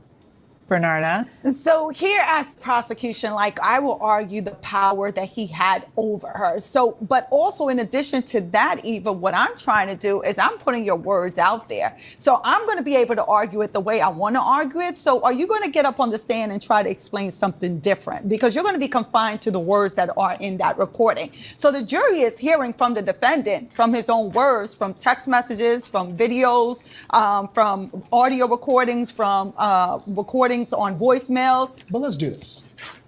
You've been both a prosecutor, defense attorney, and dated in this world.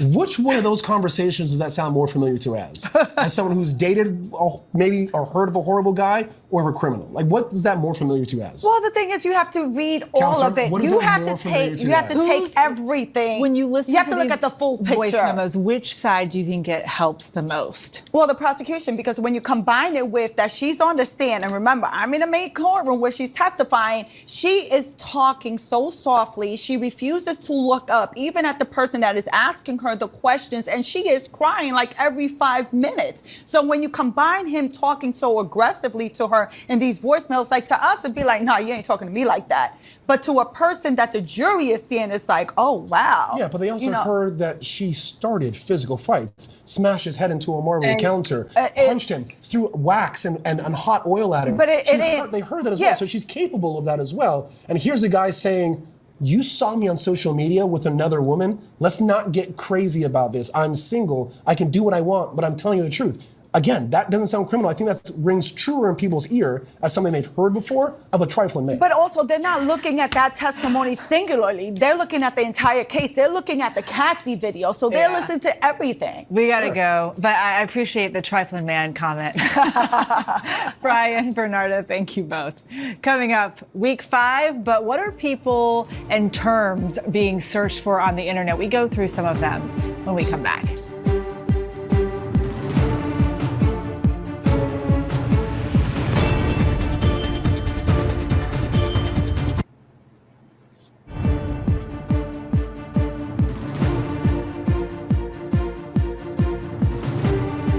Welcome back to Burden of Proof, the case against Diddy. It's time now to take a look at some of the day's top online searches surrounding this high-profile criminal trial. The searches range from what does Diddy look like now to what is love bombing. ABC News contributor Kelly Carter joins us now from Los Angeles. She covers entertainment and pop culture for us. Let's get right to it then. That's an interesting search that we're hearing about. What does Diddy look like now? Yeah, I think people want to know that because all we're seeing are the courtroom sketches. I think in most cases, with the exception of the anonymous witnesses, we get to see what they actually look like in person, do a compare contrast. That's impossible right now. No cameras in the courtroom. So then there are people who are searching what is love bombing. Love bombing, it's the bane of every woman's existence, I think. But really, it is a manipulative tactic that also is a form of emotional abuse. You know, someone kind of showering you with love to get you to do what they want you to do, essentially is what love bombing is. Kelly Carter, always so lovely to talk to you. Thank you. And thank you for joining us. We'll be back with new episodes every day of the trial. The show streams right here on ABC. All right, so we're getting into everything Diddy tonight. Y'all, if you heard me smacking, I was smacking on some potato chips. Grab your snack, get right back with your teacup up, ready to continue to be filled by the Diddy trial, day 15 to current. We have got a lot of shit going on, y'all. We have got activated snitches and a whole lot of exposed testifying nymphomaniacs. Y'all, what is going on? Oh my God. So what do y'all think about the Jane Doe? Okay. I mean, I think she's just a little bit of a watered down Cassie. From what we've heard, she could be just as activated as Cassie was, you know, in her time she spent with Diddy. So far, we haven't gotten much, but we're going to keep on with up-to-date stuff about Diddy, okay? Okay.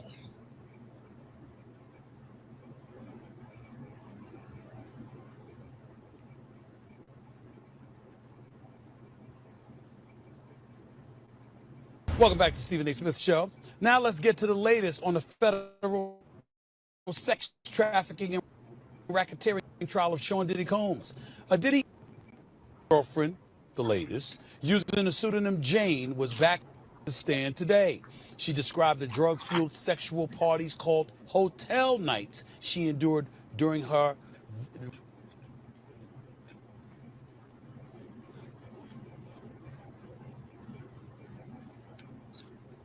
relationship with Sean Diddy Combs. Jane says she felt pressure to have sex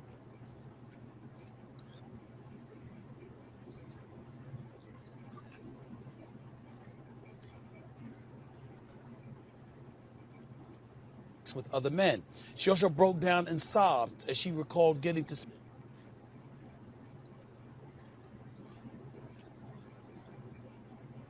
spend time alone with Combs afterwards. And just yesterday,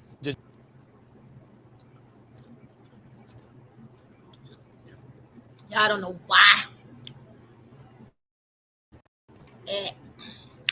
But when you come in, lift your teacups up. We're sipping some tea from Stephen A. Smith. We already got judge threatened to exclude very Combs from court if he kept trying to interact with the jury. Combs was seen nodding in the jury's direction during the testimony of a woman who said Combs dangled her over a balcony railing in 2016. During that testimony, it was revealed that Combs was actually in New York during the Bad Boy reunion tour at the time she claimed the incident happened. Joining me to discuss the latest in the Diddy trials is one of the best legal minds in America, as far as I'm concerned. A legal analyst extraordinaire for ABC News, obviously hosts SportsCenter on ESPN as well. My buddy, the one and only Ryan Smith. What's up, man? How are you? Hey, man. Good to talk to you. How you doing? Let's get right to it. I'm good, man. It's just that it's just crazy to me, all of this Diddy stuff. We just keep hearing more and more stuff. It's hard to listen to be honest with you. But what do you make of the testimony of the witness who says she was dangled over the balcony of her apartment? How incriminating is that again? Yeah, Banna, that's really important for the prosecution's case. Why? Even though she wasn't somebody who said she was assaulted by him sexually, This shows the violent tendencies that the prosecution is saying Diddy has. That this is what women were afraid of. That this is why he had this threat of violence held over people. Because when you look at it from the prosecution's eyes, if he could dangle somebody off a balcony, imagine what he might have threatened to do to Cassie if she didn't engage in the freak-offs, or to Jane with what she's talking about with the hotel nights. Showing that and showing what happened for the prosecution is like saying, this is how dangerous this man is. When the judge threatened to remove him and exclude him from trial because he thought his facial expressions and what have you were influencing the jury, how big of a deal is that, if it is a big deal at all? Yeah, I think that's huge. Because if the jury walks in one day and they don't see Diddy there, they wonder why.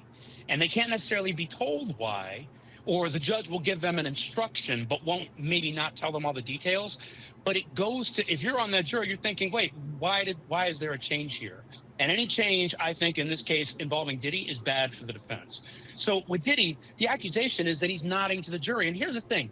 When you're a defendant, you cannot interact with the jury. Why? Because that makes it seem like you're trying to influence them in some way.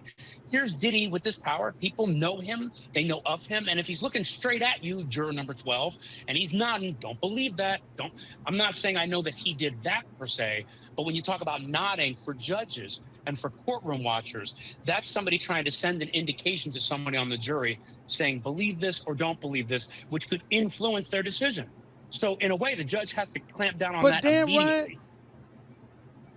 But damn right, I mean, he got to sit there for weeks. He can't smile, he can't smirk, he can't nod his head. I mean, for weeks at a time. Isn't that an impossible task to expect from a defendant, where you can't have any kind of bodily communication whatsoever, affirming or denying anything? Is that not a bit unreasonable? It's reasonable to be able to have a reaction to things, but to be turning to the jury and reacting to them is borderline influencing them. And that's the last thing you want. You want these jurors to be able to make any decision they want to make based on the evidence they're hearing, not based on the defendant looking at them, telling them, believe that, don't believe that. The thing here is, Stephen A., we don't know exactly what he was doing in that courtroom. If he's turning and nodding and making indications to them, that's off limits. You can't do that. And before trial, his defense team would have told him, hey, you can't make statements or do things to the jury or have loud outbursts, because they know that the judge will clamp down, because the judge doesn't want the jury being influenced. But having reactions, being upset or being mad or crying or scribbling a note to your lawyer, that kind of stuff is affected. Keep that, though, away from turning to the jury and trying to send an indication to them. And again, we don't know what Diddy was actually doing in that courtroom or what he might have been trying to do, but the judge has to look at that and say, any way in which you're reacting, turning to them and making a motion is potentially trying to say to them, don't believe this, believe that, and possibly influencing their decision. You can't have that. My next question is going to be, just as a treat to throw out to Diddy supporters out there, because just like R. Kelly had his supporters, Diddy's got his, and you have a lot of people that's been listening to you and others talk about what's going on during this trial, reporting accurately on what's actually transpiring in the courtroom and in the case itself. It says, damn, everybody's pointing the finger at Diddy. I mean, what about these other witnesses? What are they saying? How did we know they're telling the truth? Et cetera, et cetera. I'll give you the latest example. Diddy's defense team proved that Diddy wasn't there. The defense actually provided receipts and asked the woman if he could be in two places at once they proved that he wasn't even in attendance at the time that she said this ordeal happened with them. And when they asked her that question, she said theoretically. I mean, what does that mean? How incriminating is that against her? Yeah, that damages her testimony completely. He can't be in two places at once. And the defense even said that. Can he be in LA and be in New York at the same time? No. And that kind of opens and shuts the door on her. So that is huge for the defense. That's a big thing for the defense. And you have to believe the jurors, whether they think she outright made that up, or they think, hey, your story's got to be dubious. Maybe you had your dates different. Something doesn't add up here. You never want a witness on the stand saying one thing happened and then the other team getting up and saying, well, I can prove he was somewhere else. So yes, it's damaging for prosecutors. But here's the thing. She was there to offer testimony about how he uses violence to intimidate people. Other people have offered that evidence. So for Diddy supporters out there who might say, hey, well, this is proof that he was never violent. I don't know if it's proof that he was never violent. I think maybe it's proof that he wasn't violent in the way this person described on that date. But Diddy still has a whole lot of things to push back on to say that he didn't use threats and coercion to get people to do the things he wanted them to do. Today, the jury heard from Jane is her name, who testified that Combs threatened to stop paying for her apartment if she didn't continue the hotel nights, sleeping with other men for his pleasure. However, it was revealed, like you said, that Combs was going to break up with her, and she continued with the hotel nights. What do you make of that? She's going to break up with her, but she continued with the hotel nights anyway. Does that help his case at all? It does in some ways, but it also helps the prosecution. Let me back up for everybody who hears Jane's testimony and starts reading it. What is important for prosecutors to prove here is a RICO conspiracy. That's a pattern that's basically saying, in a nutshell, that Diddy is either assisting in or operating this sort of criminal enterprise, that other people are involved, and it's this pattern of criminal activity. Now, I want people to hang on to the word pattern. We saw Cassie up there for days talking about what he did with her. He started dating her. They start going out. He offers her the recording contract. They start working together. And then he starts engaging her in these freak-offs, according to her, and starts using these threats and coercion, according to her, in terms of, hey, you got to keep doing this or I'm going to take things away. Now we see Jane talking about the same thing. Stephen A., this is why I believe Jane's testimony is some of the most impactful testimony we're going to see in this trial. Because she now is talking about exactly what Cassie was talking about, which makes it a pattern. So I know that people are going to say, well, look, she could have withdrawn herself from the freak-offs. But look at what she's saying as to why. She's saying, well, he started dating me, and then we had this relationship. Then part of the relationship became these other things that I had to do, these hotel nights. And then he would say, well, I'm going to take, according to her, I'm going to take this housing away. I'm going to take these things away. It's the same kind of thing. It's a pattern. And in a way, it requires jurors to look at this and say, these women were in a position where they didn't feel like they had a way out. And Stephen A., let me touch on one other thing related to this. I think 20, 30 years ago, we might look at this case and say, well, why didn't someone just leave? Now we tend to look at these cases differently. We look at cases like R. Kelly and we see grooming. We see how people are conditioned into certain behavior and then they start feeling like they can't leave situations. That's the case the prosecution is trying to build here. They're trying to show that Diddy is a person who strings people along, gets them in these relationships, gives them things, and then gets them in a situation that they feel they can't get out of, either by violence or coercion, financially or otherwise, and puts them in this untenable situation. So is it possible, before I let you get on out of here, that the real thing that's incriminating with him is the age of these ladies at the time he started their relationships with them? I'm guessing that based on what you alluded to in terms of how society was in the past, they would say it was consensual. Why could you just walk away from this situation and then you bring in a grooming element? Well, if you're somebody in your 30s or your 40s, somebody might not want to hear that. But if you're somebody in your teens and you started dating this gentleman, then obviously you're going to be perceived as being a bit more vulnerable. And as a result, he's going to be the person in a position of power who manipulated that power to take advantage of you. Is that a good way of, basically drawing a synopsis of all of this and really crystallizing this for the viewers out there? I think it's part of it, but I don't think it's all of it. I think the fact that they were younger women may have made them a little bit more susceptible to his influence. I think his power dynamic plays into part of this, that a woman who's older could have also been swept into this power dynamic. And I think the way he conducted himself, at least according to the prosecution. But make no mistake, Stephen A., as you watch these people testify, like Jane, when she's talking about he had me take drugs across from LA to Miami. Now they're building the case of drug trafficking. When he talks about having her and then her later calling people, escorts, to come in from different places to do these hotel nights. Now we're talking about the sex trafficking element. What you're seeing here, when I talk about grooming, I'm talking about his MO, and they're trying to describe how he did this. But I think age, while being a part of it, is not all of it. I think what it is they're trying to describe how he got his hands into them, and then in their mind, put them in a position where they couldn't get out. And that's how they're trying to build the RICO case, the sex trafficking case, the drug trafficking case. All of it is all based on him and his associates getting these people in a world that they couldn't get out of. And age is a part of that, but I don't think it's all of it. Last question. We've seen so much and we hear so much, and it just appears to be getting more and more incriminating for Sean Diddy Combs by the day. but that's through the lens of the prosecution. When are we going to start seeing things through the lens of the defense team? I think it's going to be at least a week. I think you can expect Jane to be on the stand for another couple days. And when you talk about the lens of the defense team, just like we saw with Cassie, we saw Cassie getting grilled on the stand by the defense. We heard about Mia getting grilled on the stand by the defense. It's going to be the same with Jane, because Jane has a lot of text messages going back and forth talking about their relationship. Jane talks about how she, over time, started booking the escorts herself. According to her, that was so she could control, at least know, the men that she would be kind of coerced into engaging in these hotel nights with. The defense is going to turn that, and they're going to say, look, but you're calling these experts. You're saying, are we doing this? And you can't later come back and say it was non-consensual because you were in this relationship with him for 3 years. As you said, Stephen, why didn't she get out? They're going to be questions like that the defense is going to press on, and they're going to press hard because the defense knows what's getting out there.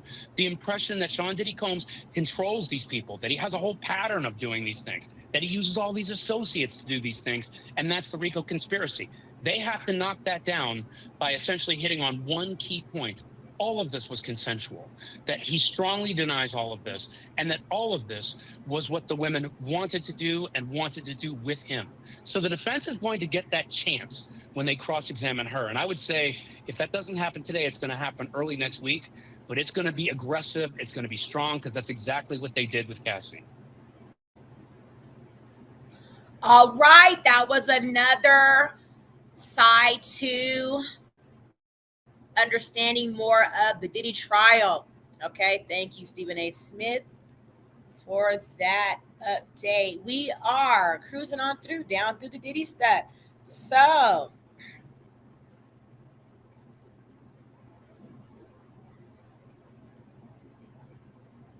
let's find some more stuff going on in the Diddy trial. More perspective, more revelations, who's saying what, who is speculating the outcome of what's going on currently. Do you guys think the prosecutors are making their case against Diddy? I'm hearing some things, right, that could tie into some low-level ends of stuff. Like, okay, he brought drugs. He gave me a pill. He had me transport, a amount used for consumption, not distribution. And you see what I'm saying? So, like, with that being said, like I said in the thumbnail, is this a state case, or is Diddy in the right court? Is this for a state to try to, should have tried to prosecute Diddy in, or is he in the right, courtroom as far as like the case goes? He's in the feds right now. So let's keep on keeping on. Let's read some of the comments, actually. Some people are saying, bruh, witness Jane was in her early 30s when she started dating Diddy, and she was already getting $7,000 a month for her baby daddy. This woman know what she was getting into. She didn't want to give up that $10,000 a month Diddy was paying her. Even now, he is still paying her rent. She is not a victim, says Make It Make Sense 757. Okay. Day Nurse 80 replies to Make It Make Sense, saying, you think money is a good excuse to beat a woman, bro? You're ward. Okay. Plus, he told her from the jump, says Monica M3738, what was he going to be? What it was going to be. And Diddy is still paying her rent. She thought this was more than what it was. She was his kept freak. Morally, he guilt trips her into participating, but it's not a crime. Plus, Vanna was caught lying about the balcony incident. So that would be the friend of Cassie. That's where Diddy's trying to get the trial, going to mistrial, however have you. Okay. She told Diddy, I don't want to do it anymore. He told her, okay, I'm going to pay your rent for the next 3 months and then it's over. Because I'm not going to keep paying your rent if we're not together. She could have said, okay, and got a job. Instead, Diddy is still paying her rent to this day. She's not a victim, says Day Nurse 80. Facts, says Dave Curry, 3153. And then I was going to also spill some tea on that as well. So, like, as far as, you know what I'm saying, like, her being a baby mama, you see what I'm saying? It's like, my goodness gracious. You see what I'm saying? All of this salacious, nymphomaniac territorial freak acts that are occurring, you know what I'm saying, between Diddy. Like, where are the kids at? I'm wondering, is this 50 Cent's baby mama? Like, remember 50 Cent's baby mama was tied into doing some freak off things with Diddy. I'm wondering who this Jane Doe is. Do y'all think it's 50 Cent's baby mama? I don't know. Okay. But we do know of her having one child, and then, you know, Diddy and 50 Cent, of course, having their feud, you know, their hate for each other. And she testified that Diddy would like talk about her baby daddy being a rapper. You see what I'm saying? Is the Jane Doe that's testifying right now, is it 50 Cent's baby mama? Okay. I'm just, you know, spilling that tea. So let's keep on reading the comments. I think Diddy was too afraid of what 50 might do if he heard he was beating on his baby mama. Thank you. Like, I'm thinking that this is 50 Cent's baby mama that's testifying right now. That's the Jane Doe right now.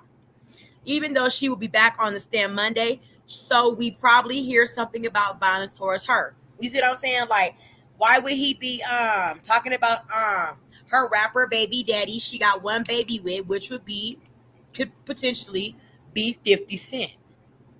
Okay. So let's keep it going. And do you hear the way that, my goodness gracious, Diddy, if this is 50 Cent's baby mama, was somewhere just freak nastying with her, you know, having her sleep with 3, 4, 5 different men a night for Diddy just to pay her $10,000 rent. Like, that is crazy to even think was something that unfortunately 50 Cent's baby mama was, you know, doing to keep a roof over her and 50 Cent's child's head. Right? Because didn't 50 Cent say, have a baby with me and I'll make you a millionaire, or some shit he was saying in the song, right? So one would come to wonder why she would need to sleep with 4 or 5 different men a night just to keep a roof over her and 50 Cent's son's head. That is wild. More comments. So you're just repeating what you heard everyone else say. If Diddy is so dangerous, then why would he be afraid of what 50 might do? Like I said, so far we have yet to hear that Diddy was beating on Daphne, even if he was doing so. She had to do was leave like she came. Okay, make it make sense. Says, actually, in the court filing, they do document a time when Diddy was violent with Jane. I'm sure we will hear about it on Tuesday. Michael Parker 2678 says, instead of constantly going after Diddy and his defense team, Ryan Smith needs to go after his legally blind barber for giving him that egregious haircut. I cannot stand him. Okay. Y'all worry about him nodding at the jury. Where's the RICO evidence? Right. Says Fresh No Designer 1982. Shout out to 1982. Gregory email 1 says, damn, I know this is about Diddy, but his barber did him so wrong. They get on my nerves. Okay. Couple more comments. We're going to get back into some Diddy watching, okay? Whatever happened to personal responsibility? These women could have left at any time and just left Diddy alone. But no, they wanted him to continue paying their bills and keeping up their lifestyle. I don't need to hear any more testimony. So, I mean, I understand how they are wanting everybody to take it into account of how, you know, battered women syndrome can, you know, consist of a lot of different ways that a man can control a woman, like where she can be in like, okay, you guys know how you can be scared of something and it'll leave you in like a fear, you know, panic stricken. Like if you watch something scary and you're stuck, and you're like, oh my God, I'm scared to move type situation. I mean, I can understand how they are wanting the jury and, you know, the public opinion, us to, you know, take it in and understand, especially if you have ever been a victim of any type of abuse in any way. You see what I'm saying? What were your reasons why you allowed that abuse to happen for longer than the second that it occurred in? You see what I'm saying? For whatever reason, you stayed over a second after the abuse occurred. There are a lot of reasons. Women, anybody can be necessarily scared from any point of time of life where, you know what I'm saying, if you're not the person that is actually going out and bringing back the bacon, and you don't necessarily understand exactly where, when you step out on faith, if you step out without the person that's feeding you, how you're going to acquire your next meal, that can prevent you from wanting to step out on your own, right? So if Diddy's paying their bills, and I don't know, what type of women that they are personally. I'm listening to them, theoretically, how, they were living their lifestyles. A lot of it does seem like, they wanted the luxurious end of the lifestyle. With Diddy, they didn't want to go, have to be on Section 8 or low income, or have to try to find, a way to survive, have a roof over their head, and, you know what I mean, go work at a diner or something. They wanted to take the way, or chose, however you looking at this, right, for Diddy to continue to foot the freight of their life. So, I mean, and I think that the abuse came into it because Diddy's just that type of nigga. You see what I'm saying? I think Diddy's just that type of nigga where he, had a father that was in the drug business, and one of the most dangerous drug enforcers in New York City when Diddy was a child. Wasn't that Frank Lucas? His dad used to be the driver or runner or somebody close to Frank Lucas, right, in New York City. So, imagine the lifestyle that Diddy started to come up in.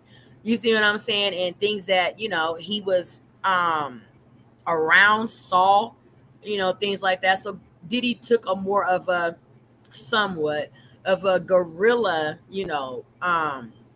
stepping on your throat type of, approach when it came to life, right? So, I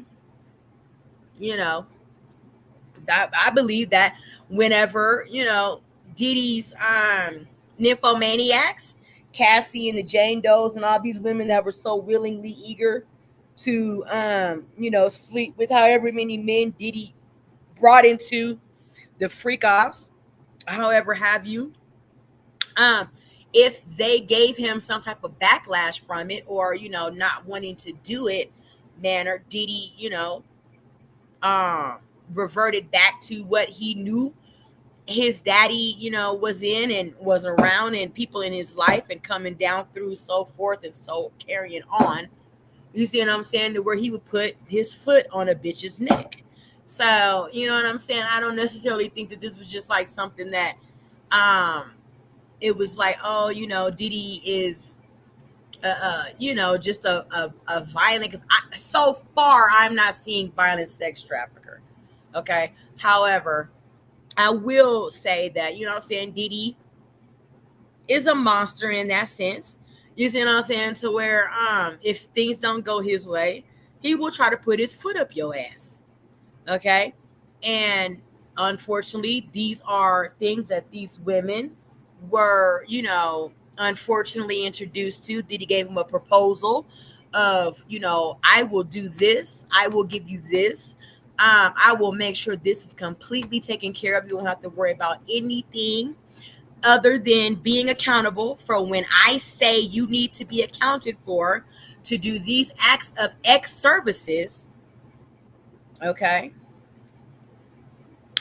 Kind of like a bunny ranch type of situation, except, Diddy enforced it with, somewhat violence and coercion, as far as like, okay, so you're not going to hold up your end of the bargain. This is what I got from the testimony that I heard, or not, the audio that I heard of Diddy saying, right? I'm doing my job, which is paying your rent, taking care of you.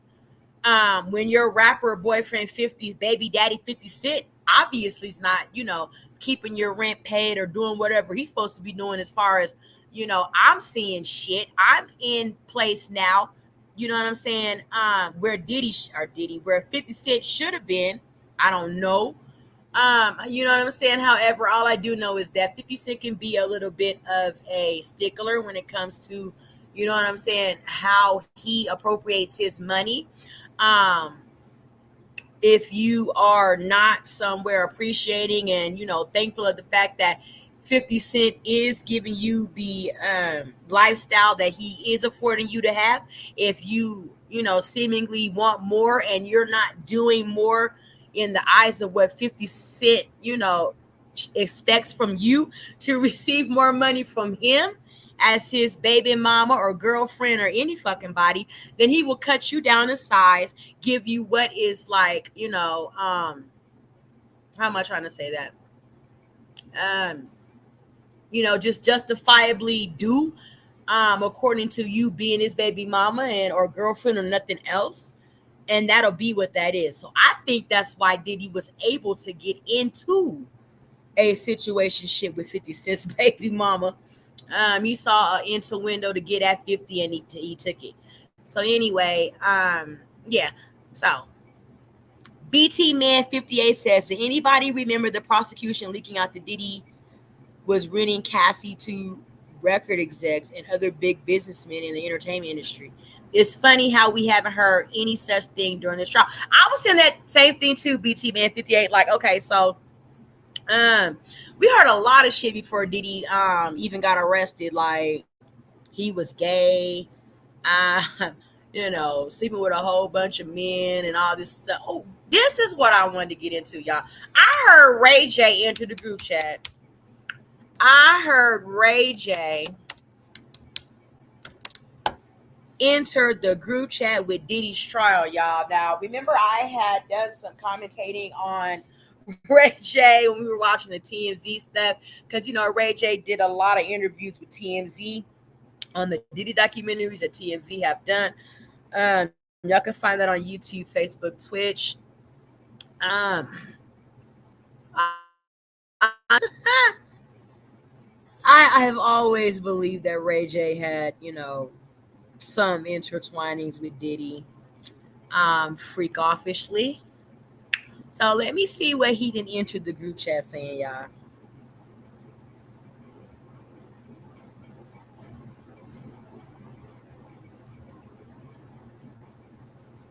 They say Diddy, Ray J was mentioned briefly at the Diddy trial.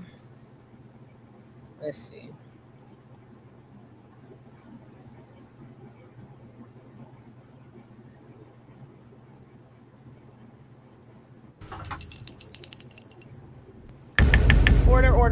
Order. Come to order. Ray J has been brought up at the Diddy trial. And it's not just incidental.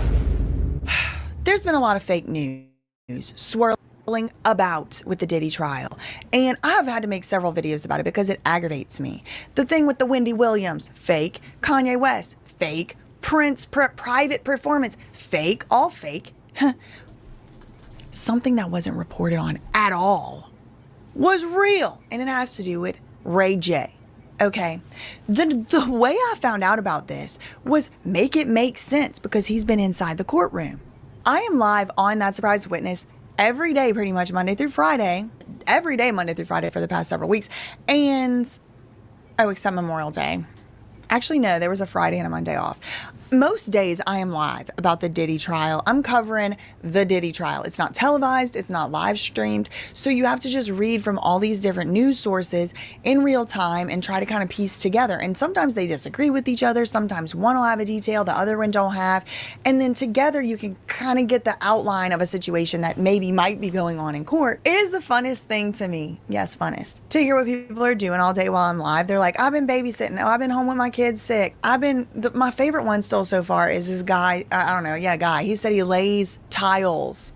He's a tile layer. I'm like, yeah. So I get into like describing what I'm doing because I just imagine my voice is booming across like somebody's like construction site. Somebody's like flipping a house or something and it's just me talking about Diddy, reading it from like news sources. Anyway, None of them told us about Ray J. I didn't even talk about this. I didn't even know. I get off my live stream. Then I got to go start watching the coverage of the people that's been in the court all day because now they have a different perspective as well. So, you know, Tisa Tells and Make It Make Sense, that's the main two that I will watch because they're in there every day. And then there's Infamous Sylvia reads the transcripts, and so does Down the Rabbit Hole News. And so I'll try to get as much from those sources as possible and then piece together what's going on. And then maybe the next day I'll have an update or whatever. Well, hello, update. We had to come all the way to the other channel because this needs its own moment. Not a single news source. They're reporting on everything else. Every other famous person done got brought up. Rihanna, Beyonce, Rick Ross, Lil Wayne, Nicki Minaj. I mean, they're name dropping everywhere and they didn't name drop Ray J. Y'all, and shout out to Mims, Make It Make Sense, because he's the reason I know. Now I know that some other YouTubers have now mentioned it, but that is how I found out. And so, we gotta talk about this. So what happened yesterday, at the time of this recording of this video, yesterday was June 4th, Wednesday, June 4th. It happened on Wednesday, June 4th in the courtroom. Bana was on the stand. Now, we've talked about Bana, I think, on this channel. Her government name is Brianna Bongolan, and she herself sued Diddy already in November last year. So just a few months ago, she sued Diddy. Now, this is the lady that said Diddy dangled her over the side of a 17th-story building balcony. And we talked about balconies, and we did a whole balconies video with the Vanilla Ice and all of that. So Bana's the one that was allegedly dangled over the balcony. That is what she alleges. Now, this story, without her name mentioned, had also already been told in Cassie's infamous lawsuit that broke the floodgates open for the Diddy trial to eventually happen. So Cassie mentions this, dangling her friend over the 17th story floor over whatever, the balcony, in her lawsuit, but she didn't use Bana's name. Well, yesterday, Bono came to the stand in the Diddy trial, but she didn't want to. She gets up there on the stand before the jury even comes in. She says, plead the fifth, which means she isn't going to answer any questions on the stand. And she has the right to do that because the Fifth Amendment guarantees you the right. You have the right to stay silent. The reason that you get read that is because the government, if they want to put a citizen in jail, they have to prove their case, and they have to do it without your help. So Bana said, nope, I ain't doing it. I plead the fifth. I have a right to do that. Well, there is something that can override that right and force you to answer the questions, and that is if you're ordered by the court to do so. However, in order to override the Fifth Amendment right, you have to be promised immunity for anything you say. Now, this is the third person in the trial who's done this. We've seen other people do this, George Kaplan and Eddie Garcia. George Kaplan was a former assistant. He testified about some substance activity, and he didn't want to get charged for anything, so he pled the fifth. He was given an immunity ordered to testify, but given immunity so he won't be prosecuted federally for any crimes based on his testimony. Then there was Eddie Garcia. This is the guy that took a bribe, basically, from Diddy. He signed an NDA, and this was about that tape. Diddy basically spent $100,000 to buy that CNN Intercontinental Hotel footage, and he thought it was the only copy. Clearly it was not, but he paid $100,000 to this guard. And the guard that took the $100,000 and divvied it up, he pled the fifth. He did not want to testify, but he was ordered to. So then yesterday, Bana, balcony lady, she pled the fifth. They ordered her to testify. However, they gave her immunity. Now, the only way to overcome this immunity, she could still be prosecuted, and that's if she lies.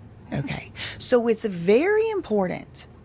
If you have immunity, you really can't lie, because you might end up going to federal prison based on it. So it's not uncommon whenever people have immunity to hear them say more often, I don't know, I don't recall. Because if they don't specifically exactly recall, like their behind is now on the line. That is the situation that Bana yesterday was testifying under. So Diddy's attorneys took full advantage, and they dropped perhaps one of the biggest name drops in the trial, and it wasn't even reported on. Maybe it has been now, but it wasn't during the live streaming of the trial. So Bana answers her whole first direct questions, direct testimony, and then it's time for Diddy's lawyers to come and ask the cross-examination questions.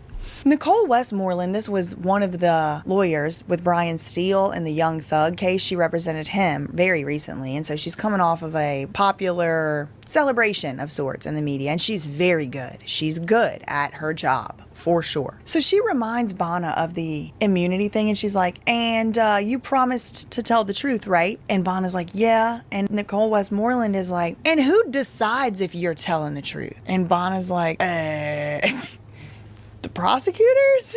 Now, I'm doing a reenactment from nothing. Basically, there's no cameras in there, but Essentially, Nicole Westmoreland, she strategically reminds Bonner she can't lie. She reminds her. She gets her to admit it. So she asks a few questions. She's still, at the time of the recording of this video, ain't done asking the questions from cross-examination. But that brings me to the big 1-2 of this whole video. Nicole Westmoreland says to Bonner, would you remember any of the names of the substance dealers where you were getting all these hundreds of whatever. Bonner said, no, I think it would be hard for me to remember. It was a long time ago. I was on a bunch of substances at that time myself. I've gotten sober now. I really had a very serious problem. All of that. And she's like, so I'm not sure I would remember any of the names of the substance dealers. Nicole Westmoreland says, was one of them Ray J?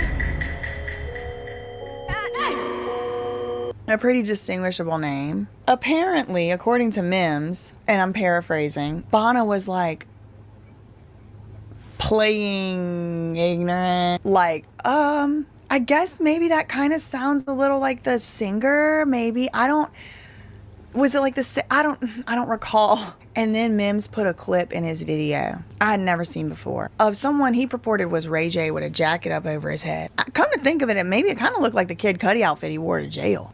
It kind of looked like the jail. It kind of looked like the Kid Cudi outfit he wore to trial. Cause it's like, why is he wearing that? But he wore it in a music video before. It was maybe something like that, or maybe he was trying to be like a James Dean or something. Maybe it's cause Ray J's running out the hotel where Whitney Houston tragically passed away. This is what Mim said. He said, this is Ray J scurrying out. Whitney Houston's unalive up there. I didn't. A lot of people were telling me yesterday he had something to do with Whitney Houston was there on the scene of the death and he was her plug. I was like, y'all are so funny, haha, silly. But I didn't know he was mentioned. Somebody even told me, because I block AstroTurf accounts or accounts that I perceive to be pushing an agenda and not like real human beings that are just genuinely, I just block. Because I'm scrolling through Twitter all day and it's these same accounts, they keep coming up and it's like, no, I don't just block them. So somebody in my chat was like, dang, you might as well just block Ray J too. And I said, I might block Ray J if he starts saying stupid stuff that I can see on my Twitter. But again, I didn't even know at the time Ray J had been,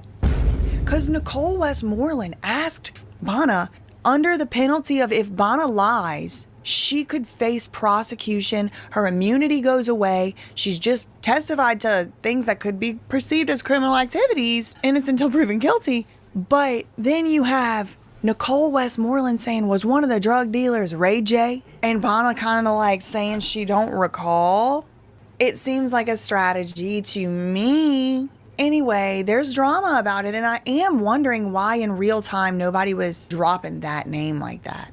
It does remind me of Cassie's testimony whenever she was being asked about the Prince party. Like, did you go to the Prince party? And she said, was that around the time of Whitney Houston's death? Yeah, I went to that party. And now we got a Ray J coming out, and the media ain't even really weren't yesterday at the time. Anyway, I don't know. I just saw it and wanted to do it. But yeah, I just wanted to report that because things are getting lost. The crumbs are getting lost in the couch, if you know what I mean. And this Ray J crumb, I did not want to let it go. So, yeah, I think that's all I really had for this one. In the meantime, facts ain't defamation. Neither are opinions. Neither is speculation. I do not know because I was not there. Love you, Mina K. Bye. All right. So apparently Ray J's name was dropped. Dropped at the trial because Bonner said that, he may have been one of the people that brought some drugs. Now, remember when things were getting heated around Diddy being arrested? Okay. And they were saying that the baby oil had drugs in it, MDMA or some shit, that it was inside the baby oil. Now, it was rumors speculated roaming around that Ray J's ass was buying the bottles of baby oil from Diddy in a nightclub one night so that he could also get his freak off nymphomaniac sessions cracking, okay? So, let's read some of the comments. Isn't it suspicious that Ray J had rumors of relationships with older women who happen to have known substance abuse problems? Wendy Williams, Pam Anderson, Whitney Houston, with photos of them stumbling out of clubs looking a mess while he looks fine. It's reasonable to assume he is a dealer. There's a lot of speculation around Ray J. Ray J had been crashing the fuck out. all surrounding this Diddy stuff. And honestly, I thought that it was because, you know what I'm saying, he thought he was going to be drug into it, and I still don't think that he doesn't believe that he may not be. Let's see other comments. Ray J is not surprising with the Ray J Kim K connection.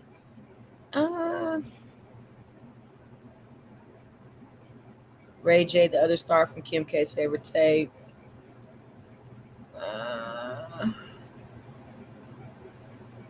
Yeah.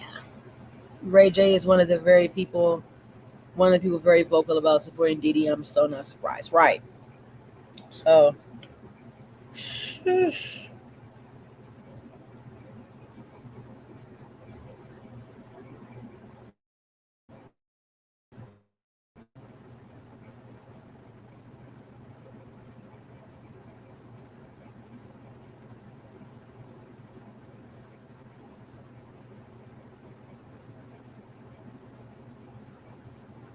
let's listen to a little bit of what Nancy Grace is spilling tea about.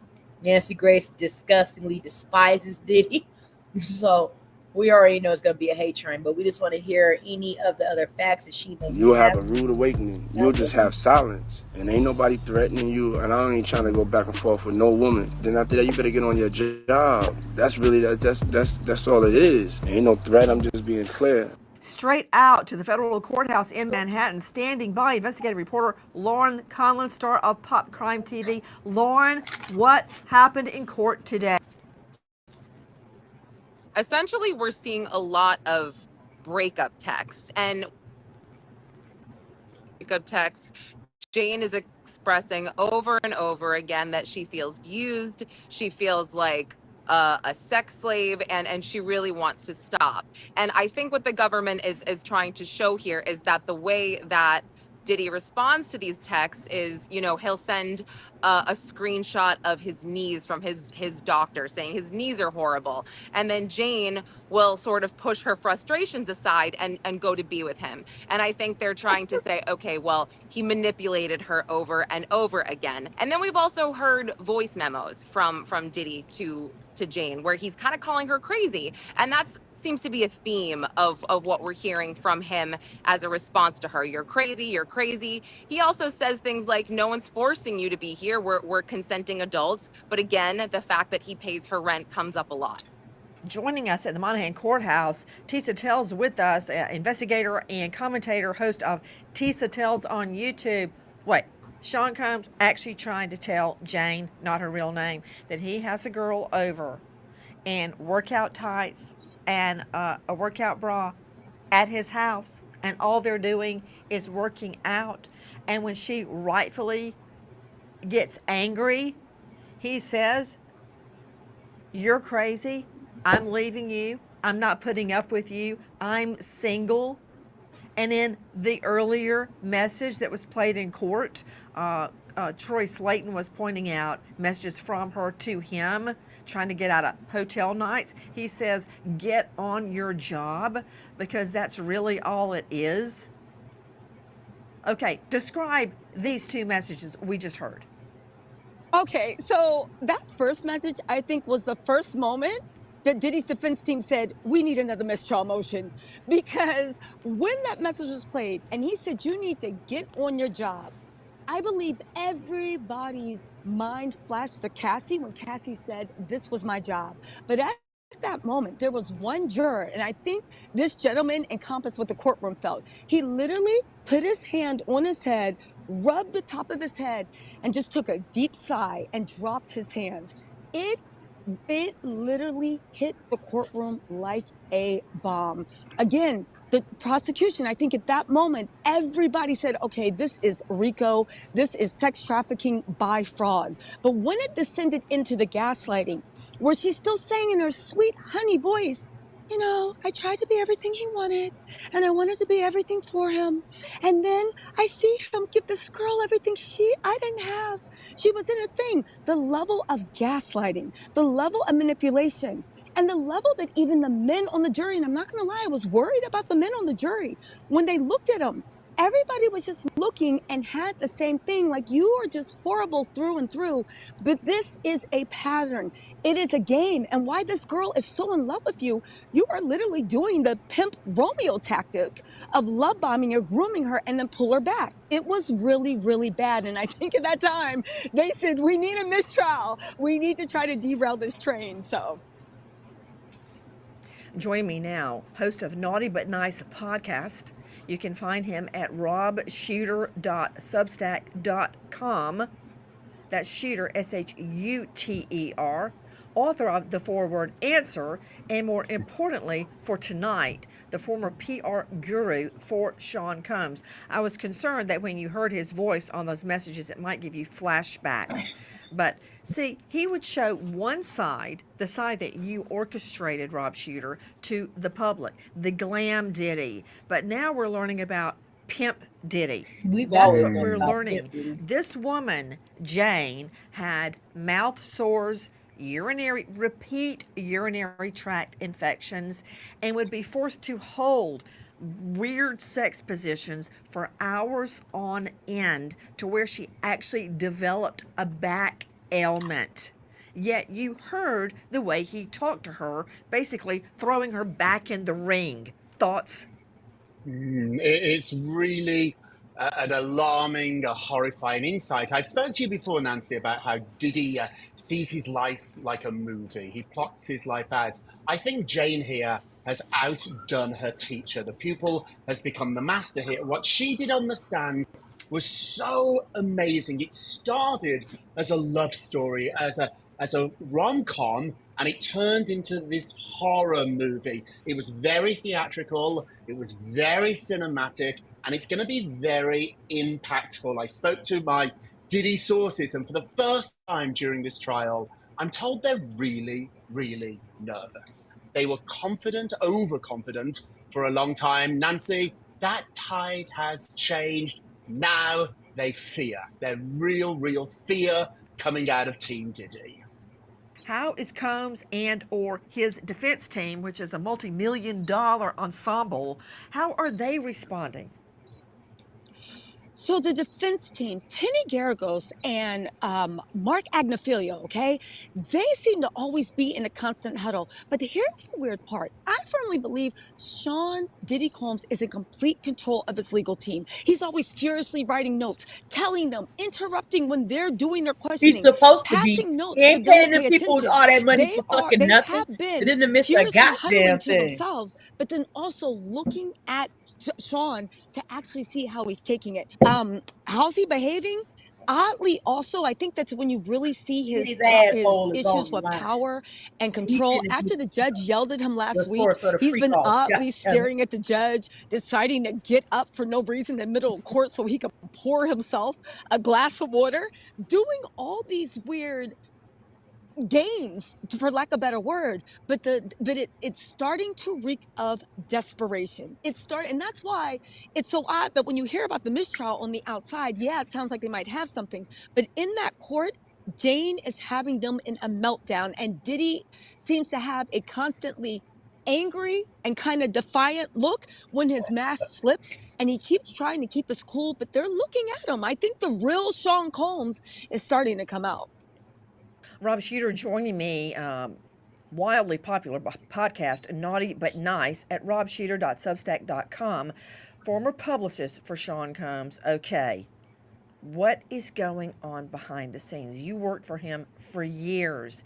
Did you hear what she just said? Doing anything because the judge told him he would be expelled from the courtroom if he couldn't behave. He doesn't want that, right? But he's, instead of making faces at the jury, he's now doing other antics to break the flow of Jane's testimony. What's happening in that little head of his? He's a master of deceit. He's a master of changing the subject. He knows exactly what he's doing. First of all, I just want to say, I don't believe somebody has said no to Diddy in maybe a decade, maybe even longer. And so this will be a real shock to him that a judge, he's not in charge of that room. I can't imagine many rooms that Diddy has been in over the last 20 years where he's not the boss. Diddy is the boss of every restaurant he walks into, every recording studio he walks into, every photo shoot. He is not the boss in this court, and that is going to really, really play on him. So he's trying to get as much power, as much control as he can by these antics, by getting up, by pulling faces. It's not going to be tolerated. So Puffy, Diddy has been put in his place, and Diddy put in his place, I believe, is like a lion trapped in a corner. He's going to lash out, and I think that's exactly what the prosecution wants. We're going to see the real Diddy. And you know what, Rob Shooter? You, with all these years as a PR expert, the jury can very likely smell the stink of fear. You can actually, it's like a presence in the courtroom. Once the tide turns, suddenly the whole dynamic changes in the courtroom. And I want to hear from your point of view specifically how Sean Combs is responding to this turn in the tide. He'll be shocked. So at first he'll be in denial about it. I've been at a lot of his shows and some of them did not go very well. And he used to say afterwards, I could feel the crowd. I'm losing the crowd. That's what he must be feeling right now. He is losing this jury. However, knowing Puffy like I do, he doesn't give in without a fight. He's going to be screaming at his lawyers. He's going to be screaming at his team. It's no coincidence that suddenly his PR machine is outside the trial trying to influence people to say nice things. They know they're in trouble, but they are not giving up without a fight. So Tisa Tales joining us at the courthouse. I know you're not an actress, but could you just display for me some of the disgusting looks the jury is making? I got to see this. Okay, so one juror, which I'm not going to lie, before she seemed to not be buying anything the prosecution was putting down. I looked at them as ground zero of this might be the nullification. When she saw the pictures, okay, it was this. She literally recoiled, okay? There were two jurors toward the end. They're sharing a monitor.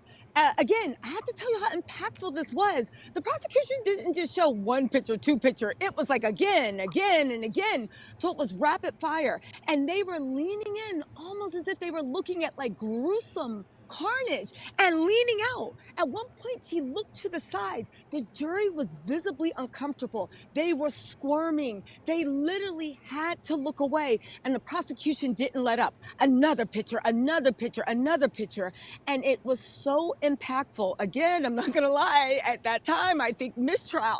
They started to get the idea of throwing in another mistrial. The jury was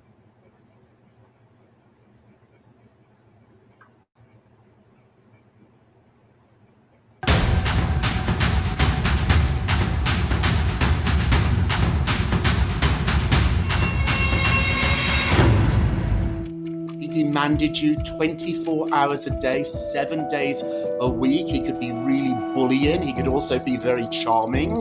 It was really gruesome. It wasn't a job.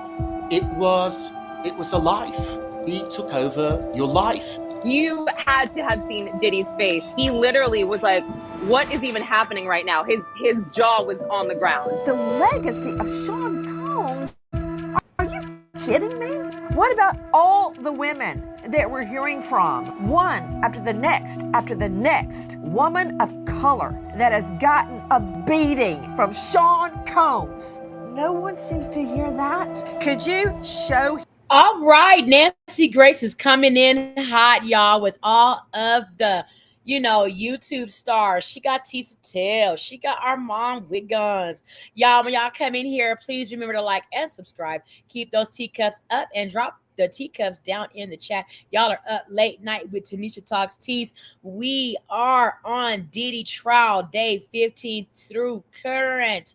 All right, let's keeping on with Diddy. Up now is Nancy Grace with all of the YouTube stars that are down at the Diddy courthouse, the courthouse Diddy trial. Okay, let's get into it. Let's get it. Him the shots of that gash on Cassie's that's forehead, not sex trafficking. the busted that's lip. Violence. You see, that's how this you is win a all your complete cases. case. You say, hey, This is a Don't listen to that. Look over here. Black eyes, fat lips, and I think many of us watching here all feel the same way. I mean, justice for Cassie, Nancy. Bombshell tonight. TGIFD.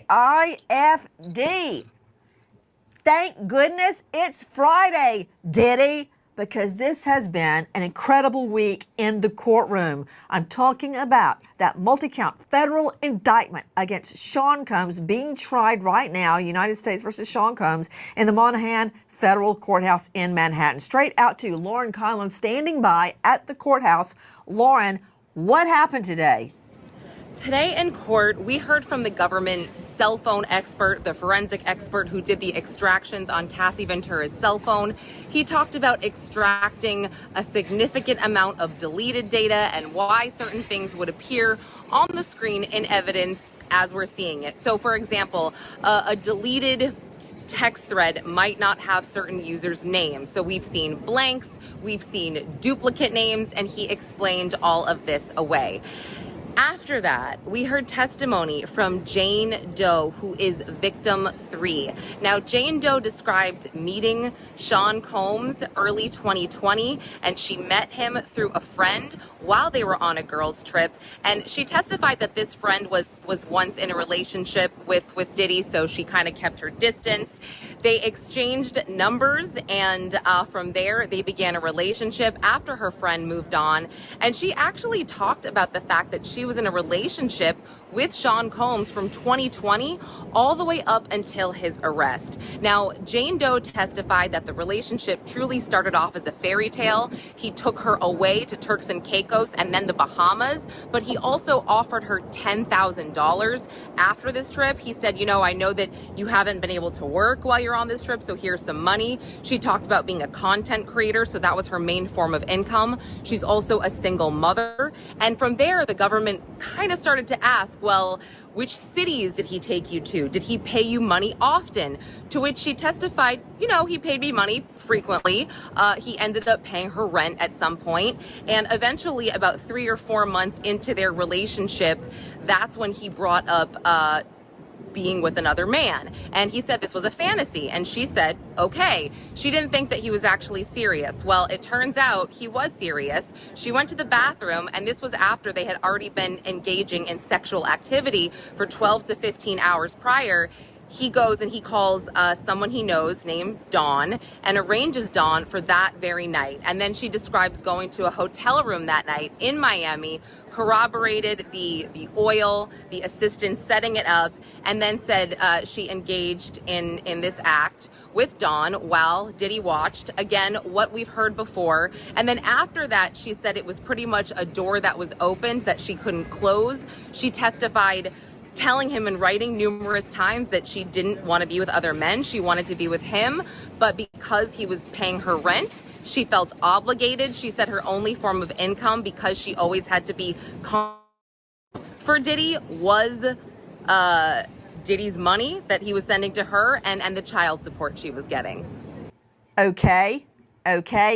Could you tell me how the jury was reacting, Lauren Conlon? The defense was actually admonished today when the judge warned them that Diddy was actually looking at the jury and kind of nodding his head during Nicole Westmoreland's cross-examination of Brianna Bongolan. Apparently, he had gotten this warning before, and the judge told the defense if he does this again, he will be removed from the courtroom. Joining me now, a special guest, longtime friend and colleague, Rob Shooter.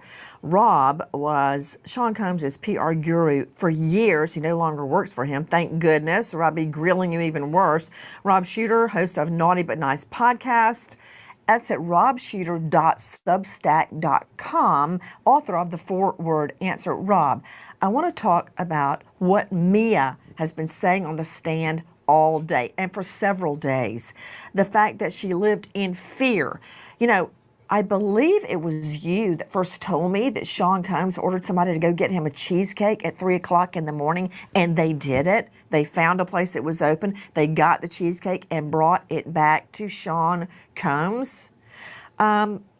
it seems as if he was very imperious with his employees, to the fact that Mia describes PTSD. That's what she's describing. I've seen it in a lot of crime victims. Describe what you witnessed. My time working with Diddy was extraordinary, Nancy. I've never had a job, I've never experienced anything like that again. And I've gone on to work with stars even bigger than him. It was really gruesome. It wasn't a job. It was a life. He took over your life. He demanded you 24 hours a day, 7 days a week. He could be really bullying. He could also be very charming. And so I understand everything that Mia's saying. It's heartbreaking. And it's an experience that very, very few, thankfully, will ever know. Okay, I want to get back to these demands, because if he could make a grown person get out of bed at 3 a.m. and traverse Manhattan to get him a slice of cheesecake, and it had to be the best cheesecake. It couldn't be any crap that you get down at the D'Agostino's, right?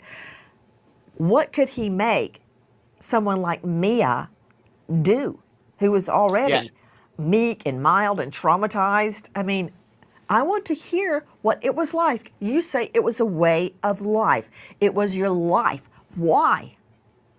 It was our lives because we were young. He had picked people to work with him that he could control. There was nobody on his staff, including me, that was terribly experienced. It was all about him. He carefully groomed us all. He carefully selected us all. And if anybody came into his world who said no, who was too experienced, who knew better, they didn't last. He was the ringmaster, and we played along in his circus. Rob Shooter, you stated that Sean Combs has a very carefully choreographed personal image. And you told a story about making the press move at a private airport. I guess it was Teterboro. So as they all filmed Sean Combs pulling up, at first you didn't see the private plane, and he was so angry.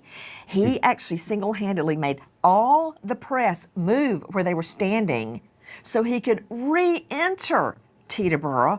So when he got out of his SUV, you could see the private plane behind him. Describe. Yeah, absolutely true. I was on the tarmac. The press was lined up waiting for him, everybody from national shows to local press. And he drove up in his car and he realized they were shooting this ugly airport terminal behind him. And he wanted a shot of this very, very expensive private plane. So what he did is he left. He restaged his entrance. We spun the press around and we had to go down that line, Nancy, and make sure every member of the press who were videoing deleted their original footage. So we did not leave this to chance. It was something that he had thought of. I wouldn't have thought about this, but he told me, make sure they've all deleted the footage I don't want. I don't want to give them the choice of deciding which footage to use. They'll use the one that I give them. So he got an entire fleet of the media to change their positions and delete video. I'm making a point. Listen to this, Shooter. Brian Steele shows me a birthday shout out from Combs captioned, "Beside every great man is a great woman. P.S. Sorry I was acting crazy last night." Mia says Combs had threatened her life on a phone call the night before, and she took this as his apology. Steele asks if she reposted the message despite the seriousness of the threat, and Mia responds, "Of course," reading off her profusely thankful caption, "Thanks, Puff. Love you. You've shown me the world."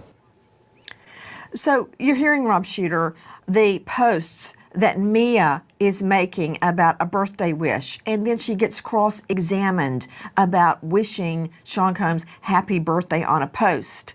Now, I have seen victims go along to get along, whether it was your employer forcing sex on you, husband, partner, judge, and you don't want to make waves in the courthouse, so you put up with it and you just keep going.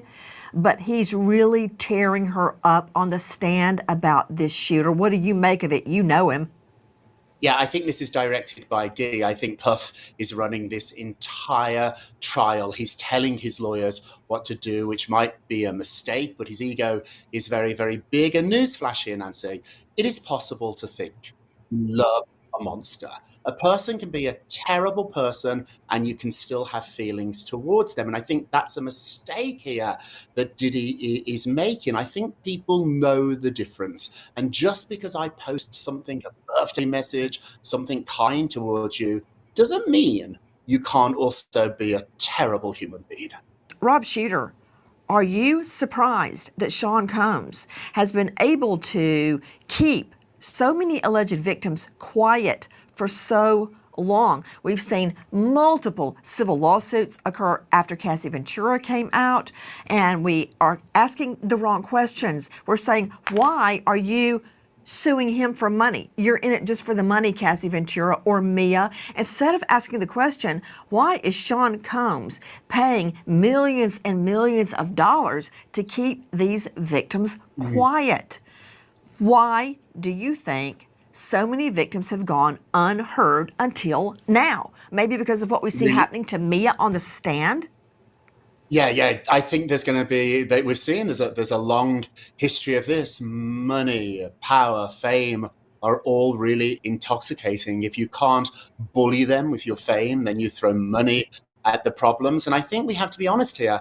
The tape of Cassie changed everything. Once that videotape existed, Nancy, we saw what happened when somebody tried to leave. We saw Cassie running down a hallway. She's trying to get away from him, and look what happened to her. That's why people didn't leave. It wasn't just the money, wasn't just the fame, wasn't just the power. Nancy, it was the violence. Please join us on our mission to find missing people, especially children, to solve unsolved. She was looking for a boyfriend. She was looking for a husband. She was looking for a lover. She kept reiterating that she was doing things for her lover. She was doing things for her partner. She was doing things for her man. She would bathe him after they would have these hotel nights. She would cook for him after they do these hotel nights. She would put on his favorite TV shows after she would do this hotel nights. And she would do majority of all the work in these hotel nights. And at the end of the night, she would finally get to have some alone time with Diddy. I think that at the end of the day, she wanted a relationship. She wanted a husband. He didn't want that. He wanted a freak-off partner. He wanted a sex slave, and he wanted to get his freaky fetishes off with her through other men. Armand, I'm curious, what do you think was the strongest evidence for the state this past week in the case against Sean Combs? Right now, as of the break, the strongest evidence so far for me was a video audio recording.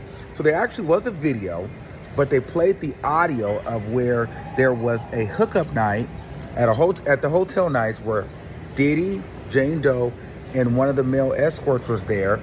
And Jane Doe was wanting to put on and Diddy was saying, no, you've already been taking that. Why do you want to come now? So I think that was the first time we actually got to hear some actual hotel night freak off information. And so to hear her asking for and Diddy not wanting her to actually use the was very powerful, because it goes to the fact that, hey, he didn't want me to use these and I didn't use the because I just wanted to make my partner happy. And you could hear Diddy in the back saying, just let's get to it. Let's keep it moving. Sean Combs, a.k.a. Diddy, allegedly paid off an employee to the tune of $100,000 to get that Cassie Ventura video. Let's take a look at the Cassie Ventura beat down video.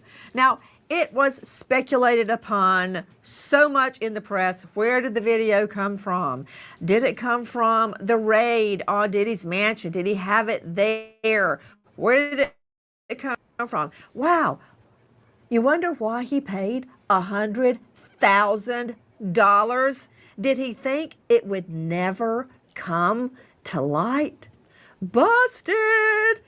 In court, sworn testimony that Sean Combs paid $100,000 to get his mitts on this video. And this video was like pulling the tiger by the tail. You can't hold on and you can't let go. Because once the feds saw this, they had to do something.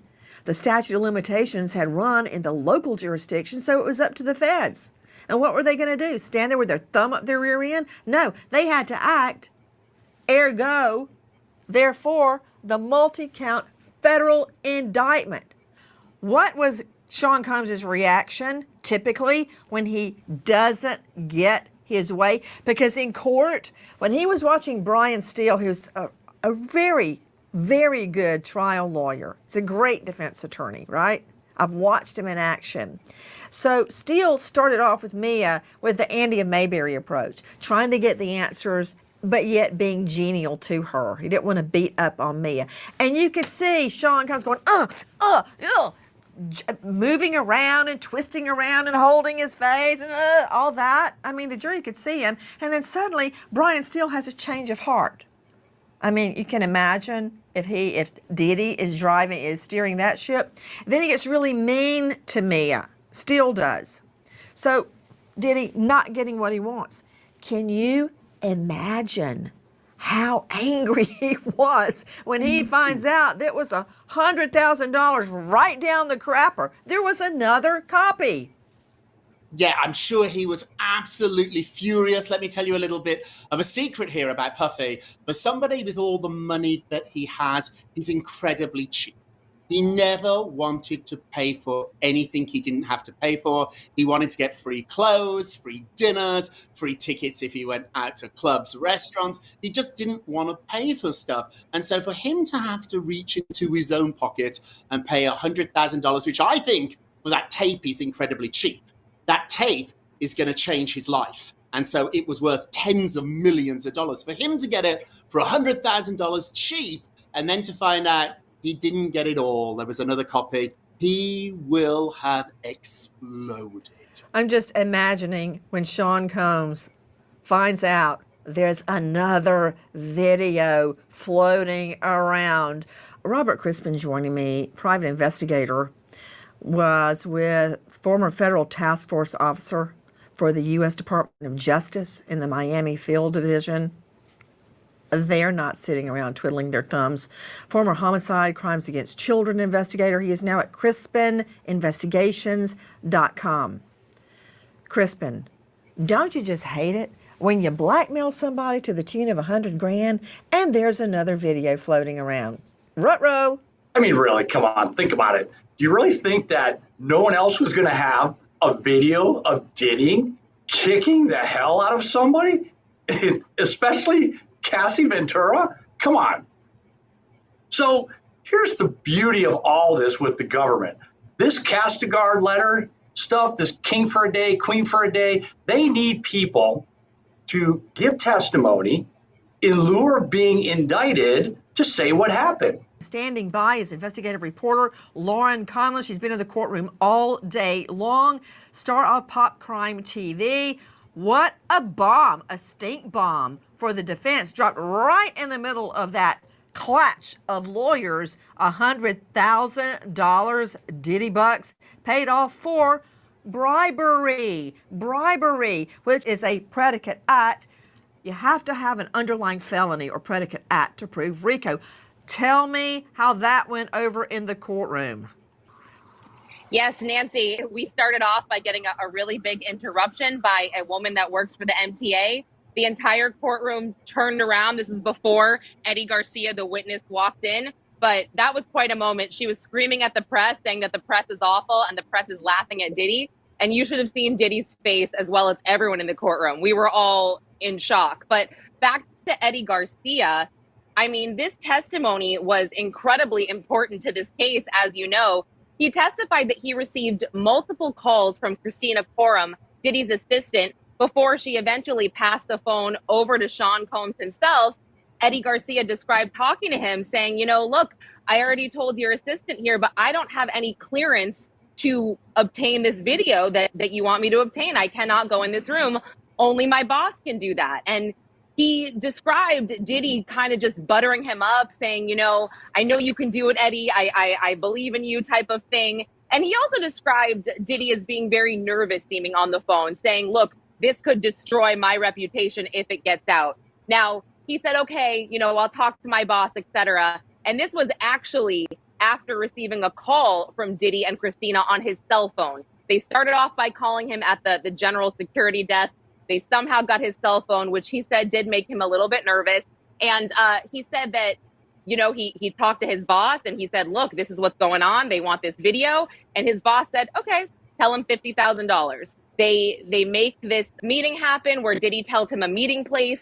He goes and gets this black USB from his boss at the Intercontinental. And he goes and he meets with Diddy. And he describes being taken up to this room by one of Diddy's security guards. He meets with Christina Corum and then eventually Diddy. And he says that after some back and forth, Diddy requested the IDs of Eddie Garcia and his boss and another gentleman. And one of the first testimonies we heard, I think it actually was the first one, was Israel Flores, who also was on duty that day. But Eddie Garcia said, I don't think that Israel Flores is going to go for this. So they got the ID of somebody else. And they texted these to him.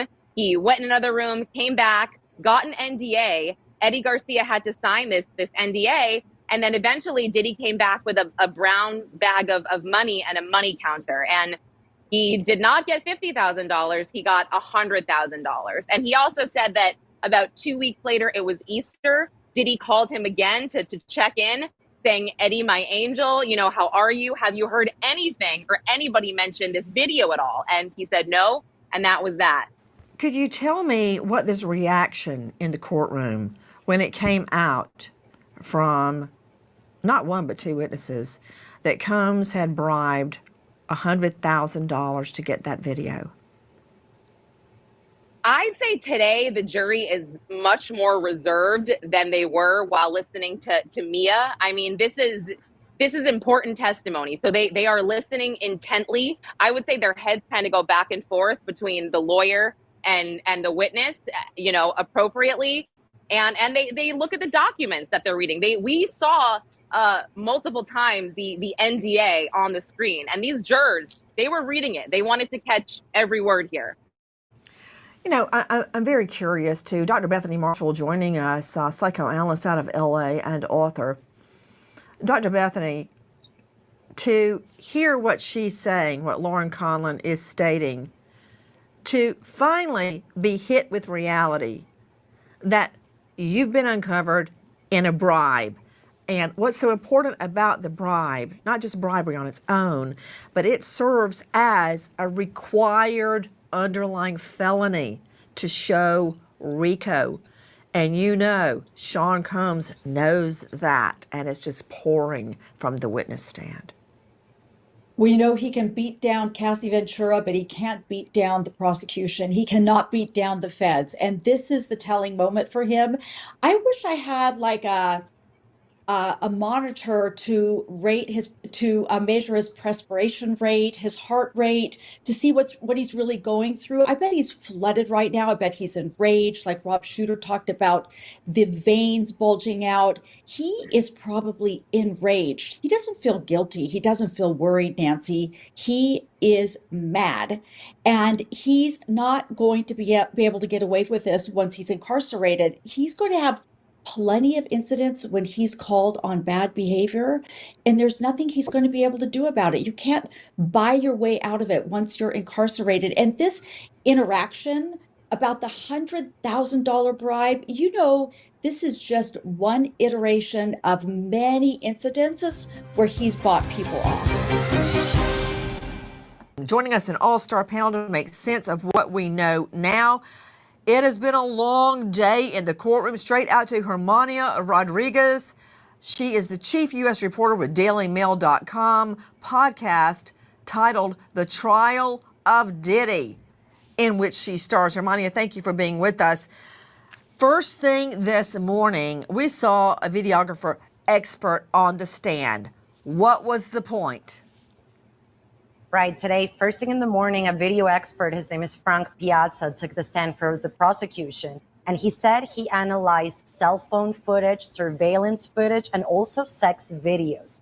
On the stand, he's basically giving these videos legitimacy because, as we know, Diddy's attorneys, particularly with the LA Assault 2016 video, they have suggested and put the idea out there that these videos have been edited by CNN, they have been sped up. So this expert was basically there to tell the jury, these videos are legitimate, they have not been messed with, and you should trust them, essentially.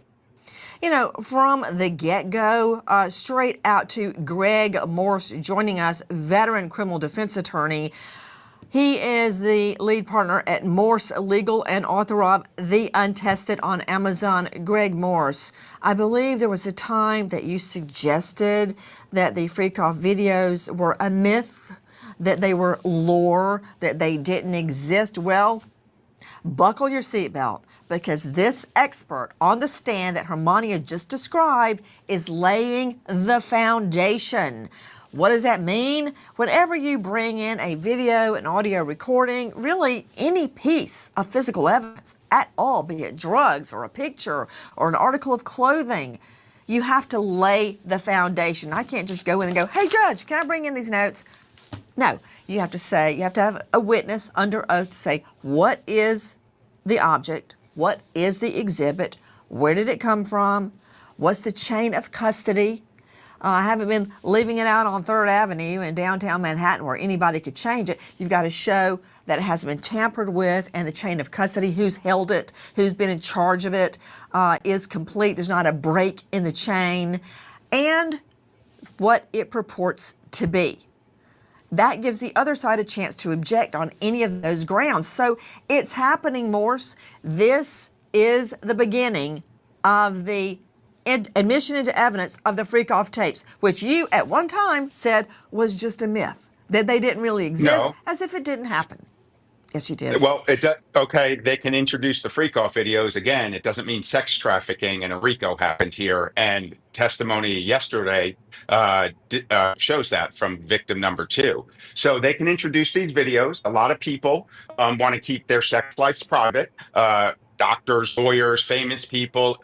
These things doesn't move the needle to sex trafficking yet. So they can introduce all the videos they want, but their core of their indictment is centered around the domestic abuse video where Miss Ventura is being beaten in that hotel lobby or hallway by P. Diddy. But so the freak-off videos are going to come in. When are we going to hear about young people? When are we going to hear about drugged people? I know what you're doing. I know what you're doing. First of all, you said, I don't know if these freak-offs really happened. And if they did happen, there's not a video. Now, we've heard testimony about the freak-offs, and we're laying the foundation right now, the state is, to introduce those freak-off videos. Didn't you just hear Hermania Rodriguez say, this expert says he is an expert is going to address cell phone videos, surveillance videos, that's the Intercontinental beatdown, and sex tapes. What other sex tape? It's got to be the freak-offs. They're coming into evidence. And from what I understand, straight out to Sydney Sumner joining us, Crime Stories investigative reporter on the case from the beginning, like Hermania. Sydney, these are not all consenting adults and engaging in I guess the new term would be polyamorous. That's not what the state is alleging, Sydney. Absolutely not, Nancy. They're alleging that these women or men or all participants who may or may not have been adults, we've seen many minor allegations come out in lawsuits, but SDNY is not specifically arguing that Combs targeted minors.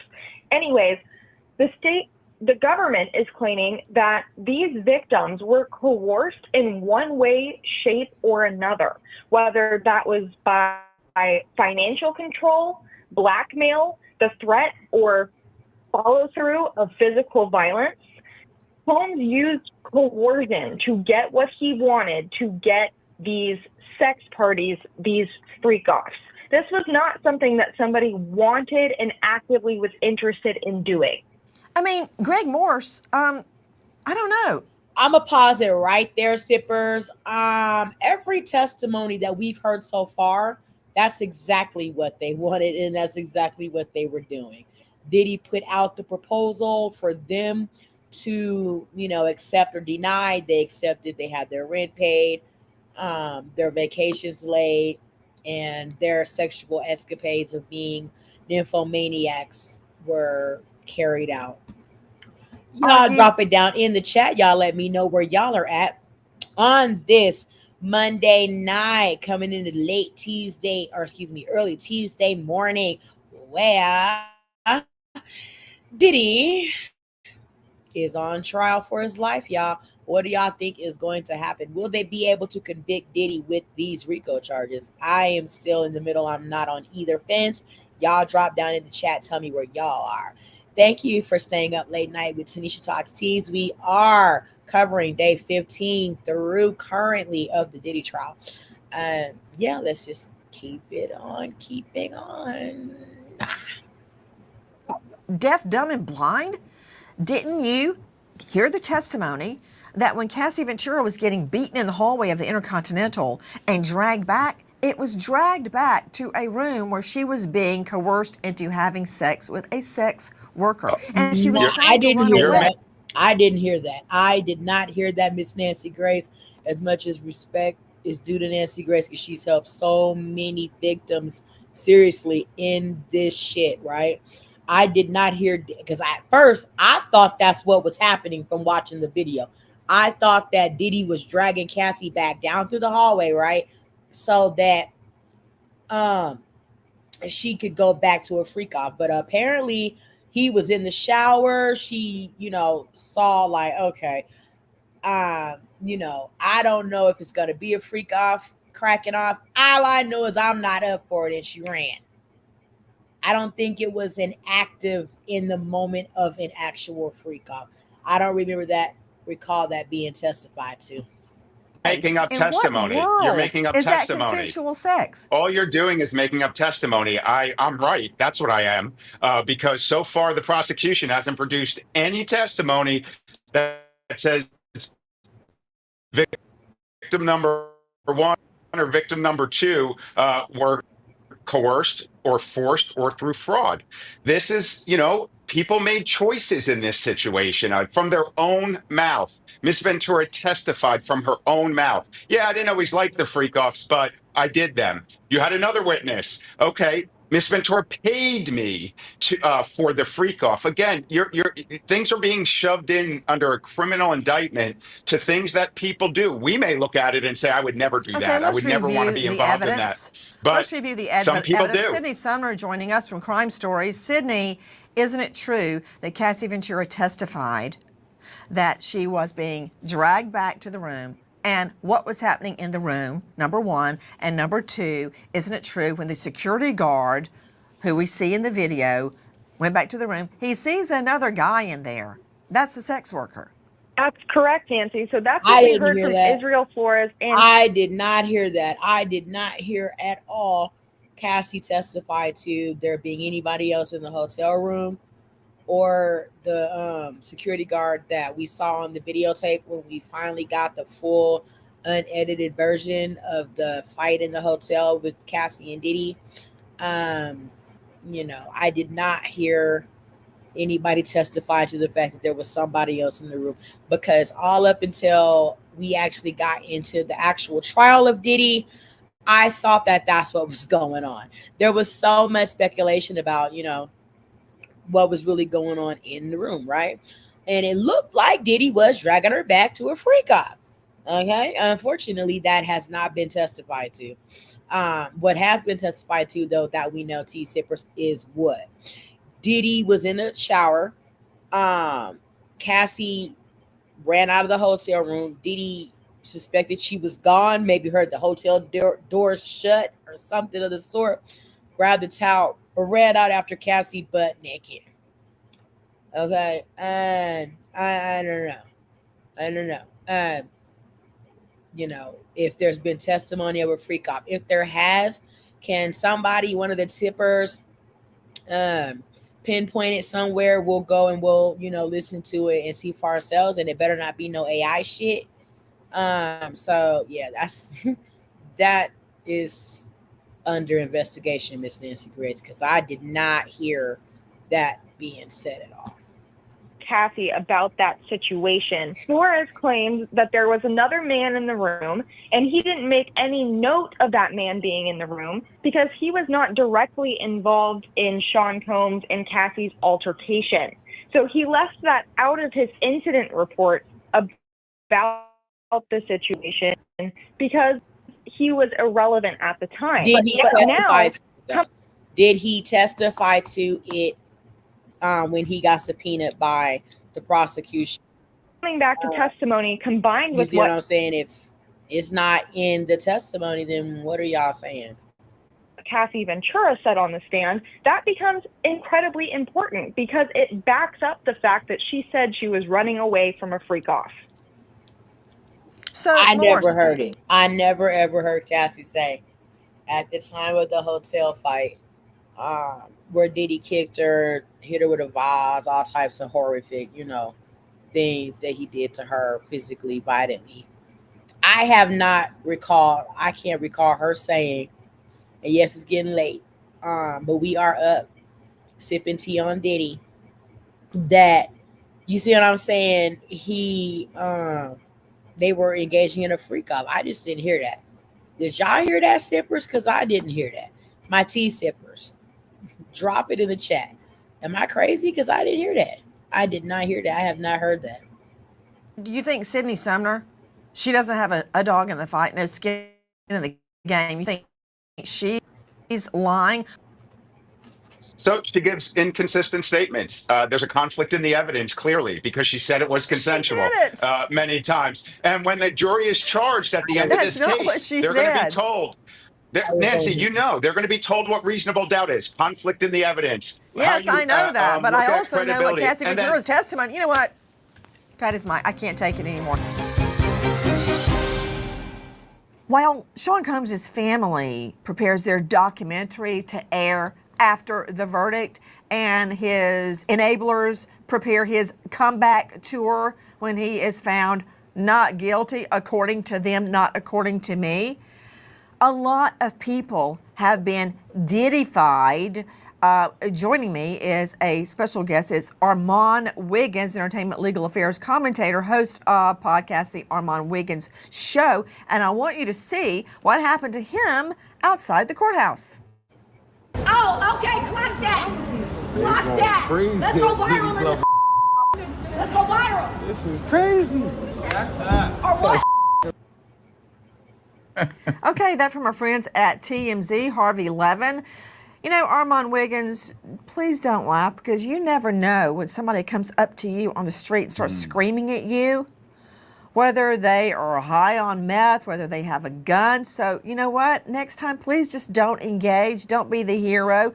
Just say, thank you, and walk away. But yet, you engaged. Armand Wiggins, what was she screaming? Honestly, she just was trying to go viral. She was screaming, "Let's go viral, mother." She was saying a bunch of flagrant obscenities to me. And I think it was just because she saw me going live. This case has become a zoo and a breeding ground for all walks of life, and people are just coming. They're trying to get their piece of the moment, their piece of the viral moment, and just shouting out and making stuff up. So there was a woman that got put out of the courtroom. This woman was heckling. So it was actually, I didn't even know who this woman was. She just saw me on live camera. She figured, okay, this is a content creator. He goes viral for his Diddy news, and let me go and trash him in his live feed, and hopefully I'll make the news. A lot of people they've been Diddified, and without knowing any of the evidence or ignoring the little bit of evidence they do know, they're convinced that Sean Combs is innocent. I got into it with Ray J again, but I want you to hear, you mentioned a woman that got dragged out of court by armed guards. Well, listen to her. Diddy, everyone thinks this is a joke, laughing at Black man legacy being destroyed. Everyone has been laughing. I don't care if it sounded funny, it's not funny. No, it's not funny. for women to get beaten, drugged, dragged over and over and over. And it's not just one woman. It's not just Cassie Ventura. It's one after the next, after the next. That was from our friends at BBC on TikTok. Back to you, Armand Wiggins, who was assaulted outside of the courthouse. I just heard her talking about the legacy of Sean Combs and wrapping it into the legacy of black men, that they should not be wrongfully attacked. What about black women? What about them? Do they not matter in the black legacy? What about them? What about all the women that we're hearing from? What about Capricorn Clark? What about one after the next woman of color that has gotten a beating from Sean Combs? And do you know how close it was for this woman hanging off a balcony by high on something, Sean Combs? But yet, no one seems to hear that. What about these women and the legacy of Sean Combs? Are you kidding me? It sounds like exactly what Ray J and I were arguing about on TMZ. You're saying the same thing. He's not crazy. Well, you know, He's a Ray J was celebrity. just mentioned Everybody in loves him. Ray J was mentioned in the court documents as Cassie's drug dealer too yesterday. So there might be some affiliation there, but you know, I talked to Ray J. Ray J said that had nothing to do with him, and he's not sure why Diddy's team is mentioning him. I don't know what that relationship is, but in regards to the women, I think that the prosecution is doing a great job, because one thing that we cannot get around is whenever they played that video and when they got into that forensic audio and video and you saw Cassie being yoked up and dragged, I don't care what you're talking about as far as Diddy's legacy. You have a heart, you have an emotion, and you feel every blow, every kick. And so I think that everybody in that room, man, woman, child, they felt that. And there's no way that he's getting around that. And the prosecution makes sure every day they play that video, just in case you may have forgotten what we're really here for. Philip Dubé is joining me, veteran trial lawyer out of the LA jurisdiction. Dubé, we're seeing a whole nother animal right now. We've heard about beatings and draggings and yanking people by their hair and kicking them. And that's something that a lot of people see, whether it's in the movies, whether they've seen it in real life. But dangling someone off a 17th floor balcony, that's a whole nother thing that really can't be made up. No, of course not. But how I would play it if I were his counsel is, like you said earlier, is it real or is it just real testimony? Because if you remember, it came out that she was hooked on ketamine and all kinds of other drugs that are various types of anesthetics that put you in a trance-like state, almost in a twilight state. So who really knows what, if anything, she accurately remembers? And it is not. If she and Cassie were doing drugs, where do you think they got those drugs, Dubé? Let's give him that. From Combs. Let's really pretend he was plying them with dope. It is not his MO to be defenestrating people. It's just simply not the case. But I think better yet, is that just because he is in a respondeat superior mob boss, he can be acting in his individual maniacal capacity unmedicated. That does not fall under RICO. It falls under state crimes, and the statutes of limitation have run. So what the feds are doing is they're using RICO as an end run around the state statute of limitations that local DAs blew. You know, the more the defense objects to any particular line of questioning. And there it is, tea sippers, down in the thumbnail when you click on this video. Is Diddy in the right court? Let's listen to Mr. Dubé explain a little bit why I put that in my thumbnail. Let's give him that. From Combs. Let's really pretend he was plying them with dope. It is not his MO to be defenestrating people. It's just simply not the case. But I think better yet, is that just because he is in a respondeat superior mob boss, he can be acting in his individual maniacal capacity unmedicated. That does not fall under RICO. It falls under state crimes, and the statutes of limitation have run. So what the feds are doing is put you in a trance-like state, almost in a twilight state. So who really knows what, if anything, she accurately remembers? And it is not. If she and Cassie were doing drugs, where do you think they got those drugs, Dubé? Let's give him that. From Combs. Let's really pretend he was plying them with dope. It is not his MO to be defenestrating people. It's just simply not the case. But I think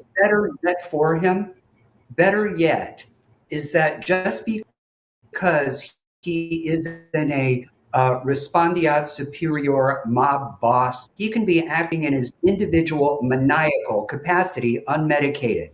That does not fall under RICO. It falls under state crimes and the statutes of limitation. Better yet, is that just because he is in a respondeat superior mob boss, he can be acting in his individual maniacal capacity unmedicated. That does not fall under RICO. It falls under state crimes. Respondeat superior mob boss, he can be acting in his individual maniacal capacity unmedicated. That does not fall under RICO. It falls under state crimes. And there you have it, okay? Like we've been saying, I replayed it for you several times just in case you didn't hear. Maybe you were swallowing your tea. I hope you didn't spit it out, okay? The feds jumped the gun. Unfortunately, they did not, go after Diddy before the state statute ran out. So somebody put a firecracker of Diddy up the feds' asses. Excuse me. I think it was Cassie with her lawsuit. You know what I'm saying? In hopes that more so of what Cassie said would come out in testimonies and things like that, with other people saying yes, trafficked, drugged up, orgy parties, people barely clinging on to life. And I mean, all of us were really biting on that bait, right? Biting at that chomp, right? Yes. Unfortunately, the prosecution has yet to bring that forth. Okay. Maybe they will. Maybe they will continue not. As of now, they haven't. Statutes of limitation have run. So what the feds are doing is they're using RICO as an end run around the state statute of limitations that local DAs blew. Thank you. The more the defense, any particular line of questioning, that local DAs blew. The capacity unmedicated. That does not fall under RICO. It falls under state crimes, and the statutes of limitation have run. So what the feds are doing is they're using RICO as an end run around the state statute of limitations that local DAs blew. The more the defense objects to any particular that local DAs blew. It falls under state crimes, and the statutes of limitation have run.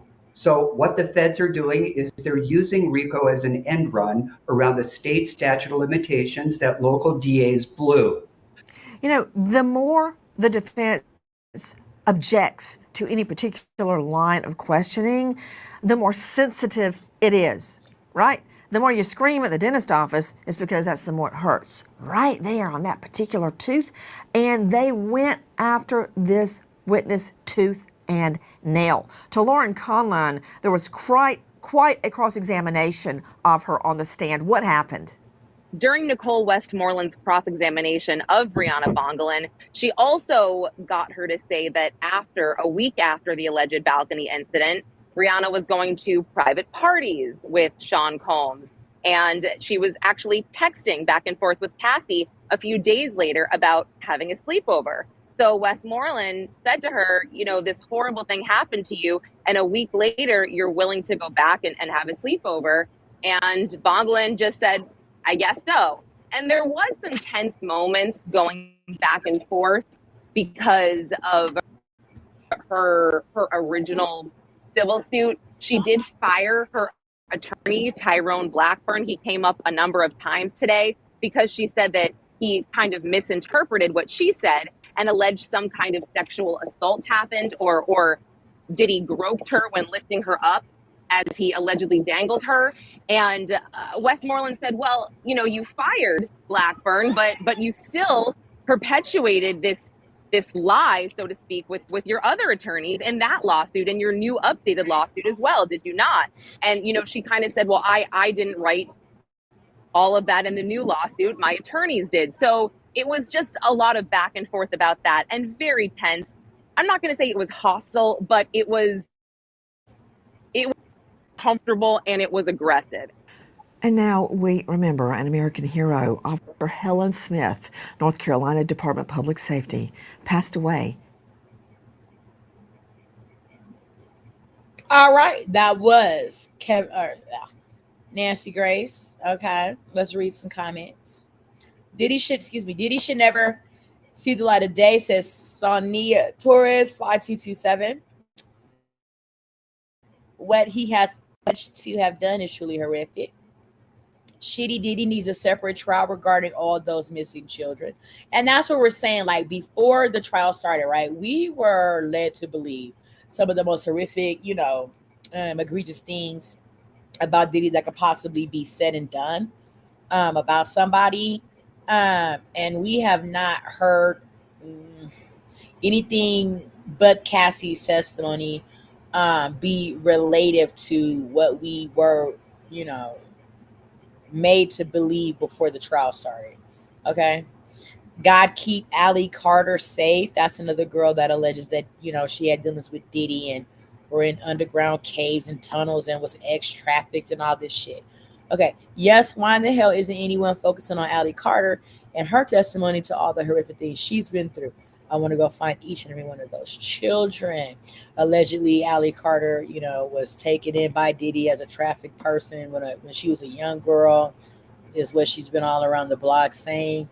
And she witnessed a lot of other underage people in the ex-trade traffic, from Diddy and others. So, let's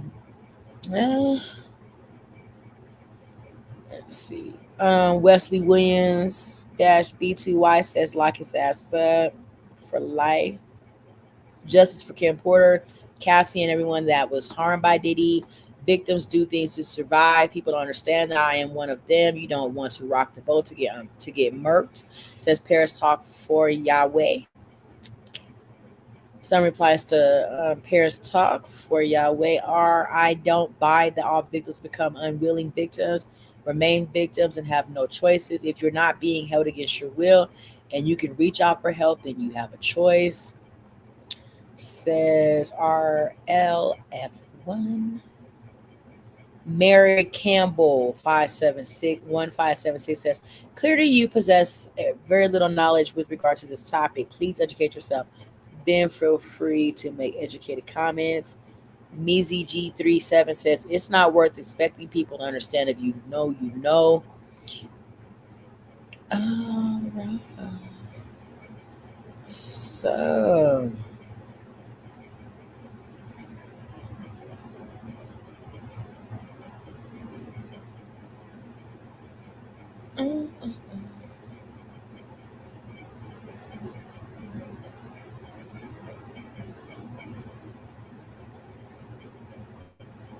I love Chronicles.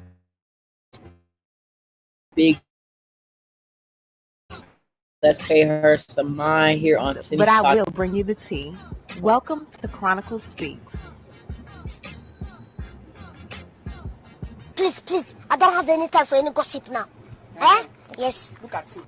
So we are here at trial day number 19, but let's first recap day number 18. So day number 18 of Sean P. Diddy Combs' federal trial was emotionally heavy and deeply disturbing, as the court heard graphic, detailed, and often heartbreaking testimony from Jane Doe, who is an anonymous woman who claims she was manipulated, drugged, and sexually exploited by Combs over the course of their relationship.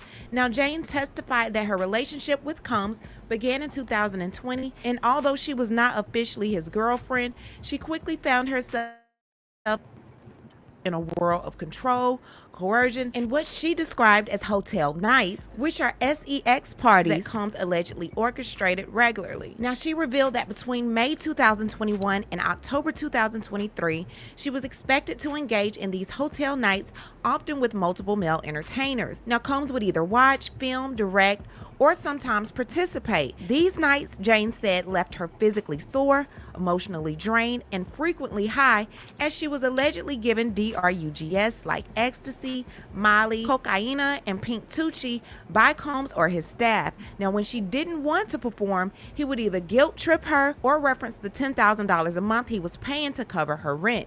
Now, she described specific instances where she was forced to push through these nights, even when dealing with painful infections, throwing up, or crying. At one point, she testified that Combs told her, "That's good. Now you're ready for the third guy," after she vomited. When she attempted to opt out of a session, he allegedly became agitated, and she was forced to apologize to the entertainer afterwards under his instruction. Now, Jane also admitted to arranging performers herself at times, like Sly, Paul, Anton, Don, or Leo, sometimes booking their flights, sometimes receiving help from Combs' assistant or travel agent because she was too high to do it herself. Now, these encounters were sometimes gifts to Combs on special occasions like Valentine's Day or when he returned from a trip.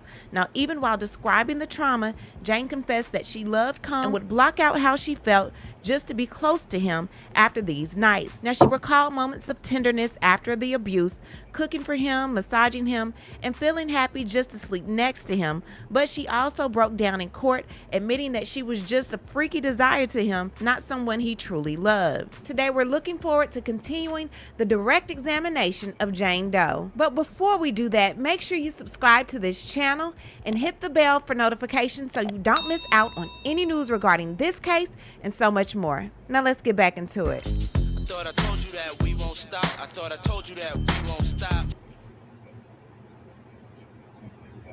Not stopping, they are now demanding a mistrial, claiming the government knowingly used false testimony to sway the jury. The defense points to shocking story that Diddy allegedly dangled a woman named Brianna Bongolan over a 17-story balcony back in 2016. Both Brianna and Cassie Ventura testified about this incident, with Cassie saying she saw it happen, but Diddy's lawyers say that's a lie, and they've got the text to prove Cassie only heard about it, not witnessed it firsthand. They also say Brianna's version of the story doesn't add up physically, and that she claimed injuries like a leg bruise, supposedly from Diddy, while he was proven to be in New York, not LA at the time. According to Diddy's team, hotel records and even old concert news articles back up Diddy's alibi. On top of that, the defense says the government made things worse by showing the jury photos of Brianna's injuries and allowing hearsay, all while knowing the timeline didn't make sense, but it doesn't stop there. They also accuse prosecutors of trying to paint Diddy as someone with shady influence over the LAPD, and the feds brought up an old incident involving fingerprints tied to Kid Cudi that mysteriously disappeared, and then had a witness by the name of Mia testify about getting out of tickets just by mentioning Diddy's name. Defense says it's all part of a plan to make Diddy look like he's untouchable. Diddy's lawyers are saying enough is enough, that the jury has been fed a misleading and unfair narrative, and they want the whole trial thrown out. And one more thing before we get into the trial. Now, we've heard Christina Corum's name time and time again with just about each witness that has stepped on the stand. Well, according to USA Today on Thursday, June 5th, a statement from prosecutors that they may have caught the big kahuna, Christina KK Corum, which we all know is Combs' former chief of staff and right-hand woman. Now, inside and aside with the judge, lawyers for the government called Corum an agent and co-conspirator, marking the first time she has been referred to that way. The language implies Corum has likely reached an agreement with the prosecution and will testify. Now, we all know what a co-conspirator is, but I had to look up and find out what they meant by agent. Now, in this legal context, agent means someone who acted on behalf or carried out tasks for another person, and in this case for Diddy, as part of the alleged criminal activity. So in other words, Diddy may not be the only one getting locked up if found guilty for these crimes. Oh, you federally fucked now.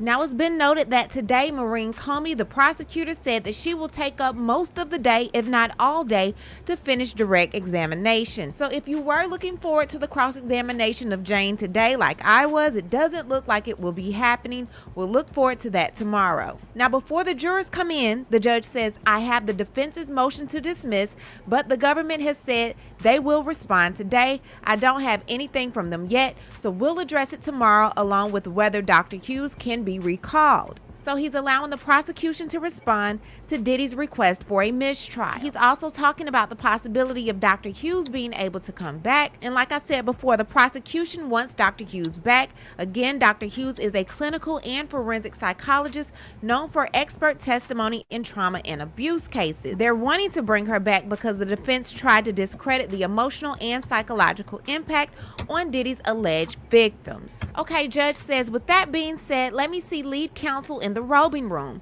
So what is being discussed? The issues around the order of pseudonyms. Okay, at 9:18, the jury is being brought in. Judge says, all rise.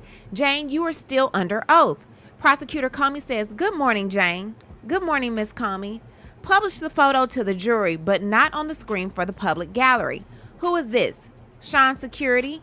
And this? Sean's deputy butler? Who did you call ATL? The entertainer Sly because he lived in Atlanta? You messaged to Sean, what was this about? My trip to New York in 2023. He wrote, send me some shit of you being bad. Then Sean says, I got the phones, just send me what I don't have. Don't say no to me, please. What did you write? I wrote, you're traveling with our phones? You mean not Sean's two main phones? Yes, his assistant had access to those. I wrote, you're using this to get your DICK hard for someone else? I wrote, I'm not coming to New York. You just want me there for a hotel binge. Why did you say that? I saw a podcast. What about? About Sean bragging about having sex for 48 hours straight on a yacht trip to an island near Miami.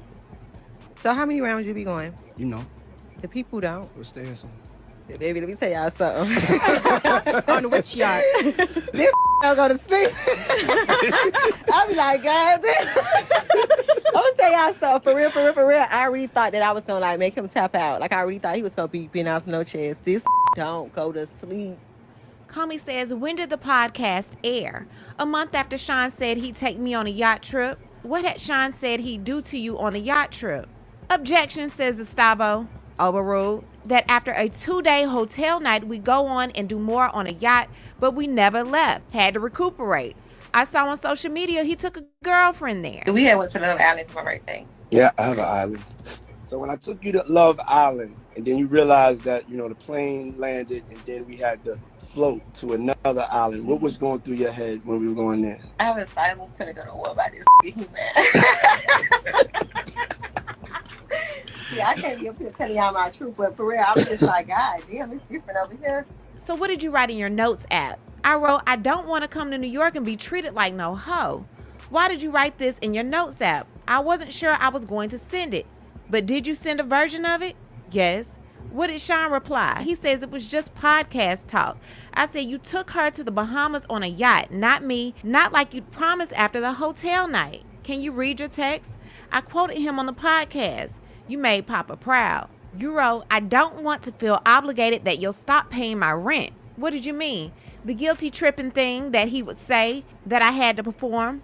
For how long had you felt like this? Since I got home in April 2023. Play this exhibit. Combs' voice says, this is a true open relationship. Why do you have to make it a problem? Now I'm sick. Prosecution says, how did you reply to his voice message? She says, call me back.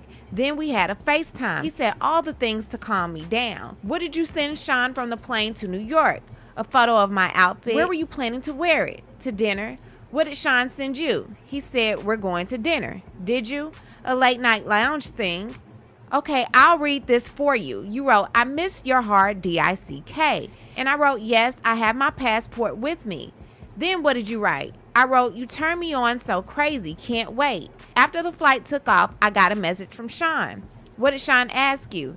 Where Sly was. Then he asked, entertainment or movie night? Let me know, I'll get a hotel. How did you react? I felt upset and a little defeated. What did you send next? Baby just got Wi-Fi again. What did Sean write? He said, check red phone. The other messages he sent me, he said, I have a surprise for you, just one.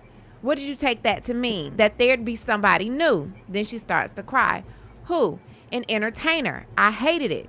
What did Sean send you? A picture of the man? I rolled my eyes. I wrote back, it's not loading. We are landing now. What did you send Sean? I suggested we go to Casa Cipriani, but I was driven to the Trump Hotel. I put on my outfit. What happened that night? He was late. He went to that lounge. We bickered a bit. He was defensive, but we went to the room and Sly came. What did you text to Sly? I asked if he could come to New York. I felt I needed to make it up to Sean. Did he come to the Trump Tower and did you have SEX in front of Sean? Yes. After that New York trip, where did you see Sean next? In Miami at a hotel. Did you two take these pictures? Not shown to the public gallery. Yes. We had Sly in Miami as well. Then I went back to LA. We had an argument there. Tell us why. He wanted to set up a party. He wanted me to reach out to entertainers. I noticed something online that he was with an ex-girlfriend of his. I was furious. Did you ever speak with any of these women? No, I found out on Instagram. These text messages, October 15, 2023. Please read what you wrote. I text, you got that girl next to you. Her bullshit is already starting. Meaning, drama. I told Sean introduce her to P. Who? Paul, one of the entertainers. Then I wrote, I am not a PORN star. These experiences are desensitizing SEX for me. And here on October 16, 2023. The same fight. Please read these. I wrote, I don't want to be effed in these rooms. I felt there was more pressure on me than the others. There was an imbalance. I had to earn basic things for my romance, love and romance. He was giving it to others. He was clearly capable of it. I wrote, it's been 3 years of me having to F strangers. He wrote, so we're breaking up? Prosecution says, so is that what you were proposing? No, I wrote, I need a break spiritually. And then she starts to cry. What did you write next? I wrote, SEX is sacred to me. Why would she say that? But hey, we listen and we don't judge. Let's continue. You always push me to do more and more. I said I need time to myself. I said, Estavo says, may we have a sidebar? Judge says you may. Now we go on sidebar. Now during this long sidebar, Combs is talking to one of his attorneys, Xavier Donaldson. Judge at 10:48 says, please be seated. Miss Comey, please bring Jane back. Jane walks up past Combs' table as he passes a note to his lawyer, Alexandra Shapiro. Comey asked Jane, what did Sean write to you? He wrote, I want to spend the day with you. I wrote back, you make it crystal clear what you want me for. You're going to spend the day love bombing me? What did you mean? Sean is very love bombing. I said, I'm just an animal people can F-U-C-K on. He said, you're crazy. Comey said, how often did he call you crazy? Often. I said, you want to have me S-U-C-K, someone's D-I-C-K, so you can jet off with Gina. I said, I'm drained. He said, I'll leave you alone. In the next text, does he use your true name? Yes. And does he say, that's my house too? He does. He wrote, I'm coming over. You gonna let me in or not? Is your baby there? Are you gonna let me in your house? Again and again. Sean wrote to me, I'm so stressed. I'm H-O-R-N-Y. S-M-H. What does SMH mean? Shaking my head. He said his knees weren't good. I said I was hitting up my mom. She said taking bone supplements is key. Then you saw Sean? Yes. We had the sobriety party at the hotel. First, I went to a concert. I stood with his security. With his security, Jonathan. I went to the store for supplies for the hotel night. Sean was in the hotel waiting. He called me B-I-T-C-H. What the F is taking so long? I got there. His assistant said, you don't deserve to be called a B-I-T-C-H. Comey said, at the L'Hermitage, what happened? I didn't want to take D-R-U-G-S. Who was the first entertainer? Rico, then Paul, then Anton, then I threw up. Sean said, good, you threw up, now you're feeling better. Then I had SEX with Anton. I felt terrible. Whose text is this? Mine. I wrote, baby, I love you. Do you think you could put something in the hotel? Did he respond? No. I needed furniture for the house. I wrote, you weren't too busy to make sure Chelsea was ready in D.C. Play the voice note. Sean said in the voice note, I don't know where the F Chelsea is. I ain't with no bitchs. Leave me the F alone. I'm single. Comey said, what frustration did you feel? Not being heard about what I felt about hotel nights. Did you use names for the other women? Yes, it was misdirected anger. I asked, what does the house have to do with what I'm saying? I wrote, I'm not Gina or Cassie. Were you telling Sean you were going to speak about your relationship? Objection, says Estavo. Sustained. Please read. Did you reference your child? Yes, I said, you got me effed up. I said, just complete what he promised about the 2 years about the home. I said, don't contact me. Comey said, what did he say in response? He said, I'm super clear now. I said, you had me on constant pins and needles. Now I'm sick. Leave me alone. Does the next text message reference a prior relationship you had? Yes. Then he says, I was told you was crazy. He said, you took it too far, baby girl. You'll see. He was threatening me about the rent, that we don't need to do anything we don't want. I wrote, you're mad at me about a grown-ass man? Comey said, stop right there. Was this referencing to your prior relationship?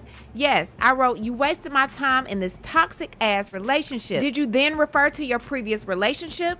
Yes. You invited me to New York to pair me up with some random man, any MFer, for your own sick sexual. Comey said, were you talking about? Jane said, the two men he had chose for me, Sly and Anton. Sean kept trying to say I chose them. I wanted it. I wrote, you want to gaslight me. What did you mean by that?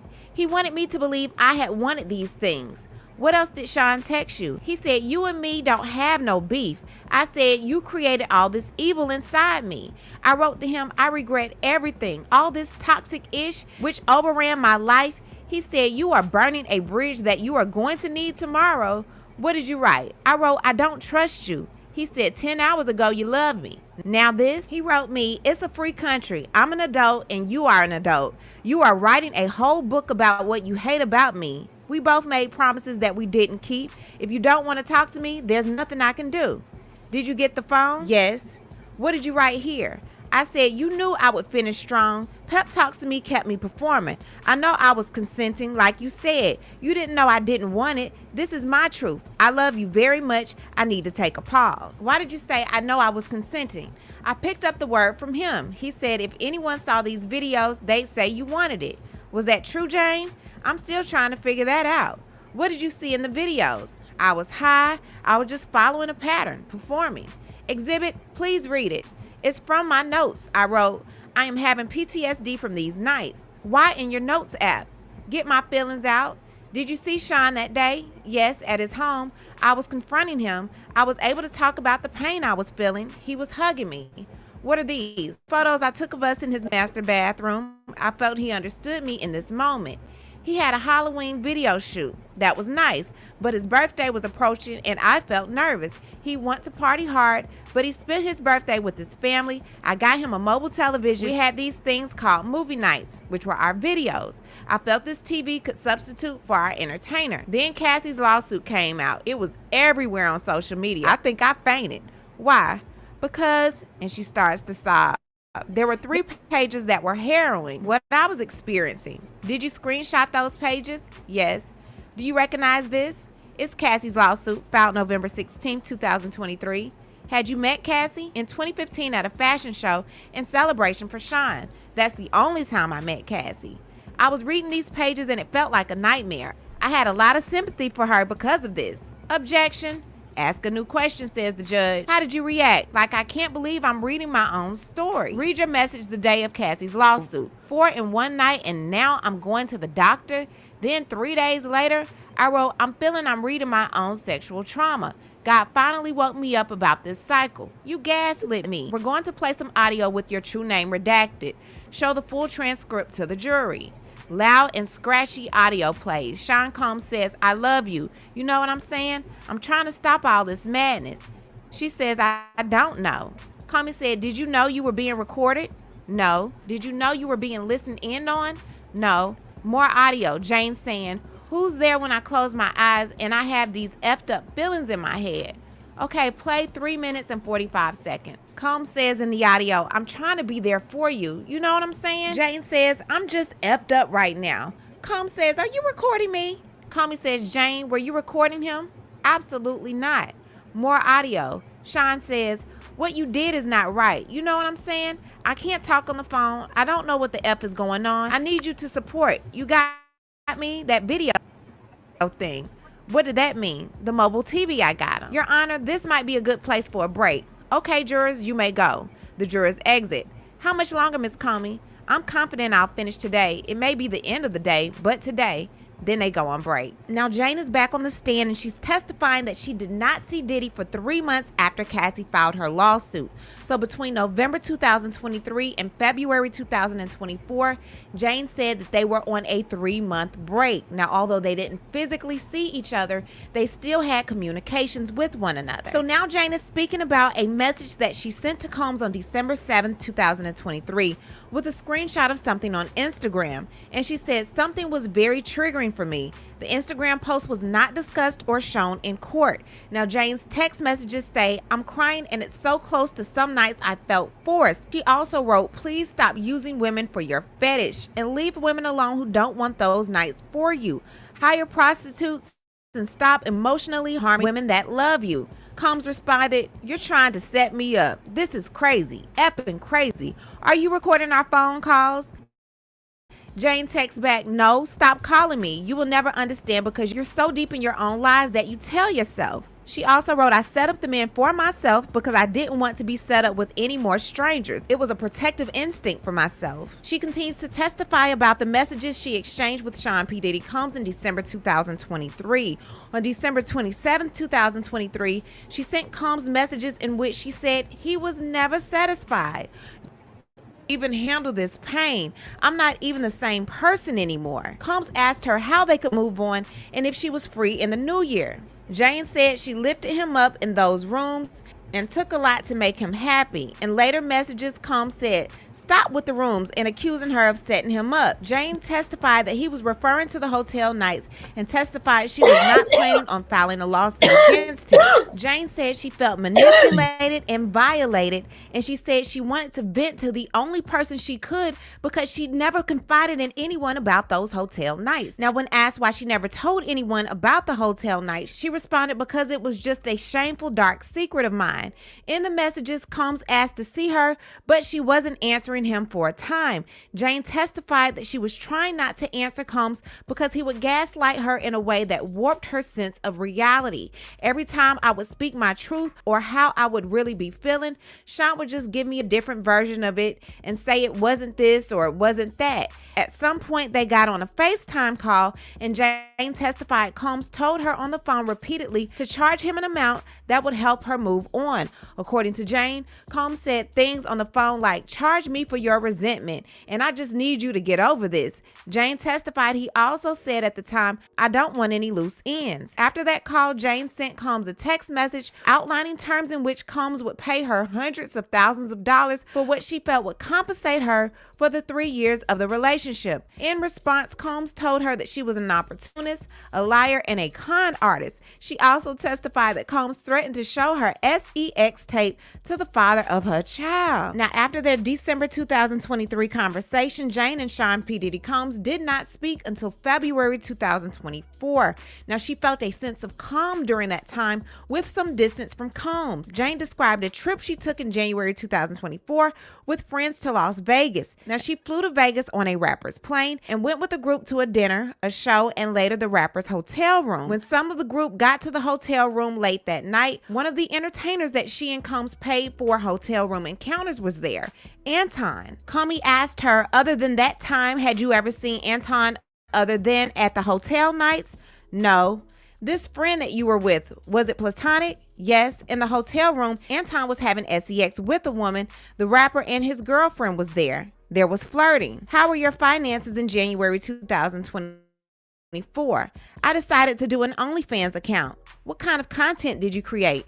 Lingerie, swimwear, implied nudity? What's that? Your hands cover your body? I wanted to stand up on my own 2 feet.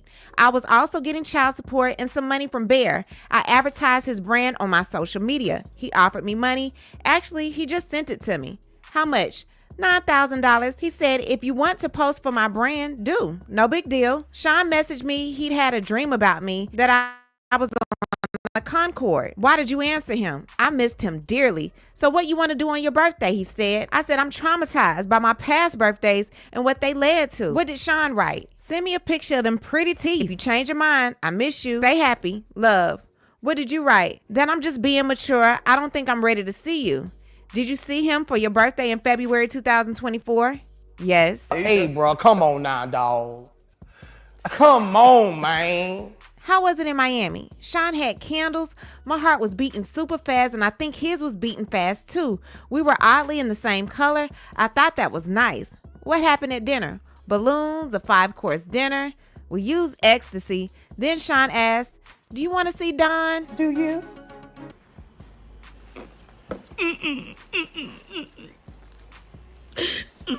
What was your reaction? I was high. I said, okay. Me and Don had SEX and 1-star. Then we rested a couple of days. Then we flew back to LA. We were back together. In 2024, where did you visit Sean? Miami in May, July and August, and at my residence in LA a couple of times.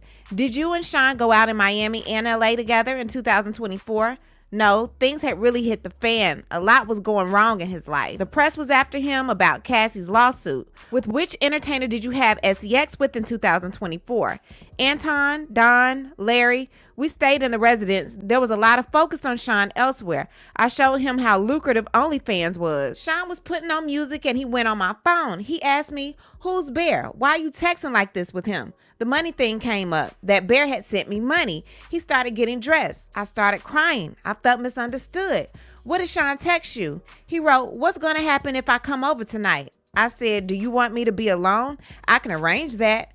I wrote back, he was supposed to see his mother, in air quotes. I meant another woman. He wanted a party. What did Sean ask? He said he wanted me to sign something for him so he could have closure. I thought he meant so I wouldn't be a threat. Had you ever sent him a demand letter? No.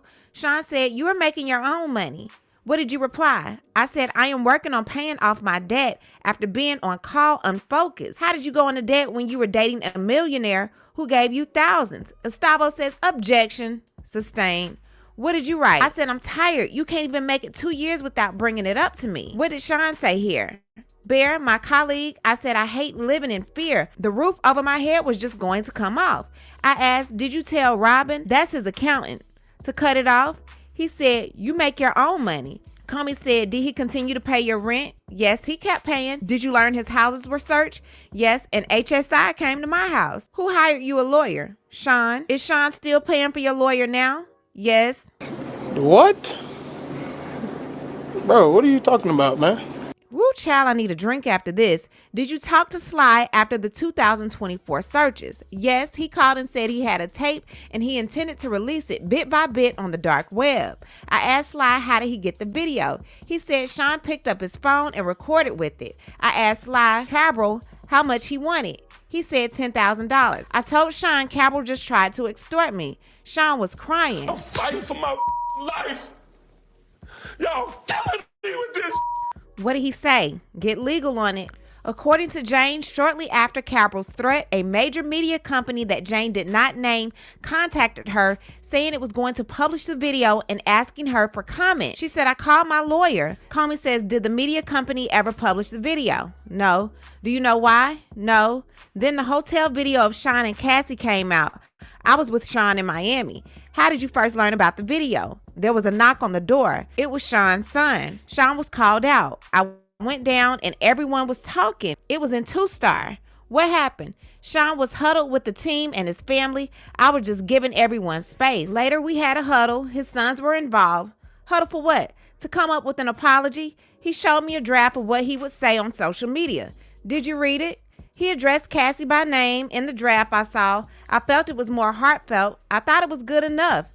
Did you talk one-on-one with Sean about the video? Yes. He said that Cassie hit him too. He said that was the only time they had physical violence like that. Then I was told KK was coming and I had to go to another room. I did, and I went back to LA. Do you recognize this? Sean's IG apology. Yes. The video is played for the jury but not on the public screen in the gallery. Sean says disgusting. I have asked God for his mercy and grace. I'm truly sorry. How did you feel about it? I was disappointed. I felt there was no heart. Sidebar, says Estavo. Sure, says the judge. Judge says, jurors, you can leave. Let's take a break. The jury leaves. Judge says, Miss Cummings, can I get a proffer as to relevance? If I can't compare the drafts, I'll strike the last question about comparing the drafts. Ignifilo says, we want all the questions stricken. Then Ignifilo continues, I advise not to name Cassie as she might be a grand jury witness, so privilege. Comey says our next question are about Combs' violent assault on Jane and forcing her to have sex with an entertainer while still injured. It goes to state of mind. Comey said I could play the video again and avoid any privilege issues. Judge says, okay, bring the jury back in. All rise. Apology video is being played again. I was effed up. I hit rock bottom. I sought out professional help. I'm going to therapy. I'm going to rehab. Comey said, Jane, what did you understand he was referring to? The hotel elevator lobby video. The next time you saw him was June 18, 2024. Where did you see him? Home in LA, date night in the house. Jonathan came to help set up. What did Jonathan do? Put some candles around the home, decorate with red lights, make the environment cozy. Was the plan to have an entertainer? No, I wore a long brown dress. I opened our patio, which has a really nice view. Did you two get into an argument that night? Yes, we had champagne and some tequila. I started confronting him about who he was with on his family trip to Utah. What did you say to him? I called him a PEDO. He was 25 or more years older. I said, if a girl can't buy her own drinks, what makes you interested in her? I believe she was under 21. Okay, but older than 18? Yes, he started tying his shoe. I pushed his head into the marble. Then what? I started throwing candles and glass. I was angry. Jane said she started throwing candles around the house and repeatedly saying to him that she hated him. She said a lot of candle wax went into Combs' clothing, but she didn't see any of the glass hit him directly. He was probably cursing and calling me crazy. I wanted to lock myself in the master bathroom. Had Sean touched you? Not yet. I locked the bedroom door, but he knocked it down. Then he kicked down the bathroom door off the hinges. Jane then ran to the closet and locked the door. She was able to put on new clothes because she wanted to make sure that she had something comfortable to escape in. Combs kicked open that door as well. When Jane left that room to run to the front door, Combs caught her. She said Combs kicked me in the back of my thigh and I fell down. She then testified that he picked her up and put her in a CHOKE hole and CHOKED'd her. And I couldn't breathe. I went to the front door and ran 6 blocks away. How long did you hide there? 2 hours. Then I went back and I saw Sean. Sean kicked in the guest bedroom door. I was throwing glass and candles at Sean. I shouted that I hated him. He started punching my head and saying all kinds of things. Like what? That I was trying to keep him away from his kids? I said no, but he kicked me on the grounds. I was balled up. Then he grabbed me by my hair and arms and dragged me back into the house. What was he saying? That I was effing crazy? I kept saying, just leave me the F alone. I called the girl I thought Sean was with and asked if she was on the trip with Sean. She said very insulting things. Then Sean held me down, so I had to listen. What did you do? I told her to shut up and that he was beating my ass. Sean hung up. Then he told Jonathan to tell me he wasn't with no girl on a trip. After the FaceTime, what?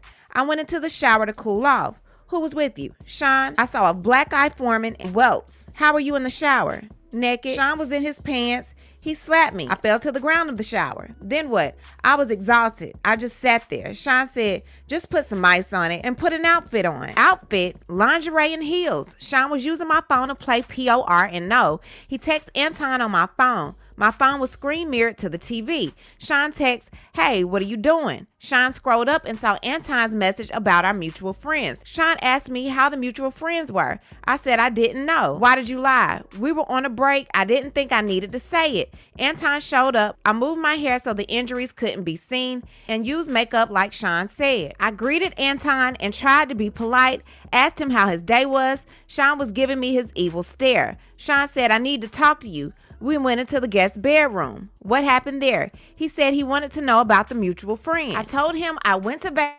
Vegas with this rapper and his girlfriend. I saw Anton having sex with another woman. What did Sean say? He said, do you have this PORN star having something over me? Did you take DRUGS?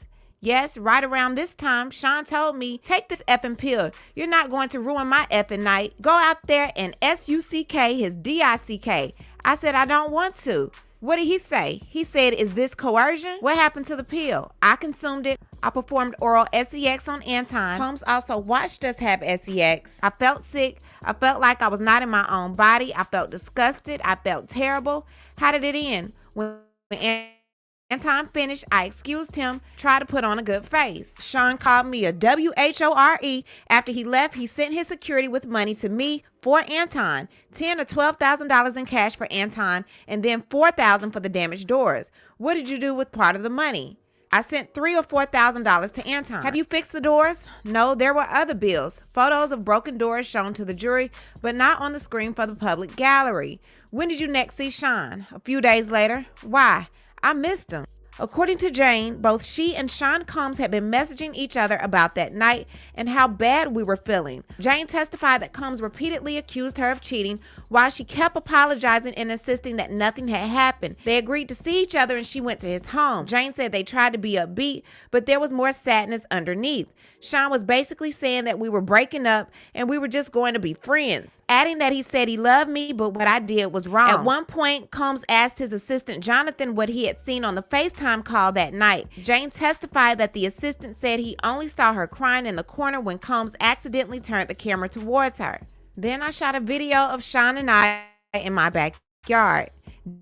Did you inadvertently film your injuries? Yes, my welts. And when you had learned that Sean went to Wyoming, I was outraged. He was with another woman. Did you block him? Yes, both of his numbers, all of his security, and his assistants. For how long? 2 or 3 weeks. Then I saw that his mother had been hospitalized. I wanted to put what happened between us to the side. I flew on a red eye to meet with Sean. And what did you do? We had a really nice time. Sean said, you can tell me when you're tired. What did you say? Let's stop for now and let's see each other later. His demeanor changed. He said a man spends all his money on you when you say you're tired. He threw water on me. He called me a bitch. He gave me an ecstasy pill. What happened? Sean was celebratory. Let's go. Did Paul come to Miami? Yes. Did Paul come to 2-Star? Yes. I was given a spray bottle, liquid Molly into my mouth. I felt a surge of high octane sexual energy. Paul came in. I greeted Paul with that same energy. Did you have sex with Paul in front of Sean? Yes. When was the last time you saw Sean? August 2024 at 2-Star. Did you have sex with Don in front of Sean at 2-Star? Yes. One last text message, the last one I'll ask you to look at. Did you go to New York to see him? No. Why not? He was arrested. Did you get a subpoena? Yes, I had to come November 2024 and then January 2025 and after. Did you see a therapist? Yes, 3 months now. Do you have an attorney for this case? Yes. Who is paying? Sean, and I am still processing. Nothing further. Judge says, jurors, you may go. I'm about sure that after hearing all of this, we probably all need a therapist. What I need to do is hear from you. What do you think about everything going on in the crazy world of Sean P. Diddy Combs? Leave a comment and you know how we do. We'll talk about it down below. Talk to you guys later. Bye. Thanks for watching, but before you go, don't forget to subscribe to this channel, like this video, and hit the bell so you don't miss out on any of my new episodes.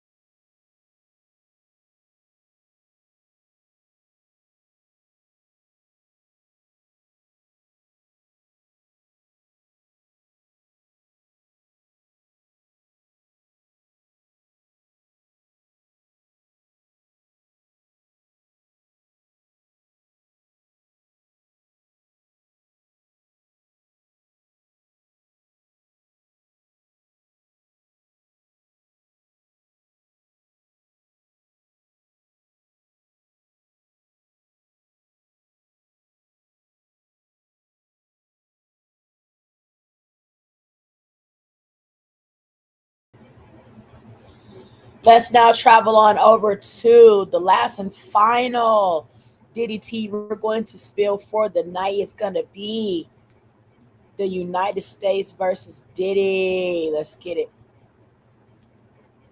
Compliments of TMZ.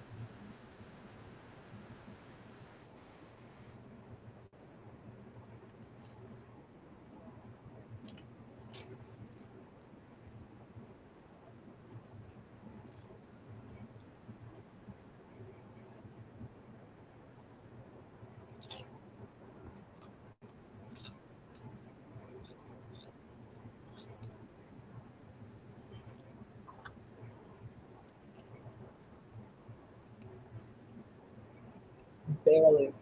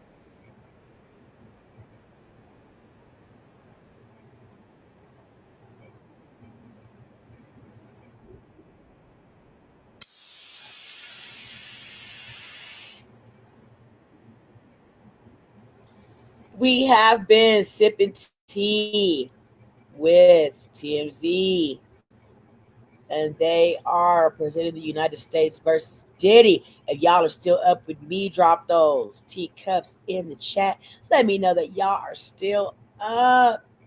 Thank you, everybody, for being here. If you're here, like and subscribe if you haven't already. When you do, drop those teacups in the chat. We're up with the Diddy trial. Catch it up with United States versus Diddy.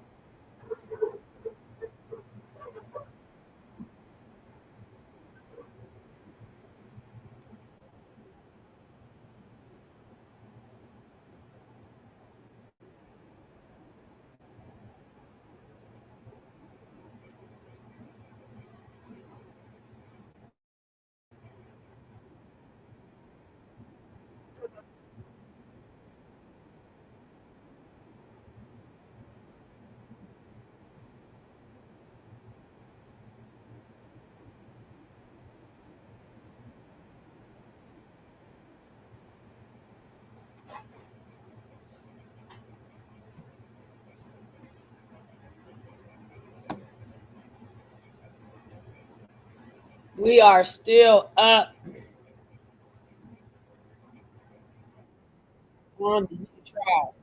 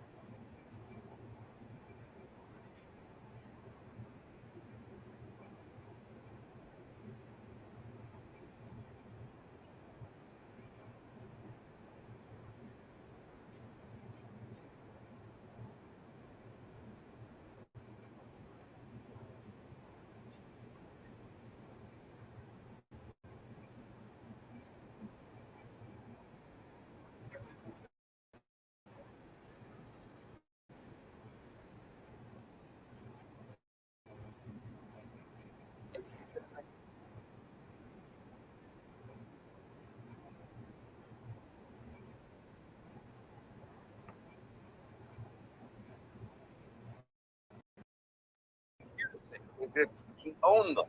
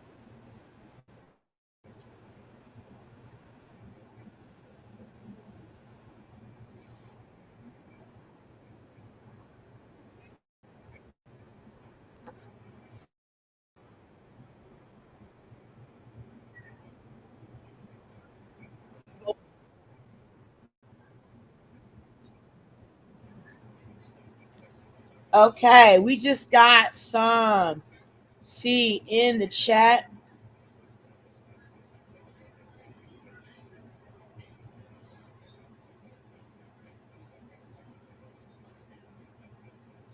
That you guys cannot hear. Let me check the audio.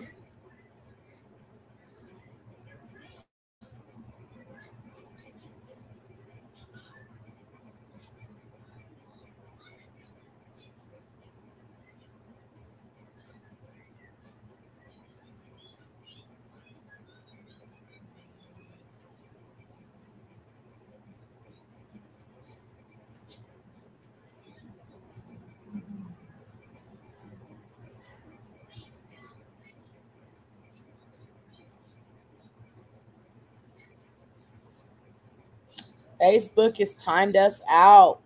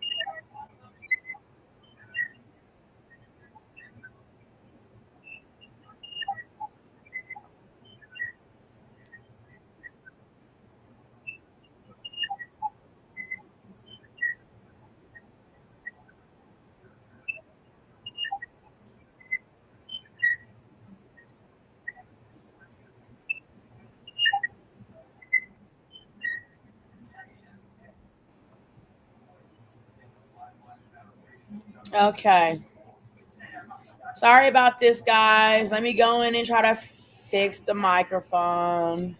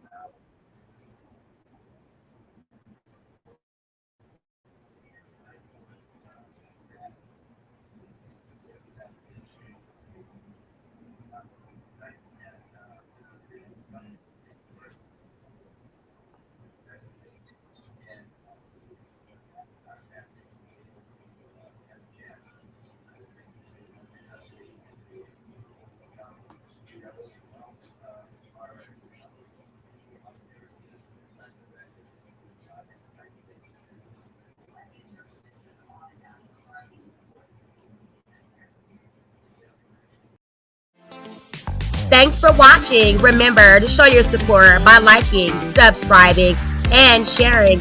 It's a blessing.